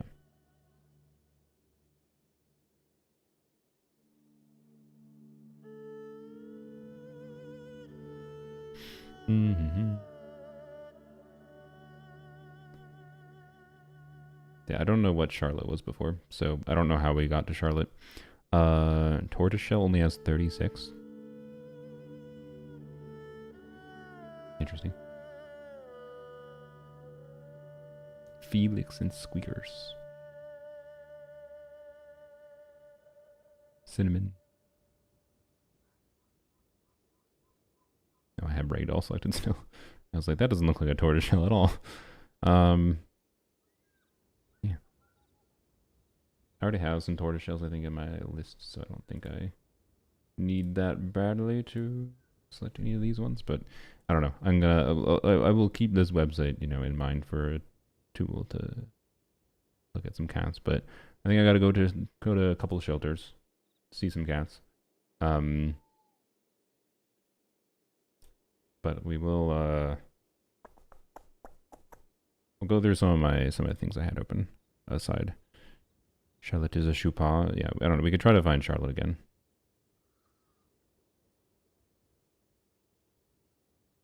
Let's see. Was Charlotte just on the first page here? Charlotte. No. Was it when I limited to 10 miles? Charlotte. Nope. I don't know where Charlotte was.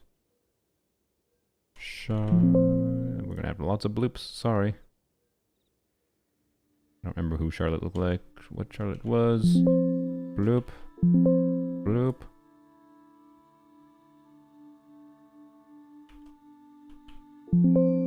Wrong word.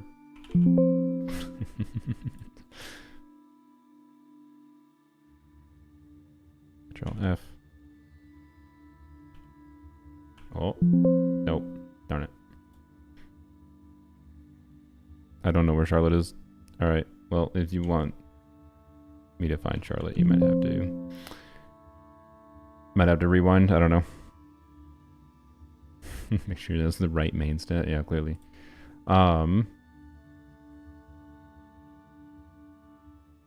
Okay. Yeah, I think I'll just have to put this site to the side for now, in case there's a particular cat I am more interested in for whatever reason. But I feel like I am Oriental Shorthair, Oriental Tabby. I feel like I I have enough other options that I don't think I will need to rely on this site to find a particular cat. That's my vibe. That's my vibe. Tonkinese. So Tonkineses are pretty rare. Tabby cats. Yeah, yep, those are tabbies. Alright, anyways. So, a lot of time the issue is essentially inbreeding. Yeah. Yeah, they find a single trait they want, they keep breeding that one trait into the same gene pool. Yeah. It was under calico cats. Oh, was it? Alright. Oops. Clear. Gosh. Clear. Calico.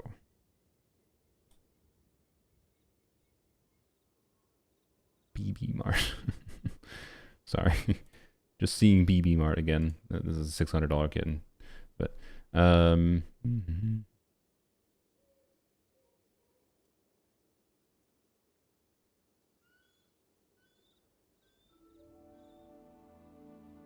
Charlotte? Was this the Charlotte? There was two Charlottes, right? Was it this Charlotte or was it the different Charlotte? The one-eye Charlotte. The one-eye, oh, it was the one-eye Charlotte? Because I think one-eye Charlotte, do I not have one-eye Charlotte open? No, one-eye Charlotte was on Pet Haven. This is her? Okay, this is the one you were talking about. Oh, okay. To local shelter. Okay. Cool. Oh, wait, no. 1A Charlotte is Siamese. Okay.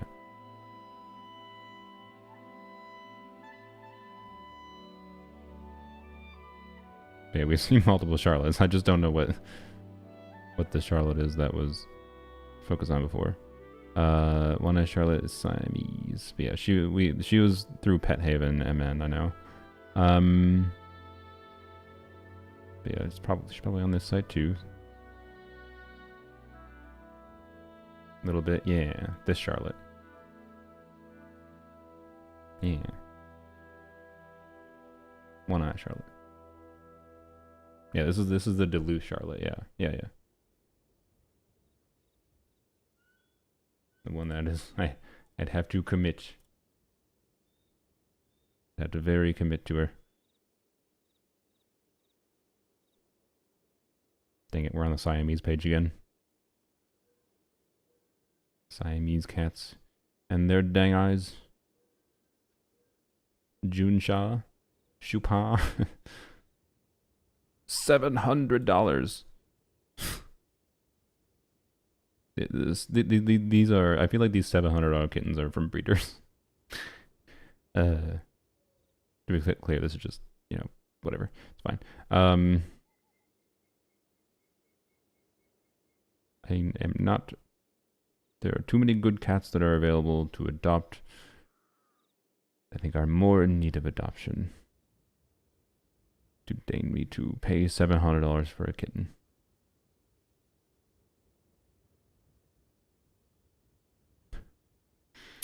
Missy.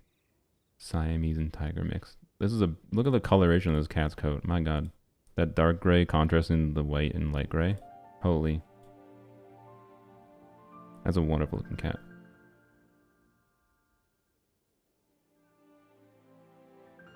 Only $80 adoption.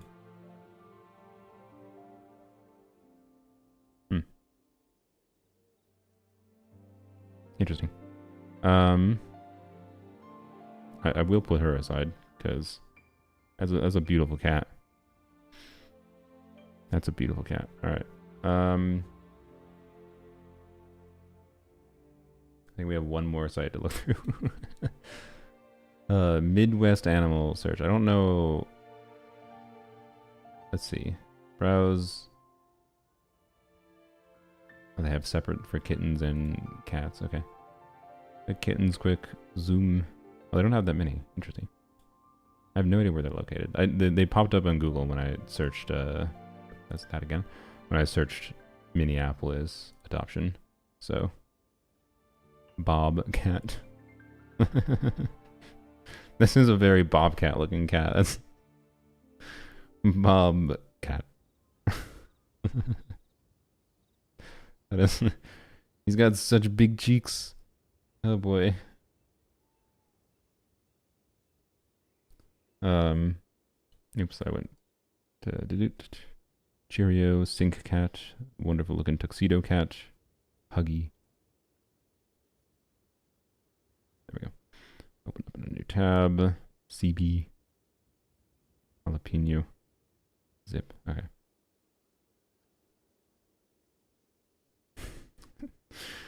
Bobcat. No tuxes, they are the worst. Why? Why are you anti-tuxes? Explain yourself. Look at him.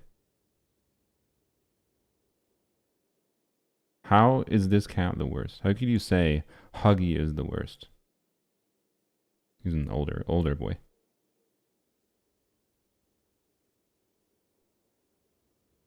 Every single tux I've ever met has had huge attitude issues. I see. Okay. Sure. That's fair. All right. Well, this site doesn't have that much. Okay. So, I mean, I'm willing to, honestly, you know, if tuxes are a crapshoot, then that would be a methodology of maybe narrowing down things. So one thing I want to do quick though, I want to see. Oh wait, no, I have Nova open there. Okay. I have Charlotte open. What was Maya? Let me find Maya. Sorry. Oh, oops, I need to switch the window. So I have, there we go. Okay, so back to this, because I have so many tabs open, and I closed many of them too. So many tabs open for potentials that I like the most. My tuxedo is super regal. Okay. So there are some orange cats, but they're like, you know, pale orange cats that I have on the list. Maya is one of them.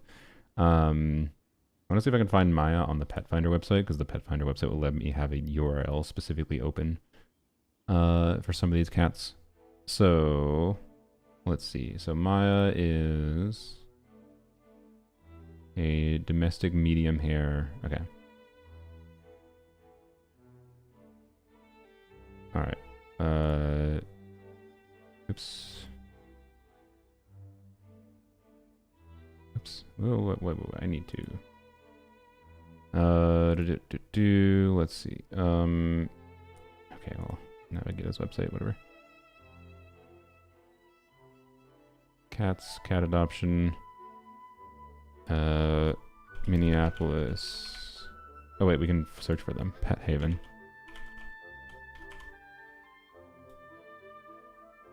What?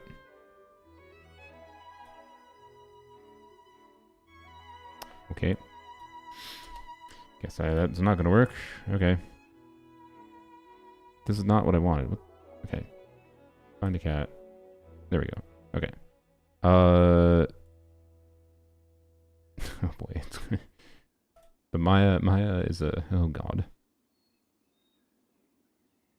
Where is Maya is a domestic medium hair. Oh boy.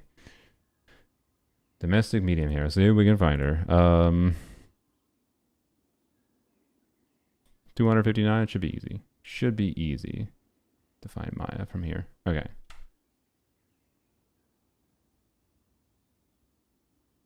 I can probably find her at a glance. Oh, she's right there. Let's freaking go. Sick. All right. Also, I could have shortened their radius because they're very close by. All right. I found a dedicated page for Maya that helps a little bit. Okay. And then what about Nova? Also Merlin. Didn't even see him before. I'm gonna keep them to the side because don't want to commit to 2 cats right now. Or special need cats. If you wear a lot of black clothing, I would recommend not long hair, trust me. What are we doing? We're looking at cats because cat adoption form was redeemed by Sylveon. So anyways, oh, there was a pet name search box. Oh, okay. That makes sense. What are we looking for? We're looking for Nova. Nova.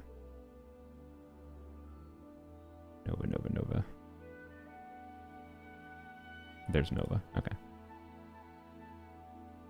Domestic long hair. Okay. She's a younger. Okay. Where is the pet name? Pet name. Nova.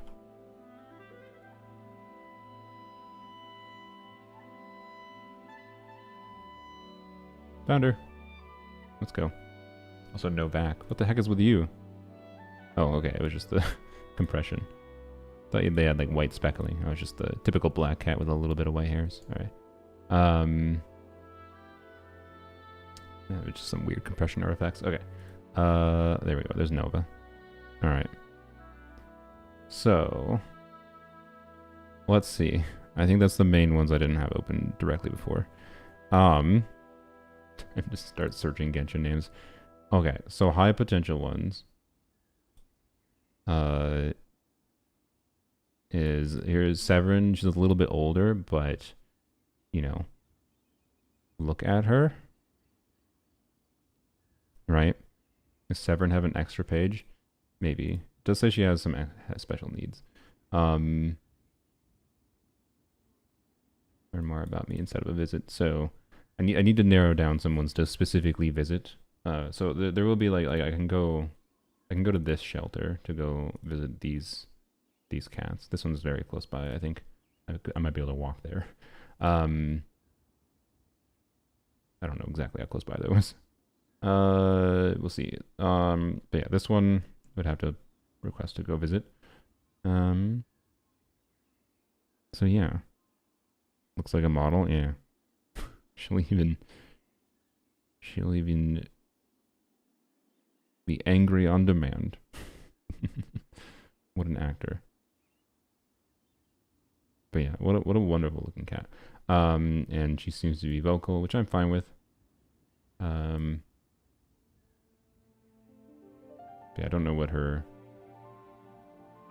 special needs are. So I'd have to contact them for that. And this was Spooky. Spooky was much younger. I think Spooky was, yeah, Spooky's only 6 months old. Basically a kitten still.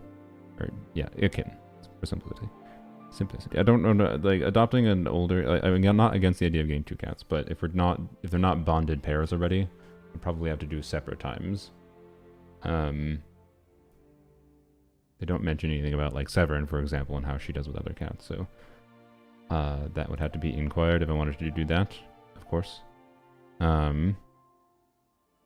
Kitty Revolution believes our kitten should be adopted in pairs to go to a home where there's another young animal companion. That's fair. I don't disagree with them necessarily. So, but yeah, Spooky seems like a wonderful cat. I'll have to. I might have to go check other cats that would if they want me to get another cat. But I don't know. I really like the look of this cat. Tortoiseshell with a missing eye, but like it kind of like tricks your brain into looking like she has another eye there still for a little bit. So yeah, Spooky is really high up on my list still. Meow is a nice looking orange cat. Yeah, pet heavy now. So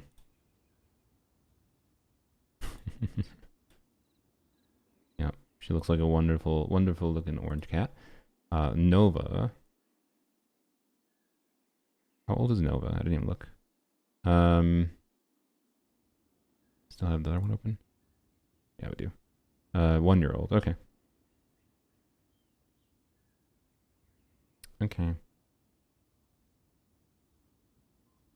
Yeah, the concern with Nova, she can be easily spooked. And she's camouflaged. But... Oops. Oops. Oh my gosh. Okay, just close that. The concern with Nova... There she is just the spooking. But yeah. Hard to choose indeed. You have Meow. Charlotte. A little bit older, but, you know, not that old. 6 years. Not a young, but middle-aged kitty cat. Defensive at first, on her surroundings. Blah, blah, blah. She's friendly and whatever. Okay, so she should probably take a little bit of time to warm up. That's fine. Expected. Alright. Ciao. Charlotte, another wonderful looking one-eyed cat.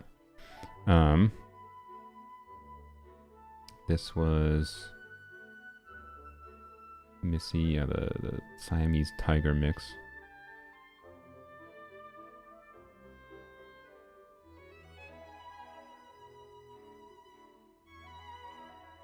Where are they located? Austin? Where the hell is Austin? Actually, I have no idea where that is. Oh, that is far as hell away. Oh my god. Okay. I mean, you're a wonderful looking cat, but that is another, that is in the same category as Charlotte, where Charlotte's in Duluth. This is the opposite. This cat is the opposite of Duluth. Slightly closer, technically, but not really. It's basically the same. It's a whole ass day trip. Not an easy to visit cat. So, yeah. Bunch of wonderful... These cats don't have much information. This one I have to, like... I have to see this cat in person. So, as far as cats, I think I would like to see in person. This one and this one are at the same location. Would like to see Nova. Would like to see Spooky. Would kind of like to see Severin. This one's farther away. This one's farther away. Oh yeah, Gimlet was a little bit older. Yeah. Gimlet with the ginormous ears.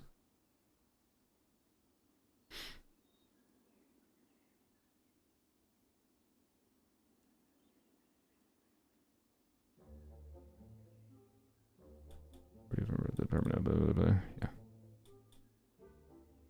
A little bit cheaper because he's a little cheaper adoption because he's older. I'd like to see Gimlet too, I think.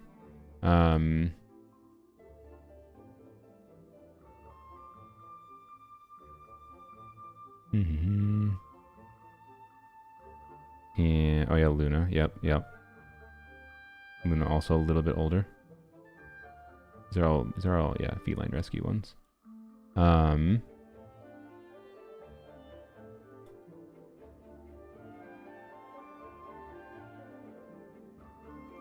Okay.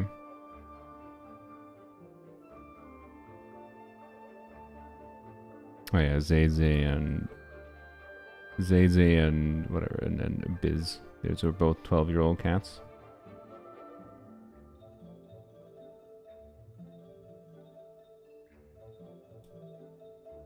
Those would be interesting options. Oh yes. Younger little tuxedo cat. Long hair.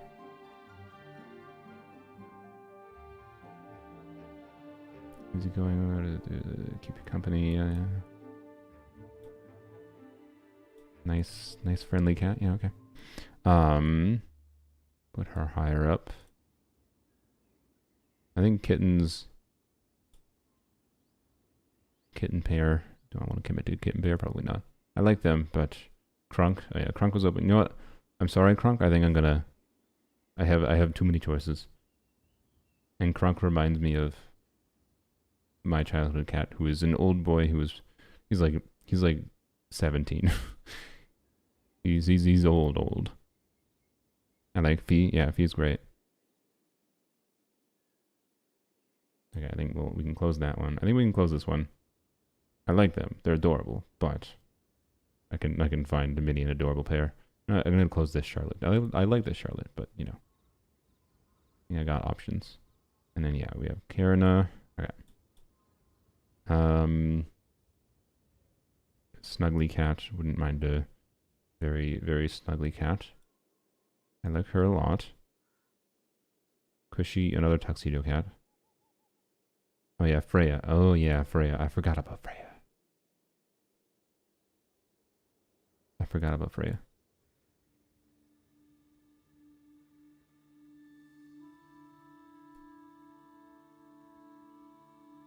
Alabama? What the hell?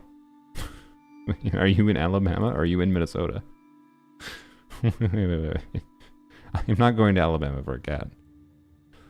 Freya, you're wonderful, but I didn't look out. Okay. First not to be picked up. That's fine. Okay. I'll have to. They just maybe just born there. Yes. Look into that. Not order my tabs differently than that. Whoopsies. Do.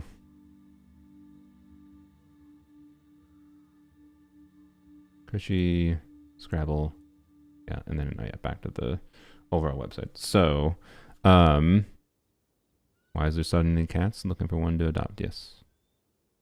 What do you mean? Why is there suddenly cats? Hasn't been suddenly. It's been the past 2 hours. Okay, so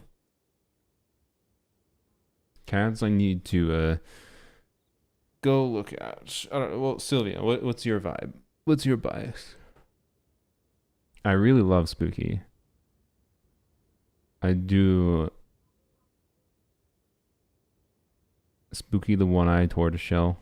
She's a kitten.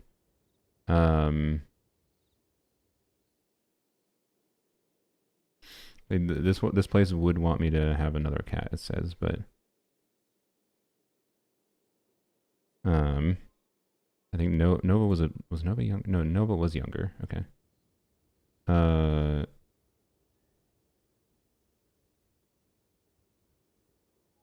But let's see. What to do? What site was this? Frick.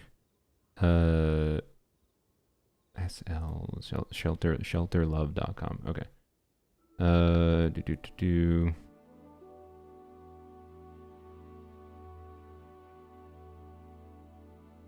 Yeah, okay. Wait, this is just a... No, this is not... Frick, okay. I think this is just hosted... Oh, frick. I don't know where I got her from originally. Kitty Revolution, though, .org. Let's search that. That's the form on the bottom.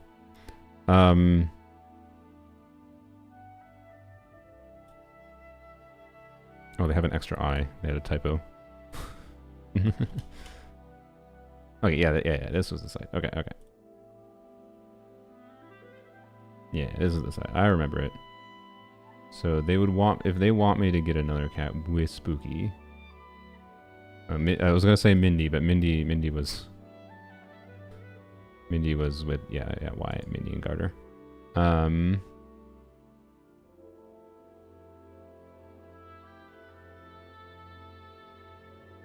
Leonardo. Oh yeah, this is yeah. Large Marge the Magnificent. Yeah. I remember. Spooky, Bones, Jellycat, Venus. All right.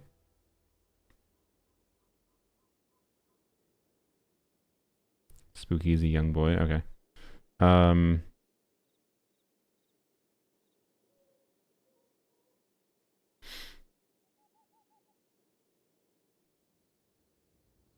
don't know, maybe him. Just considerations to look at the same time if I go look at Spooky and wanted to get another kitten at the same time. I don't know. Spooky and Bone. Who was Bone? Where's the... Oh, Bone's right there. Oop, what the frick? There we go. Okay. Oh yeah, Bones is a kitten.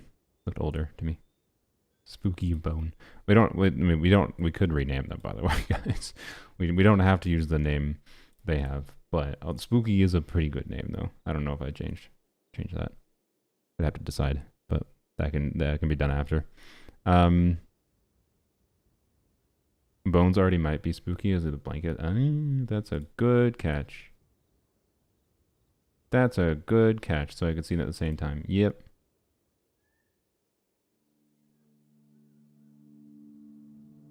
He now seeks the dog's attention too. Well, I ain't gonna have a dog. Okay. Spooky and Bones. Yeah, sure. Spooky's a very nice looking short hair. I love his this is a very contrasty short hair. Spooky and Bones. Okay. Sure. Yeah, they almost assuredly are available at the same spot too. Wait, oops. I just... Oh, this is just on a different page. I see. Sorry, let's open up there. Like that. Okay.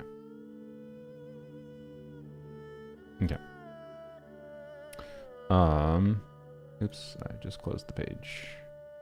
Didn't mean to do that. Okay. Brack. Very on brand for Halloween times. Yeah. Go adopt them. Well, Halloween would be tomorrow.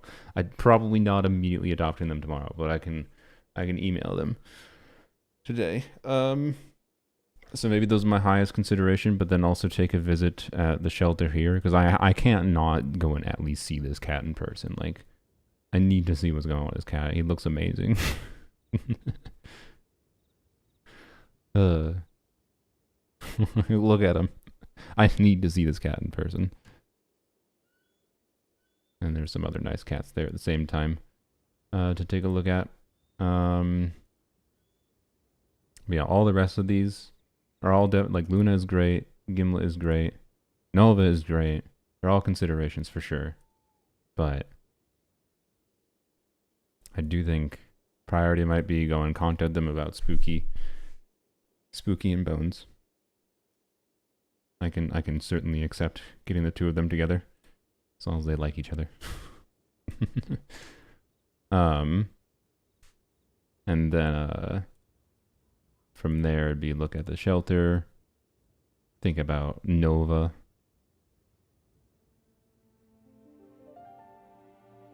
Yeah, a little bit worried. I wouldn't want to. The only thing I'd feel terrible if I ended up getting Nova and she ended up getting spooked from the people in the upstairs apartment, right?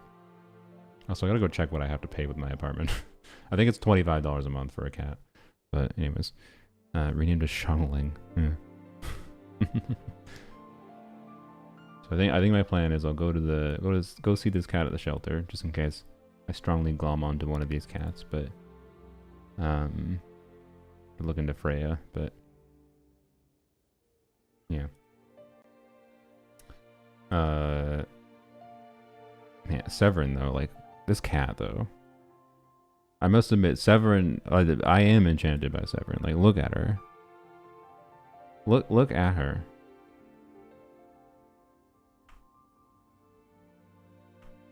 Like, my God. How did you end up in the foster system?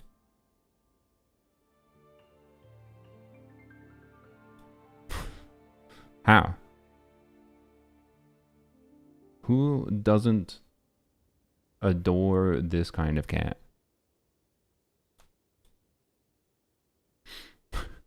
Anyways, like, I must admit, even if I get Spooky and Bones, I'd have to be even if I got Spooky and Bones. And the reason to get Severin, I guess, over Spooky and Bones is, you know, it's a cat that is not going to live a long time. There's a finite lifespan this cat will live. She should live for a good few years more, but, you know, wouldn't be a super long-term commitment. Whereas Spooky and Bones are a much more long-term commitment, of course. So, yeah. But I would like to go see Severin. So I think I'll go see Severin maybe. I mean, let me check how close by. What was this? This was Kitty Revolution. I don't know where they are, but so I guess I don't know. They didn't list the, so I'll have to contact them to see where they are. But Severin is also looking into foster home. Okay, well, never mind. I will have to see. Hopefully they are not 50 miles apart from each other. That would be an inconvenient day, but oh well. I think I have to see Severin. I have to see these two who are at the same shelter together. So I'll go see. Let me actually check out where this location is. Wait, where is this location? Let's see. 212 17th Avenue. I would love if it was within walking distance. I would just go tomorrow. 212 17th Avenue. That is...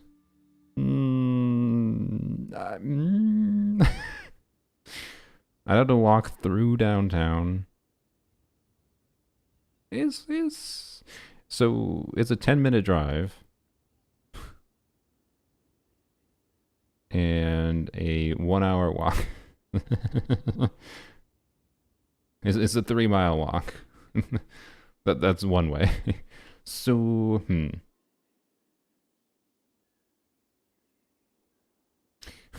they're close, but you know, it's not a short walk.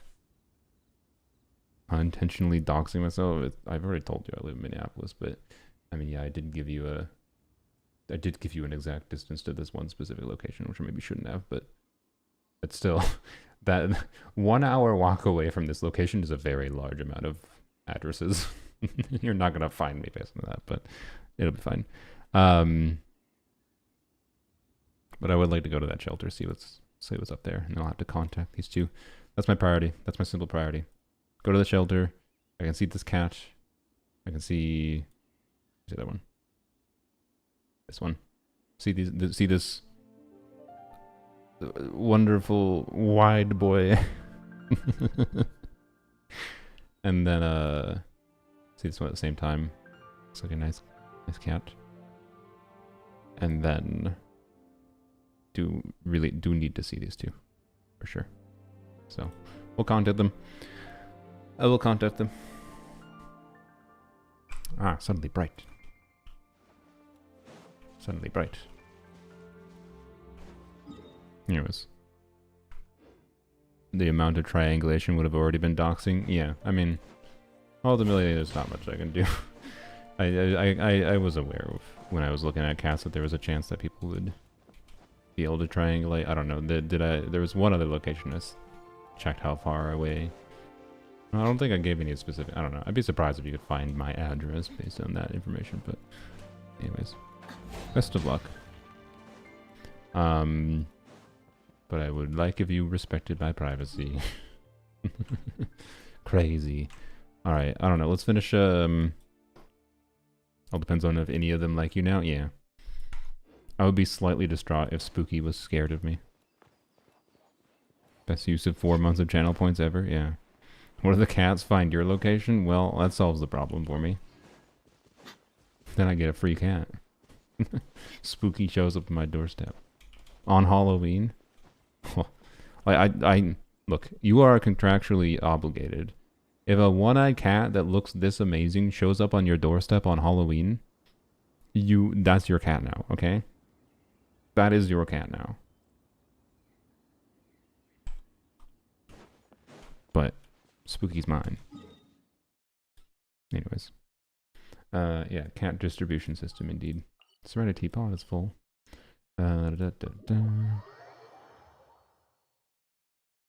But yeah. Anything else to finish the stream with? I don't know. Oh, we can go finish our artifact route. This realm is. I will admit, if a cat does show up on my doorstep before... Oh, enough of Friendship 10. Before I adopt a cat, all bets are off. Mora. Bap. And then... Kind of want... Oh, they that's a minor quality of life they didn't announce. It defaults to whatever max you can buy now. That's appreciated. Thank you.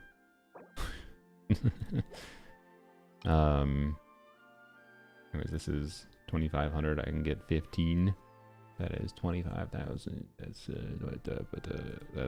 30,000. This is going to give me also 30,000, but slightly less. Sure, let's get some artifact XP. All right. Bye, Aqua. Yeah, stream won't be lasting much longer. Yes, for many people, they acquire cats by encountering cats elsewise. The cat distributes themselves to you. I have not had that happen. Most cats I encounter in the wild, you know what I mean.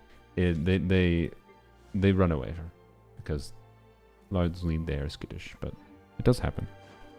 Your cat found you? Yeah. How'd your cat find you? Let us tell your story. Cute aggression stream, yeah.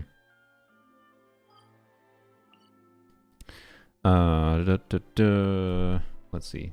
Let's go do this. I forgot to do this before. I think it actually might be faster to go here.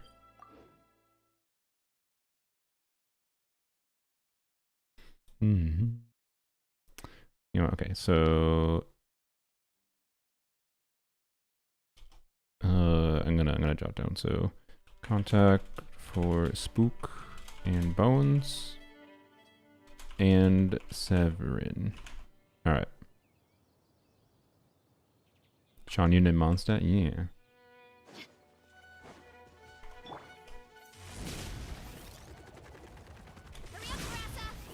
We moved because our house got destroyed and we tried migrating him to the new house, but he disappeared for a week and showed up at the old house location.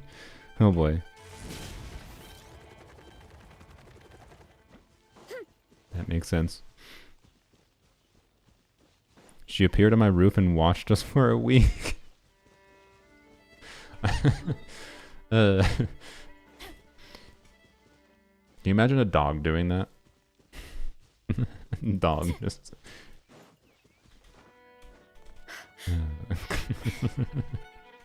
that's great. Your cat distributed itself to you.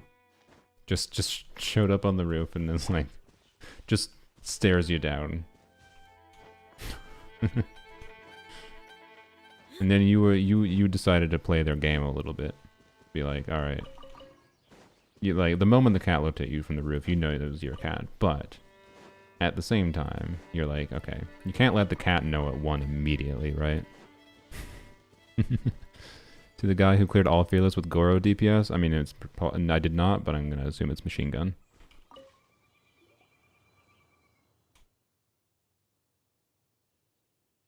Hey, Shenyan! You're here after all! Your sister has a tripod cat? I'm assuming you don't mean like War of the Worlds tripod, like, and you mean like it has 3 legs? You seem like you're That's in a great. good mood. Oh, she's not voiced. Oh no. Doomed. 3 legs, yeah, nice. Drink water, sure. Oh, we're glad you like it. We would have felt awful. That's true. Paimon almost forgot that she's a big illuminated Stomach bird. just grumbled loudly. Yeah, it's one of the older ones. She can attest to that. Well, rip. These are instantaneously less engaging, especially when there's Paimon yapping and then Shanyu not yapping. Speaking of, It's so bad. Okay. you really are like. Okay. I don't know. She wants to take a photo of this? Sure, yeah.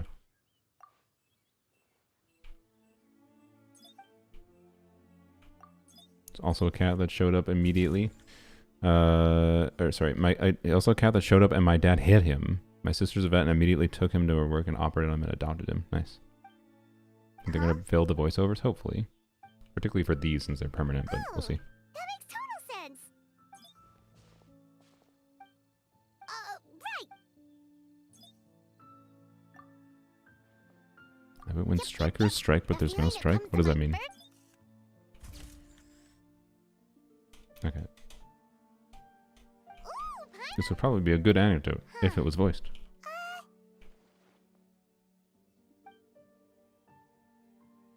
Okay. But the photos you had us take. Alright. Cool. Notices. What's in the notices page? Update summary. What'd they do? Small possibility of missing combat-related audio. Okay. Sound effects are missing on Ganyu Kaching Feminine. Okay. Issue where 2 mannequins owned by the same traveler can be added to the party at the same time. How dare you fix that? Come on. Hoyo hates fun. How dare you fix that? I hadn't heard of that bug, but how dare you fix that? Anyways. Amelia Astra Wonderland and PC accounting a problem with their characters go forward. Okay. Sure. Amelia Astra. Yeah. Okay. Whoops. Just jump off a cliff, as one does. Alright. Go finish the artifact route. We already did... Yeah, we did that. So let's go... Inazuma. I put Tripod Kitty in sub-server. Ooh. Tripod Kitty.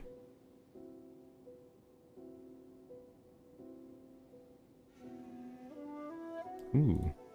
That's a wonderful looking Tripod Kitty. She's got so much hair you can barely tell she has tripod.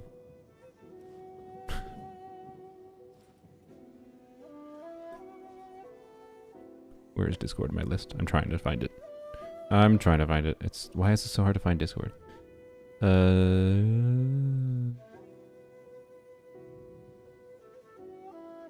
Discord is not in the list, I'm sorry. Have one simple rule. Here I can Whoever probably pays the do most is your new boss. this. I'll do display capture. Hold please. Bat. There we go. Why is it like that? Alright. What? What?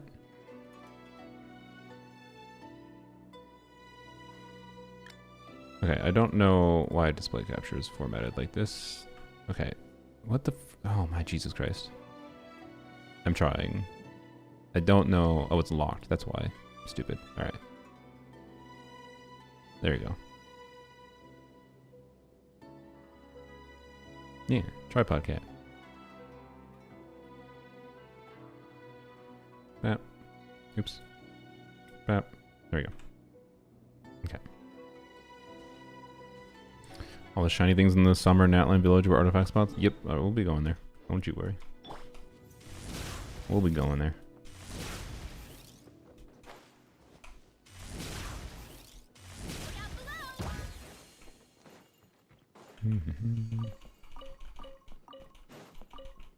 Oops, didn't need that one. Yoink. And no, that was a bad one. Whatever. Wait, no, that was the right one. Oops, whatever. I'm misremembering. It's fine. Those are vegetables.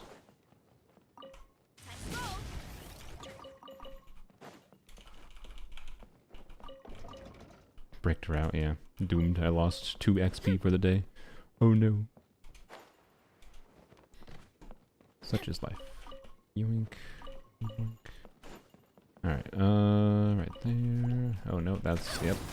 Ruining my efficiency. Oh no. Wasn't there one over here? No, that's all, right here. Yeah. Oh, that was ore. Never mind. Get more of those, fine. God damn it, what the frick? Why can't I remember the spot at all? This one is, yeah, more, this one I think is ore. This one is artifacts, though. Did I do the parametric this week? I did, okay. Good.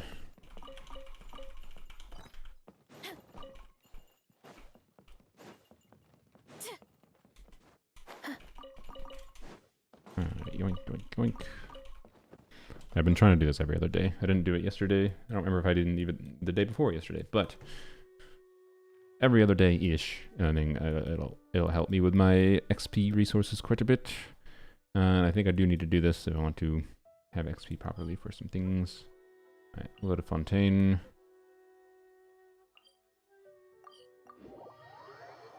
Shipwrecks are a great aesthetic. I wish Inazuma had more of them. Yeah. They should do more they should have done shipwreck. Why is there...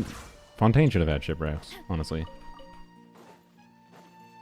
Like, honestly, the ocean was... I mean, the ocean underwater, I guess, had shipwrecky things.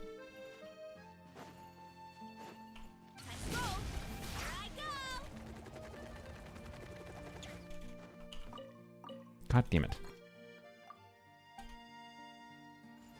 Alright.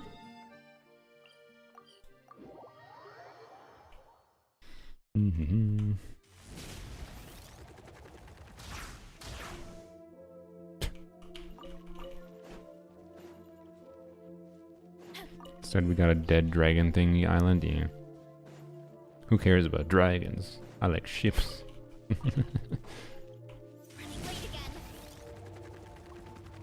Could have teleported, but not really that much faster. Please. I knew where that one was bad. Can you get off? I pressed X like 7 times there. Oops.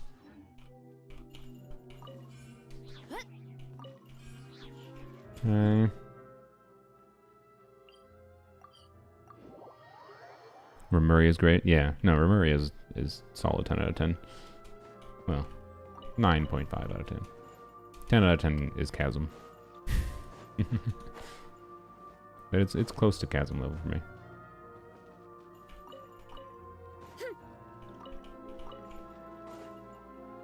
Alright.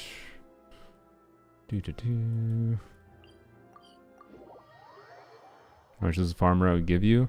I should be able to max it out once I like go to the Natland Summer area. I was only to do a longer one this day, so that's why I was starting with these. Yeah, I'm probably gonna get. Oh, oops. Probably gonna get close to max with just the route I did between Liyue, Inazuma, and Fontaine. But then you can sneakily get a little bit more per day because the sparkle spots only stop sparkling if you max out them. If it's like in an area that isn't loaded in. So if you go to somewhere, so technically the optimal route is to get to like 99 sparkle spots and then go to the summer area where there's like a really dense amount of summer spots in one, or sparkle spots in one area. So you could actually get 120 per day.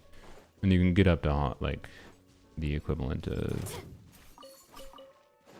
like 100,000 more a day kind of thing of artifacts.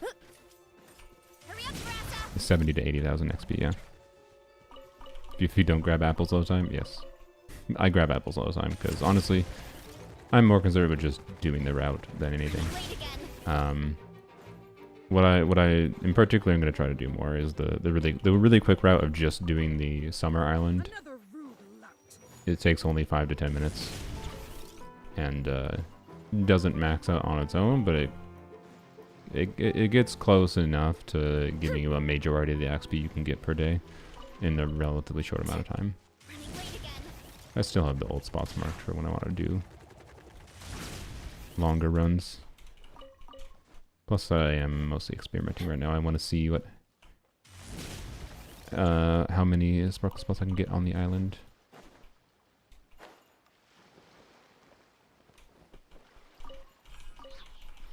Chasm and Laura said the solar chariot crashed there and formed it. After they started excavating, it said it flew back to Celestia IRC. So, what is the solar chariot? I'm going to need clarification on that.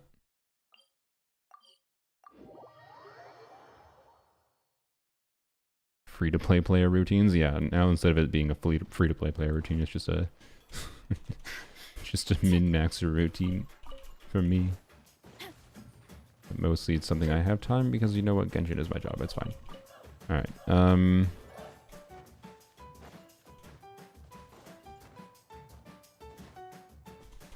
Please. I don't know why I didn't just climb, but or. Whatever, doesn't matter. Yoink, yoink.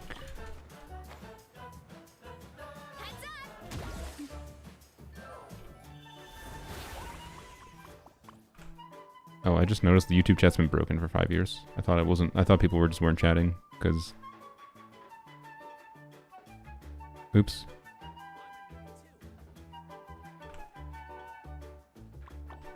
Shanyun's used to be voiced. Oh. Wait, Shanyun's anecdote was voiced and then they unvoiced it? Why the hell would they do that? Are they planning on changing the VA? I don't know. Is she a problematic VA? I have no idea.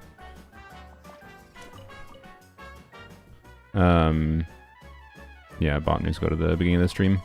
The first like 2 hours of the stream was all yapping on Constellation selected things.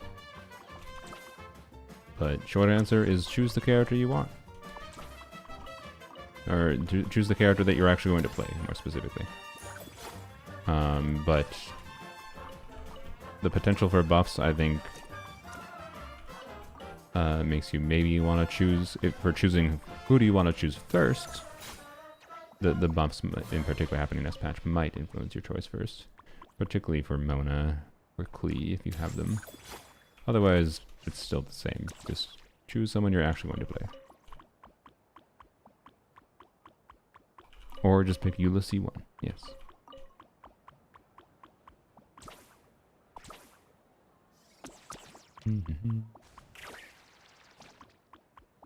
Three moons rode in the solar chariot cycle through their phases before they died, but crashed when the moon shattered. Okay, weird.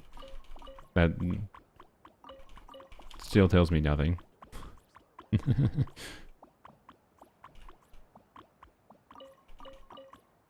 It's like some Greek mythology type things. It's like, yes, sure.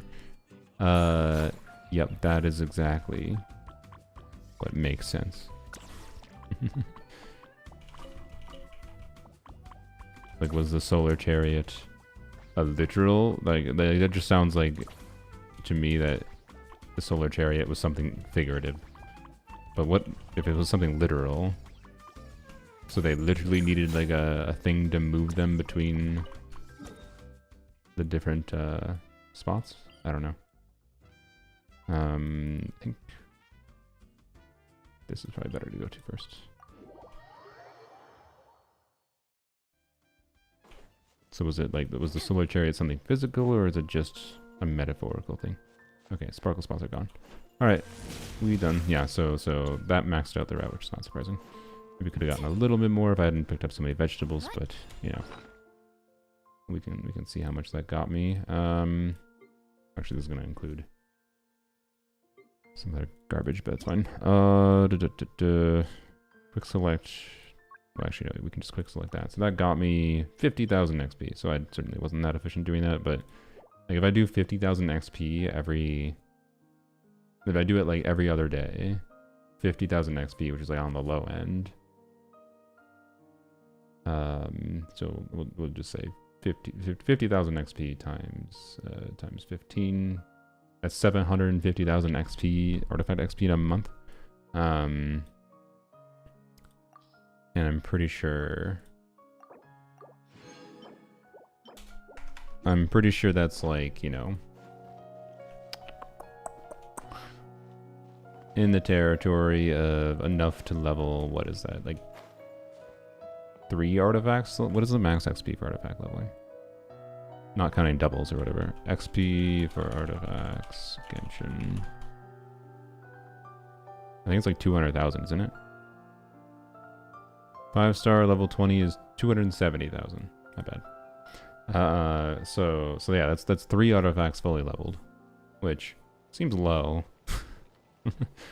But for a relatively low time investment, being that I'm also getting, you know, artifact XP in farming artifacts normally, that should allow me to more flexibly level artifacts and also more flexibly spare some XP to throw into the elixirs every month, right? That's part of that's a meaningful part of the reason of wanting to do that. Like, is this enough XP already? This isn't just stuff I farmed with dailies. Yeah, I already have enough, basically, if I wanted to, but I don't want to right now. So yeah. Anyways, I don't think I have the energy to do much else today, to be honest. I think I might call it here. And, probably stream tomorrow. I did message the Jeff if he was interested in, doing co-op with Stygian, and he did not respond. So, so I don't know, if you watch the Jeff, feel free to yell at him. Sorry. Oh, you know what? Mies is streaming. Guess who we're raiding? We're gonna go Reese. We're gonna Reese Mies. And that's what the raid message is gonna be. And you know what? We can do a manual raid for YouTube if you're interested in. Here, so here, YouTube. Raid Mies. Bye-bye. Have a wonderful day. Thanks for watching.